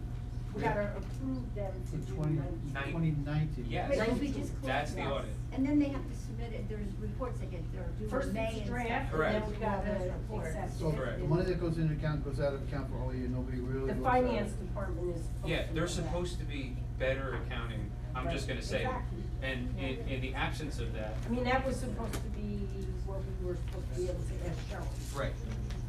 Oh. So as we are cleaning up the accounting office, this is really important to working together to ensure everything is accurate, to ensure we have the proper expertise. It's in the budget, and, okay, Sherry, you made the motion? I I'll got second the it. motion on the table. All right, and this motion is to Let them move approve forward for and hire 2019. Nugent Hausler Yeah, I get what you're PC for the 2020 audit? 2019 audit. 2019 fiscal year. Because of all the stuff that has to get reported in April, they have deadlines. I'm good, tell this guy. All right, anyone second? Okay, all in favor? Aye. Any opposed? Any abstaining? Motion carried. Thank you, that was very important. Okay, to the good stuff. So, first item, item E, E, F, G are very much related. A resolution to authorize supervisor to sign the stormwater maintenance and easement agreement for Project Sailfish. Stephanie, would you give the board a quick update? We require this from the applicant, we're requiring them to enter into this agreement as part of the resolution from the planning board. It is, supervisor has to execute it, needs town board approval. This has been reviewed by my office, this has been reviewed by planning board attorney, this has been reviewed by, Jim Farr, and, it's really a protection for the town and lays out procedures for it. And this is separate completely from the wastewater treatment plant on the site? It's stormwater controls. Stormwater controls, okay. So I have a question Go ahead. procedurally. Yep. I mean, I read the local law of, it says on the agenda for 2019, that'll be amended to 2020. Yes, local law 1 of 2020. Because, I mean, Stephanie, thank you for saying that it's a resolution by the planning board, but if you read the local law, it says provisions setting forth requirements for construction, bonding, inspections, and as-built plans. So is this, what, EFG tied to the local law that we're going to be enacting? What do you mean? So local law number 1 of 2020 speaks to at-built plans. Jen? Yes. What is Are that? these timed? Are these timed? Two separate things.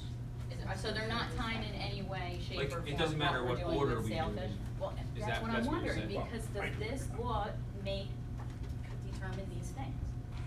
I think the local law should be passed First. before we do the acceptance of the letter. Because it would affect it. Yes. Correct. All right, good point. I was gonna raise my hand back there. Yeah, all right, so that's what we're gonna do. You wanna switch? Yeah, let's go right to, H, approval of local law number 1 of 2020. Jim, while you're here, my note is for you to give us an update on this local law. Go ahead. All right, basically, this local law allows, sets bonding requirements, and allows the town to collect inspection fees for both public improvements such as subdivisions and that might have water and sewer and stormwater and roads to be dedicated to for public use, like some of the cul-de-sacs that we have. and also for non-public improvements such as parking lots for warehouses or commercial stores. And it lays out, for public improvements, everything has to be bonded. For non-public improvements, again, for parking lots, and such, in the stormwater control, anything over a project value of $500,000 needs to be bonded, because that's not stuff that we're taking over. It also requires that at the end of the construction phase, that the applicant, surveyor, engineer provide us with as-built drawings, because obviously things change during construction. It also allows for the town to collect inspection fees, which is,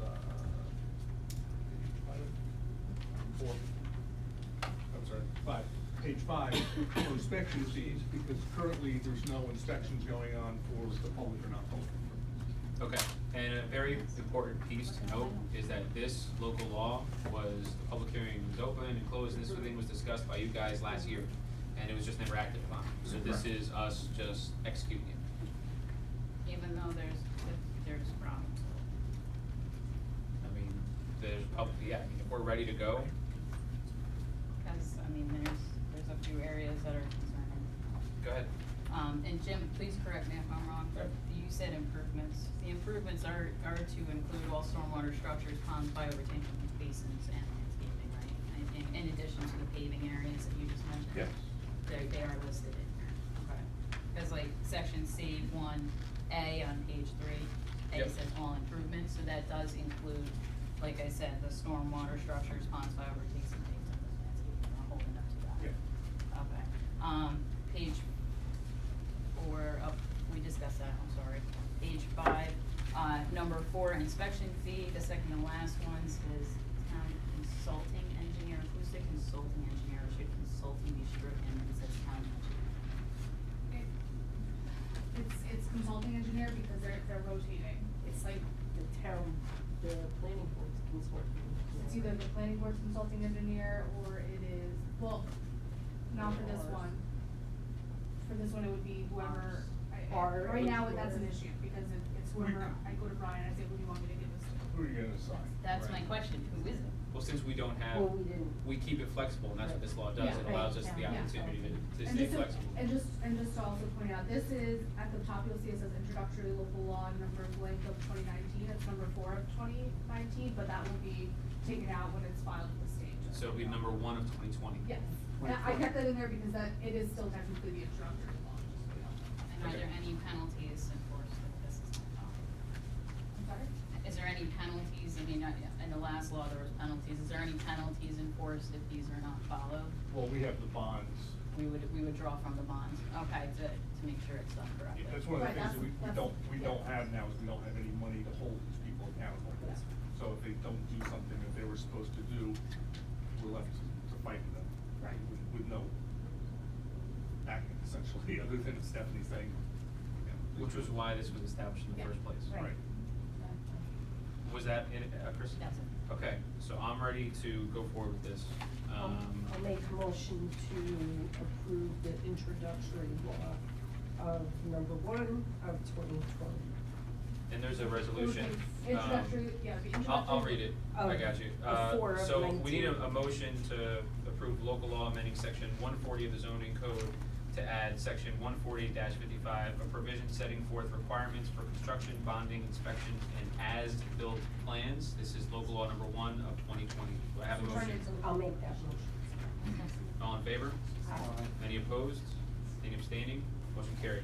Thank you, Jim. Thank you. Appreciate you staying for the whole meeting for that. You're welcome. Yes. All right. Thanks, Jim. All right, so that Thank you for is helping item H, which is done. Thank you, Councilman Brown, for recognizing that. Out of order.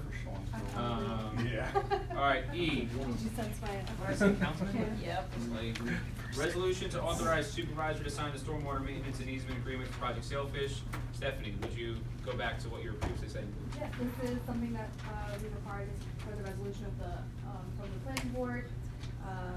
It's been reviewed by my office, planning board attorney, and Jim Farr in his capacity as consulting engineer there, and building inspector.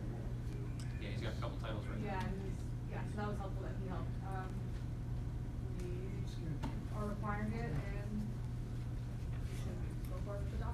Okay, there was some public comment, I just wanna address it, potentially having the litigation. This is procedural and administrative, so what in any capacity does the lawsuit have in terms of this procedural motion? It does not affect us. The lawsuit did not include an injunction of any form, so, the board has no legal restraints whatsoever with proceeding with this tonight. Okay, thoughts? Sure. Are you gonna go under discussion now? Sure. My concern is that the new, and we have not gotten briefed on the second lawsuit that came in, from our council, so if you guys don't know, there are two lawsuits now, two Article 78s, and the second one that was just recently filed is in regard specifically to the secret process. That was done by the town board and the planning board, during the, project Sailfish. So my concern is that if we're going to approve, a letter to sign the stormwater maintenance and easement, those are directly in the secret process. So I would be worried if that court date, I believe, is in February. I don't remember if it was like the 15th. It's in a couple weeks. Depending on how that judge rules, that could, to me, I would be concerned that could leave us liable for the project to come back after us. So according to Will and our conversations about the second lawsuit as well, and yourself, that was not a concern. Can you speak to that? Like I said, there's no injunction. They didn't file for an injunction. That would stop the process. So as far as we're concerned, this is moving forward. This is before us now. Whether there's an injunction or not, that's not what I'm saying. I'm saying that if the court rules in the plaintiff's, is that a right word? Their favor, I don't mean to point at the audience, but if the court rules against the town board, rules in favor of the people who have filed the Article 78, that leaves the secret process null and void, and the project would have to go back through it. And we're saying now that we're accepting the stormwater maintenance and easement for the project, I would be worried that would leave us open for potential litigation. If we thought there was validity to the lawsuit. I mean, I wouldn't discuss the lawsuit out. right. I would be concerned about that. Our opinion is that you can vote on this tonight. Okay. So what the board wants to do. Again, I make the motion to. Okay, so you're making a motion to approve the authorized supervisor to sign the stormwater maintenance and easement agreement for Project Sailfish. Is there a second? Second. Any discussion, further discussion? All right. All in favor? Aye. Any opposed? Aye. Any abstentions? Motion carried. All right, F, acceptance of letter of credit for Sailfish Stormwater Controls in the amount of $12 million. This is a letter of credit, again, that we request that allows us the flexibility to pull on this letter of credit if there are any issues specifically related to the stormwater controls. Am I missing anything else on this one in terms of the previous discussion? And or default under the agreement. Right. It's a protection for the town. Correct. Part of formality of an approved project. I would again state that I'm concerned with that project and the two Article 78s that are currently being pressed against the town board and the planning board. And say that at this time, we should hold this letter F until after the courts have made their decision. Any other feedback? Would anyone like to entertain a motion? I'll make that motion. All right, motion is to accept letter of credit for Sailfish Stormwater Controls in the amount of $12 million. Do we have a second? Any discussion? All in favor? Aye. Any opposed? Aye.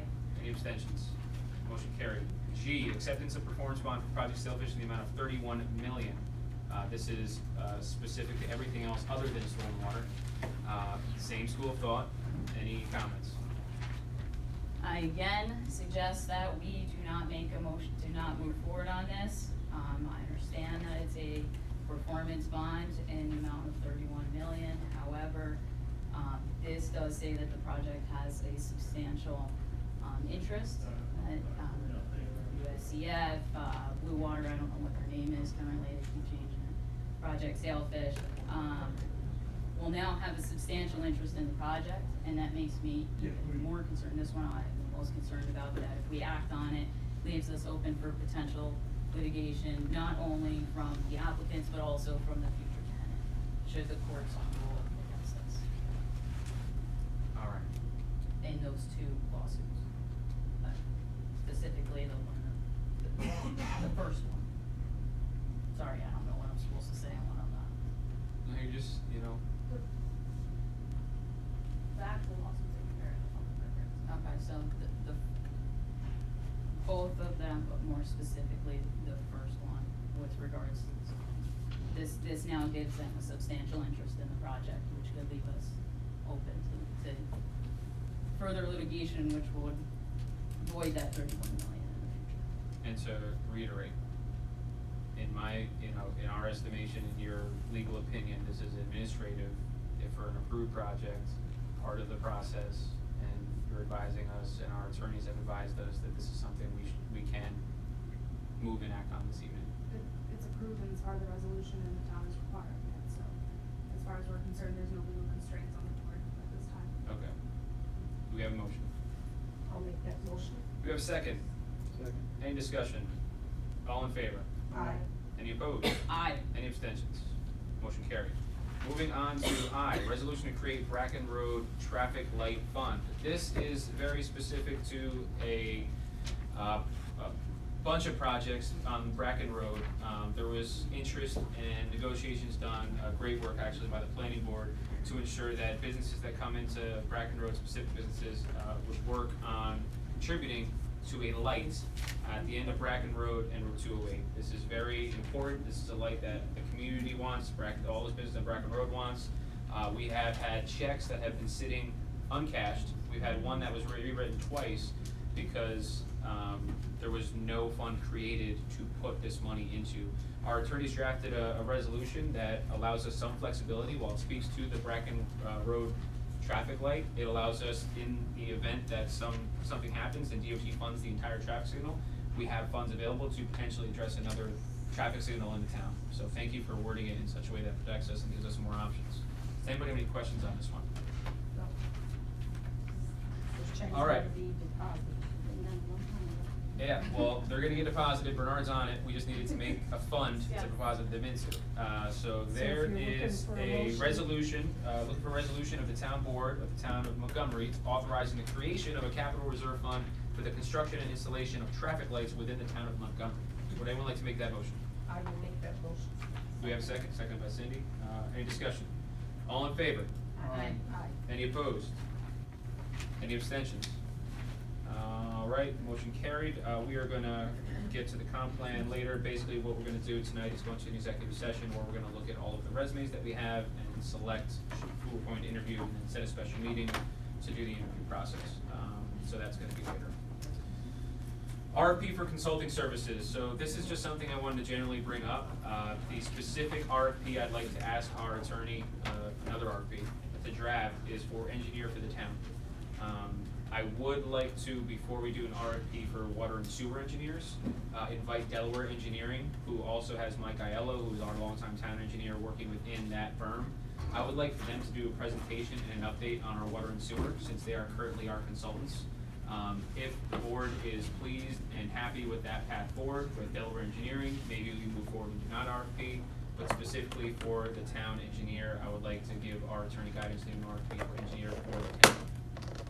You guys have any thoughts? Need a motion for that? Yes. Do you need end date too?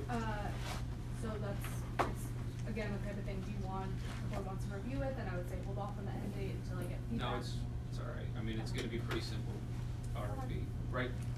I mean, I don't think we need to get feedback from them. So pending approval of the supervisor,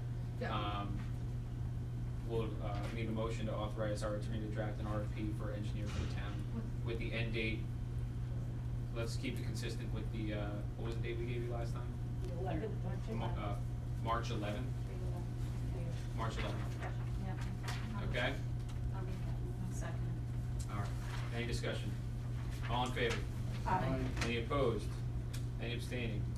Motion carries. And what I'd like to do is just continue to do that process for consultants. Each meeting we'll take on a different one and figure out if we want to just bring them in or extend them or do an RFP. So, but, on a more closer schedule, based on the class that I took, so being interesting is that I like to think about, do we need to hire a new attorney or an attorney? I mean, or you guys can submit your resumes, I'd like to see what kind of work you've done in regards to zoning. Because I feel like we'll need a zoning attorney to update the zoning law that we have as we work for the comp plan. So, me and Kristen discussed this today, and at first I wasn't thinking about it, because when we did our comp plan update, we just used our attorney for zoning. What Kristen's saying is having a specialized RFP for specific to zoning, so that we can entertain having a specific, you know, maybe a firm geared towards just zoning, and kind of see our firm put in for that too, but also maybe see if we can have a specified firm take a look at it. I don't think it hurts.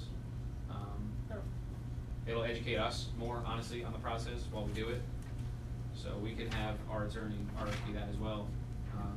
For an attorney to what, serve as like a liaison to like the comp plan committee and the zoning code? I wouldn't even say comp plan committee, I would say zoning changes. Zoning changes. Well, isn't the president of the ZBA an attorney? But we don't So know what that does he he's specialize in? right. He's an attorney who serves on the zoning board, but I don't know that he's a zoning attorney. I'm a Wait, farmer so- and I specialize in beef, not dairy. I mean, there's Sorry, two go different ahead. things. Do you want to do an RFP for the attorney for the ZBA? No. No, For the zoning code? for the zoning Yes. code update. Yes. Is the rest of the board in favor of doing it? Yes. Okay. Should we change the time frame? Does it matter that they're I all would the do same? it sooner. No, because your comp plan is gonna start working on the zoning, and you should have, whether they start working for you or not, at least if you have the person identified, because you're gonna start with the restraints of the moratorium. All right, let's set that one for the end date for, sorry, go ahead. You're not going to do zoning changes until you have new conflict, really. Actually, That's we kinda were a little too discussing, So we were discussing Yeah. the potential going based on updates in the comp plan for 2010, if there are any opportunities consistent with those updates to also change zoning. And that's something that we could do. it's concerning because think about the time frame.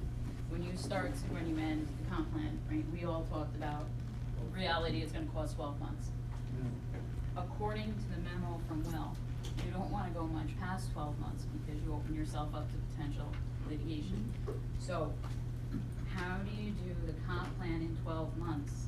And then look at the most controversial piece, which is a zoning. Unless you're going to extend your moratorium to cover you while you do the zoning, the most controversial piece, you would have to run them in parallel if possible. In our discussion, it allowed us a little flexibility in terms of arguing our 2010 comp plan updates to change the zoning. And I don't know that, but that's what Kristen's referring to. And maybe there's somebody that has done it before, but I would be concerned about that time frame of running, of that. The comp plan justifies a zoning change. Right. So technically, you could change the zoning based on the 2010 comp plan updates if it affects areas the comp plan committee identifies and it saves us time and money during the process, is the theory. So that's why we. So you would make those changes, so the comp plan's not voted on and finalized yet, But- but you'd be making the changes. But if there is a consensus on a certain change, and that was already part of the comp plan updates in 2010, you could technically change the zoning during the process and get ahead of waiting till the end of the process for the justification of the zone change. And are we making no sense? Was this just a random discussion, or? No, you're making sense, but I wouldn't, it's. How do you do it?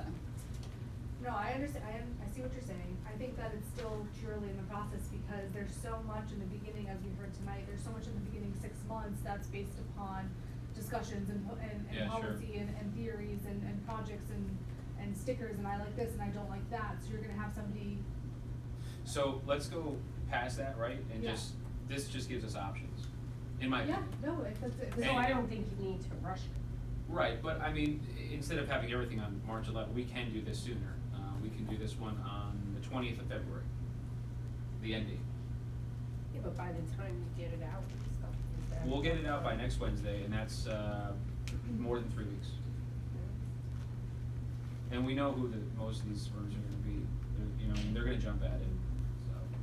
It's mostly an education, in my opinion, on the specialization of zoning firms, and for me, I feel like that's gonna be a plus even at the beginning of the process for us to take a look at. That's how I look at it. There's money in the budget for that? RFPs? or. Zoning board expertise. Well, you, So you're we would only, set- you're we- only paying them if you need it. Right. Right. Correct. Right, you're not gonna, We you're have, just- we have an you're just attorney gonna line. choose We're obviously gonna need them if we hire them.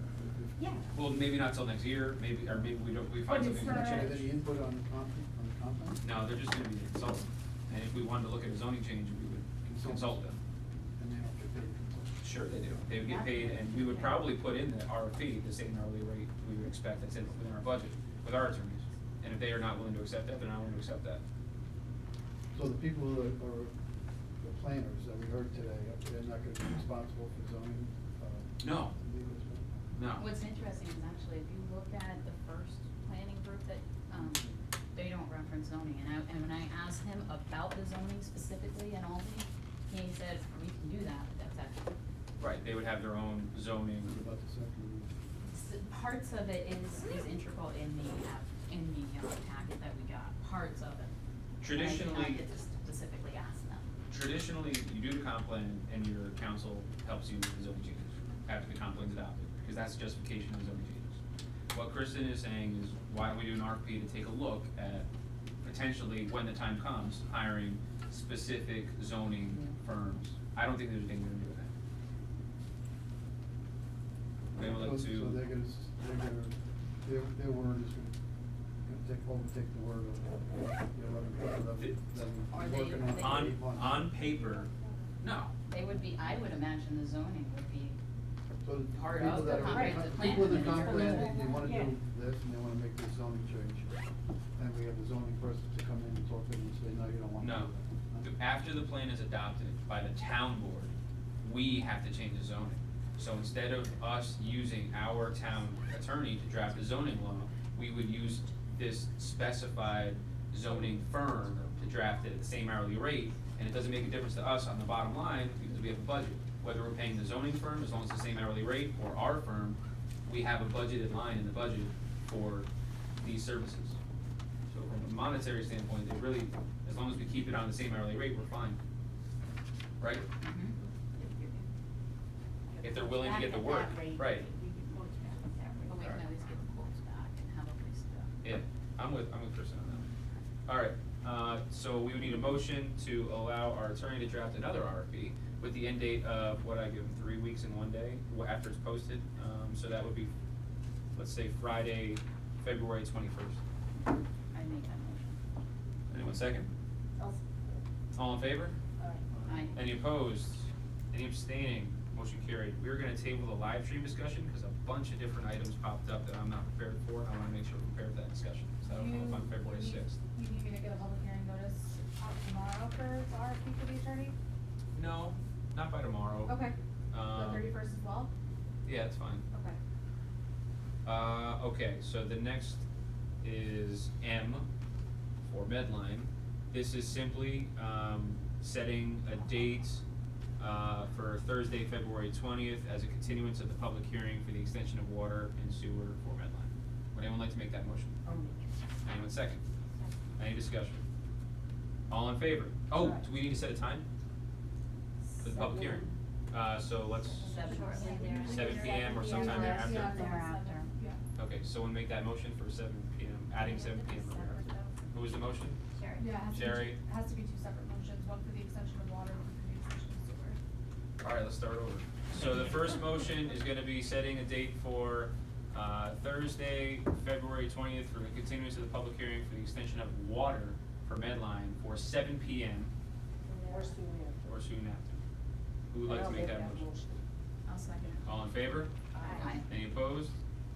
Any abstaining? Motion carried.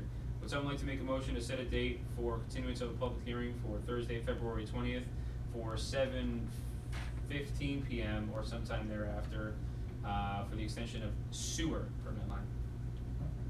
Ooh, does that have to be 7:15? I mean, It if could it be says at 7:30. 7:05, then we have to wait Soon until after. 7. Or soon after? Just say Okay, 7. okay. You Just always say said 7. just- That's yeah. why I would Seven? say 7, yeah, Soon then you just after. don't wanna be like.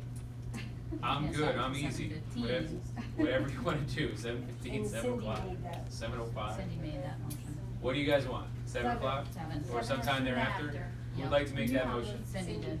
Anyone second? I will. All in favor? Aye. Any opposed? Any abstaining? Motion carried. Okay, we're adding Roman numeral 7, approval of audited bills. Would anyone like to make a motion to approve the audited bills? Yeah, you have They give us total? the abstract and the total, you don't have to. The total is $1,825,314.42. Abstract one.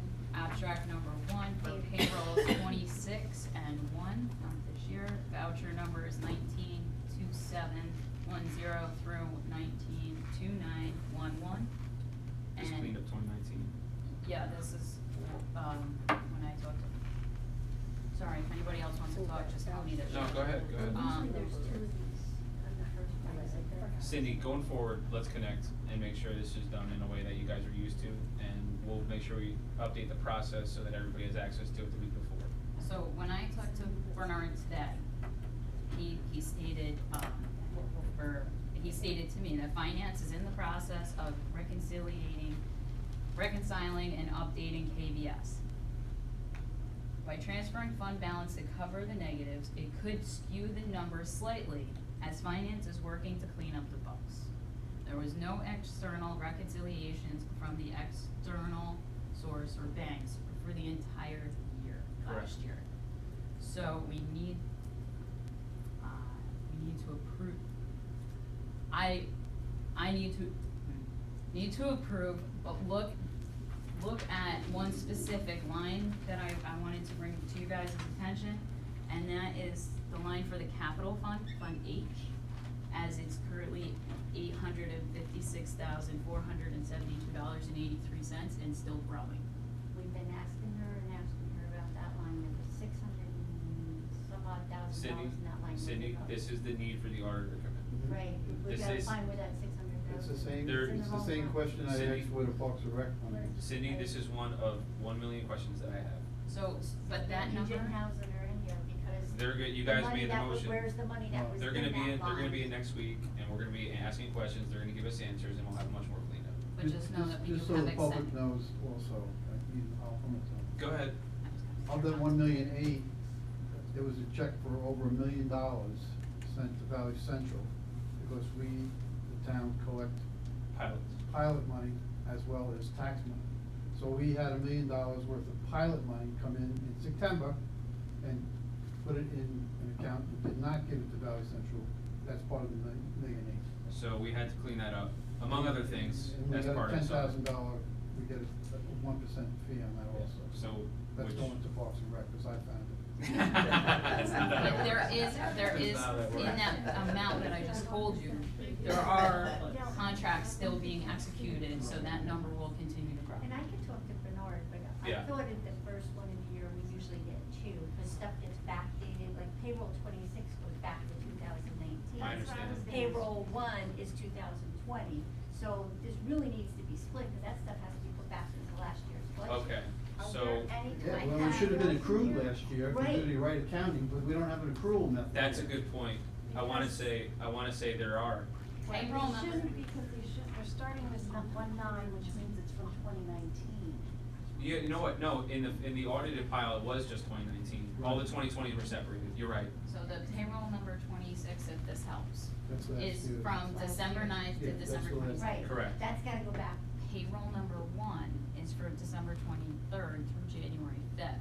And that's wrong, too. That's wrong, it's gotta Because be it's a 1.1 to. And the audit is for last year's, like what we're approving now are last year's bills, so. It's 2019. Yeah, but you're approving the first payroll, though. Yes. Their Cause that's accounting year for ended January December 5th. 26th. That's what Right, she said. right, we But know that, So it's a That's not where conversation. the paychecks were issued, they were issued for 3 days. yeah. So it's probably the numbers Bernard gave us, obviously we had to make payroll for the 26th and the 1st. Correct. So I guess just a conversation, we have to make sure that got moved back into 19 And that's. and 20. And that's happening, That's all. that's happening. And the second payroll check is correct. Yes. It looked correct. to me, Yes. and Payroll was correct. There was, I think, a couple minor things that are getting tweaked, yeah. Should have taken the money back and paid. All right. For the last 2 months. But back to, is this abstract number 13 of 2019, or is this audit number 1 of 2020? I think we should have two. Because So this The probably way the should, voucher numbers, when they start with the 19, that means it's for the year 2019. yeah. So that should be. 26 that's the payroll, that's the last payroll week, 2 weeks. So there's no 2020 bills in here. No. So this should be No. actually abstract number 13 Of of 2019. 2019. Yeah. Right. We should be going against last year's, That's Payroll, not payroll one. not payroll. correct. So for a purpose of a motion, paying the bills, we wanna make sure that we make it clear it's abstract number 13 of 2019. Yes. When are you paying the 2020 bills? That would be at the next meeting. And I would say 2 years. No, not 2 years. 2019 bills and payroll 26. Okay, Not payroll So number we'll have to do it by March. that's true. But then we need to remove payroll number one number from the number that I just said, right? To give Tara the correct number of what we're paying? Payroll one is only 3 days in 2020. Right. But I do have the number for payroll one if you want. Do Okay. we need to remove that Yeah, to 'cause give they the split- right Do we, number? so we need the do we need two separate motions, one for payroll one? Yeah. Yeah, Well, you can put that on to next month. I'd rather not, no, I'd rather get it all done tonight. So we gotta subtract. So we Yeah. gotta Are you sure this amount includes payroll one? No. Well, it says Payroll payroll one, but And it included, that was the total amount that Bernard gave me. That's included all. We're gonna have to make him full-time. He's great. Yeah, his staff is You great. get the $10,000 He's credit. really been great, yeah. 92. He is. All right, so if we're going, if we're gonna accept the audit, abstract number 13 of 2019, payroll number 26, for the total of $1,733,273.89. I'm sorry, did I go too fast? There. No, I got it. I was told specifically that I need to get the right number too. I got it. $1,733,273.89. Correct. So I'll make a motion to accept abstract 13 for that amount. Okay, second? Go ahead. Can we vote on that? Yes. We can vote on that? Yeah, you're talking about because you signed some of the bills? You're approving bills that were in September, October, November. Oh, I So, found this yeah. out, yes, Oh, I yeah. found this Oh, out wow. from Bernard. In good faith of ensuring the credit for the town, we can vote Okay. and approve That's fine. these bills to ensure the credit of the town still stays sound. Okay, Correct. good, then I'll say. Are you good, Ron? I'm good. All right. I'm sorry, I was supposed to. All in favor? Tell me. Aye. I'll be in favor, but I do want the Marlin Bank Marlin Bank? to be renegotiated. We are Okay. paying like way too much money for that, Shouldn't it? On it. okay? Okay. Tell Bernard Yeah. to call that bank and renegotiate that, or we should just pay it off. 'Cause Okay. It's like 20%. Sarah, you Can't pay good? it off. Then what are we doing with audit, with payroll number one? Now we gotta accept, I We- think we that's a have separate motion. abstract one Yeah. for that difference amount that Karen just had. I got it, Was- so Go ahead, I read it out. motion to accept abstract number one for payroll number one in the amount of $92,000. No, it's the 175. $175,000 for 3 days? 92,040. Oh, okay. 92,040, isn't that the total? Isn't that what she just wanted to know? Yeah, that's what I subtracted off that. This is the total payroll for number one. And then Yeah. we got See, the long okay. figure. So you got- I'm But sorry, I it is- thought that's what It is Bernard just pointed 3 to. days, Yeah. so but that's. Well, no, this is, because this is December 23rd to January 5th, so that's not the right amount. Right, it's only 3 days. But they got the 20, They they got. picked up the last I don't week know because how to it's the count those accountant. 3 days. Yeah. I don't either, it's not in here, right? I just know the total. So what happens if we don't approve it? We gotta clean it up at next week, when we do our special meeting, we gotta sign it, we gotta take care of it. So what is this figure? That's the figure that I took, That is. total due from funds, and I took that was the total. Do we have to give this figure? That was the amount that No. And then remotion the amount next month. Stephanie, you gotta get the figure, right? Yeah, what I would suggest is we have our special meeting, it's gonna be next week, we add this to it. So let's do Abstract one, and we get the right numbers, and then we clean this up moving forward. But then what's? 13's wrong. Yeah, then 13's wrong too. Do you have to rescind the motion? So. Yeah, I rescind Okay, it. so we're gonna have to do this, next week. Okay? Yeah, for separating them. Alright, Yeah. Procedurally, we're setting the motion. Yeah. Just Yeah. make a. Motion to rescind the motion. Alright, who would like to make that motion? I'll make it. Whoever didn't make the first motion, right? I'll make the motion. I'll second it. Any discussion? All in favor? Aye. Any opposed? Any abstaining? Motion carried. We'll get there, everybody. Alright, good and welfare. Yeah, so there's one thing. We also wanted to discuss putting a special meeting work session together to do an infrastructure inventory, for us all to kind of have, as a practice, go and see the sewer and the water infrastructure. We thought that would be something, especially for us newbies, that would really be able to benefit from. The wastewater treatment plant, the highway garage, the pump stations. Yep. See you all. The wells. Well, it's optional for them, I guess, but for those that would like to do it, I think it would be great for the whole board to do it, and we would set a special date work session for it. And, I've been going to, but I'll go.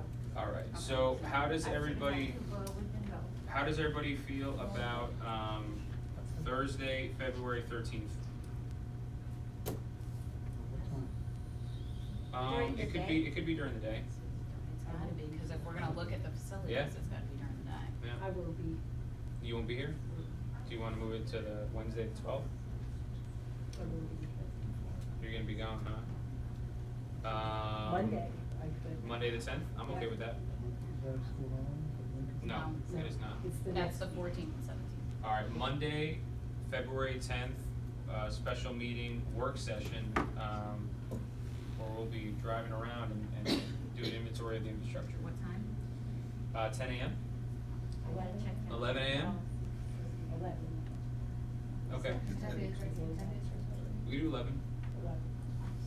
All right, well, 10, Yeah.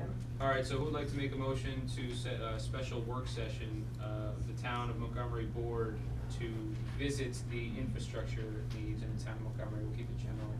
I make it.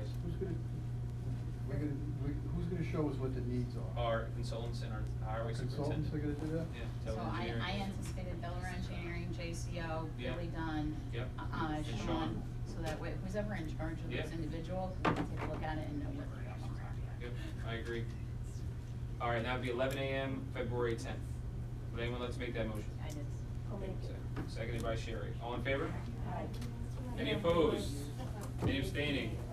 Motion carried. Okay, before we adjourn, we're going to make a motion to go into executive session to discuss comp plan committee appointments and ethics complaint. Would anyone like to make that motion? I'll make it. All in favor? Aye. Any opposed? Any abstaining? Motion carried. What's up? I just need your locations for your special meeting, so I'm going to notice. Okay, so can Can you we, send me an email tomorrow? yes, Is that I'll give you okay? specific locations. Yep, thank you. Oh, there we go. Anybody have that payroll one? I have it. Well, I have, You I have mine. intend to go on to that meeting? I think so. Bernard gave me 2 Really? copies, so you can have one. The one with the roof falling in? I'm Is asking, that- I have that You're for gonna just look last at the meeting. shit going down. Kind of ready to go. I was thinking of conveyor belt. Been there, saw that. If you You know want that. to, we can have it covered. Well, it goes- We don't need to put Benedict Park in there for that. Well, and the house. Barn is more tall. You can't get in the house. You can't get in. Yeah, but it's, Barn is- barn is- barn is broken. No, not yet. Okay.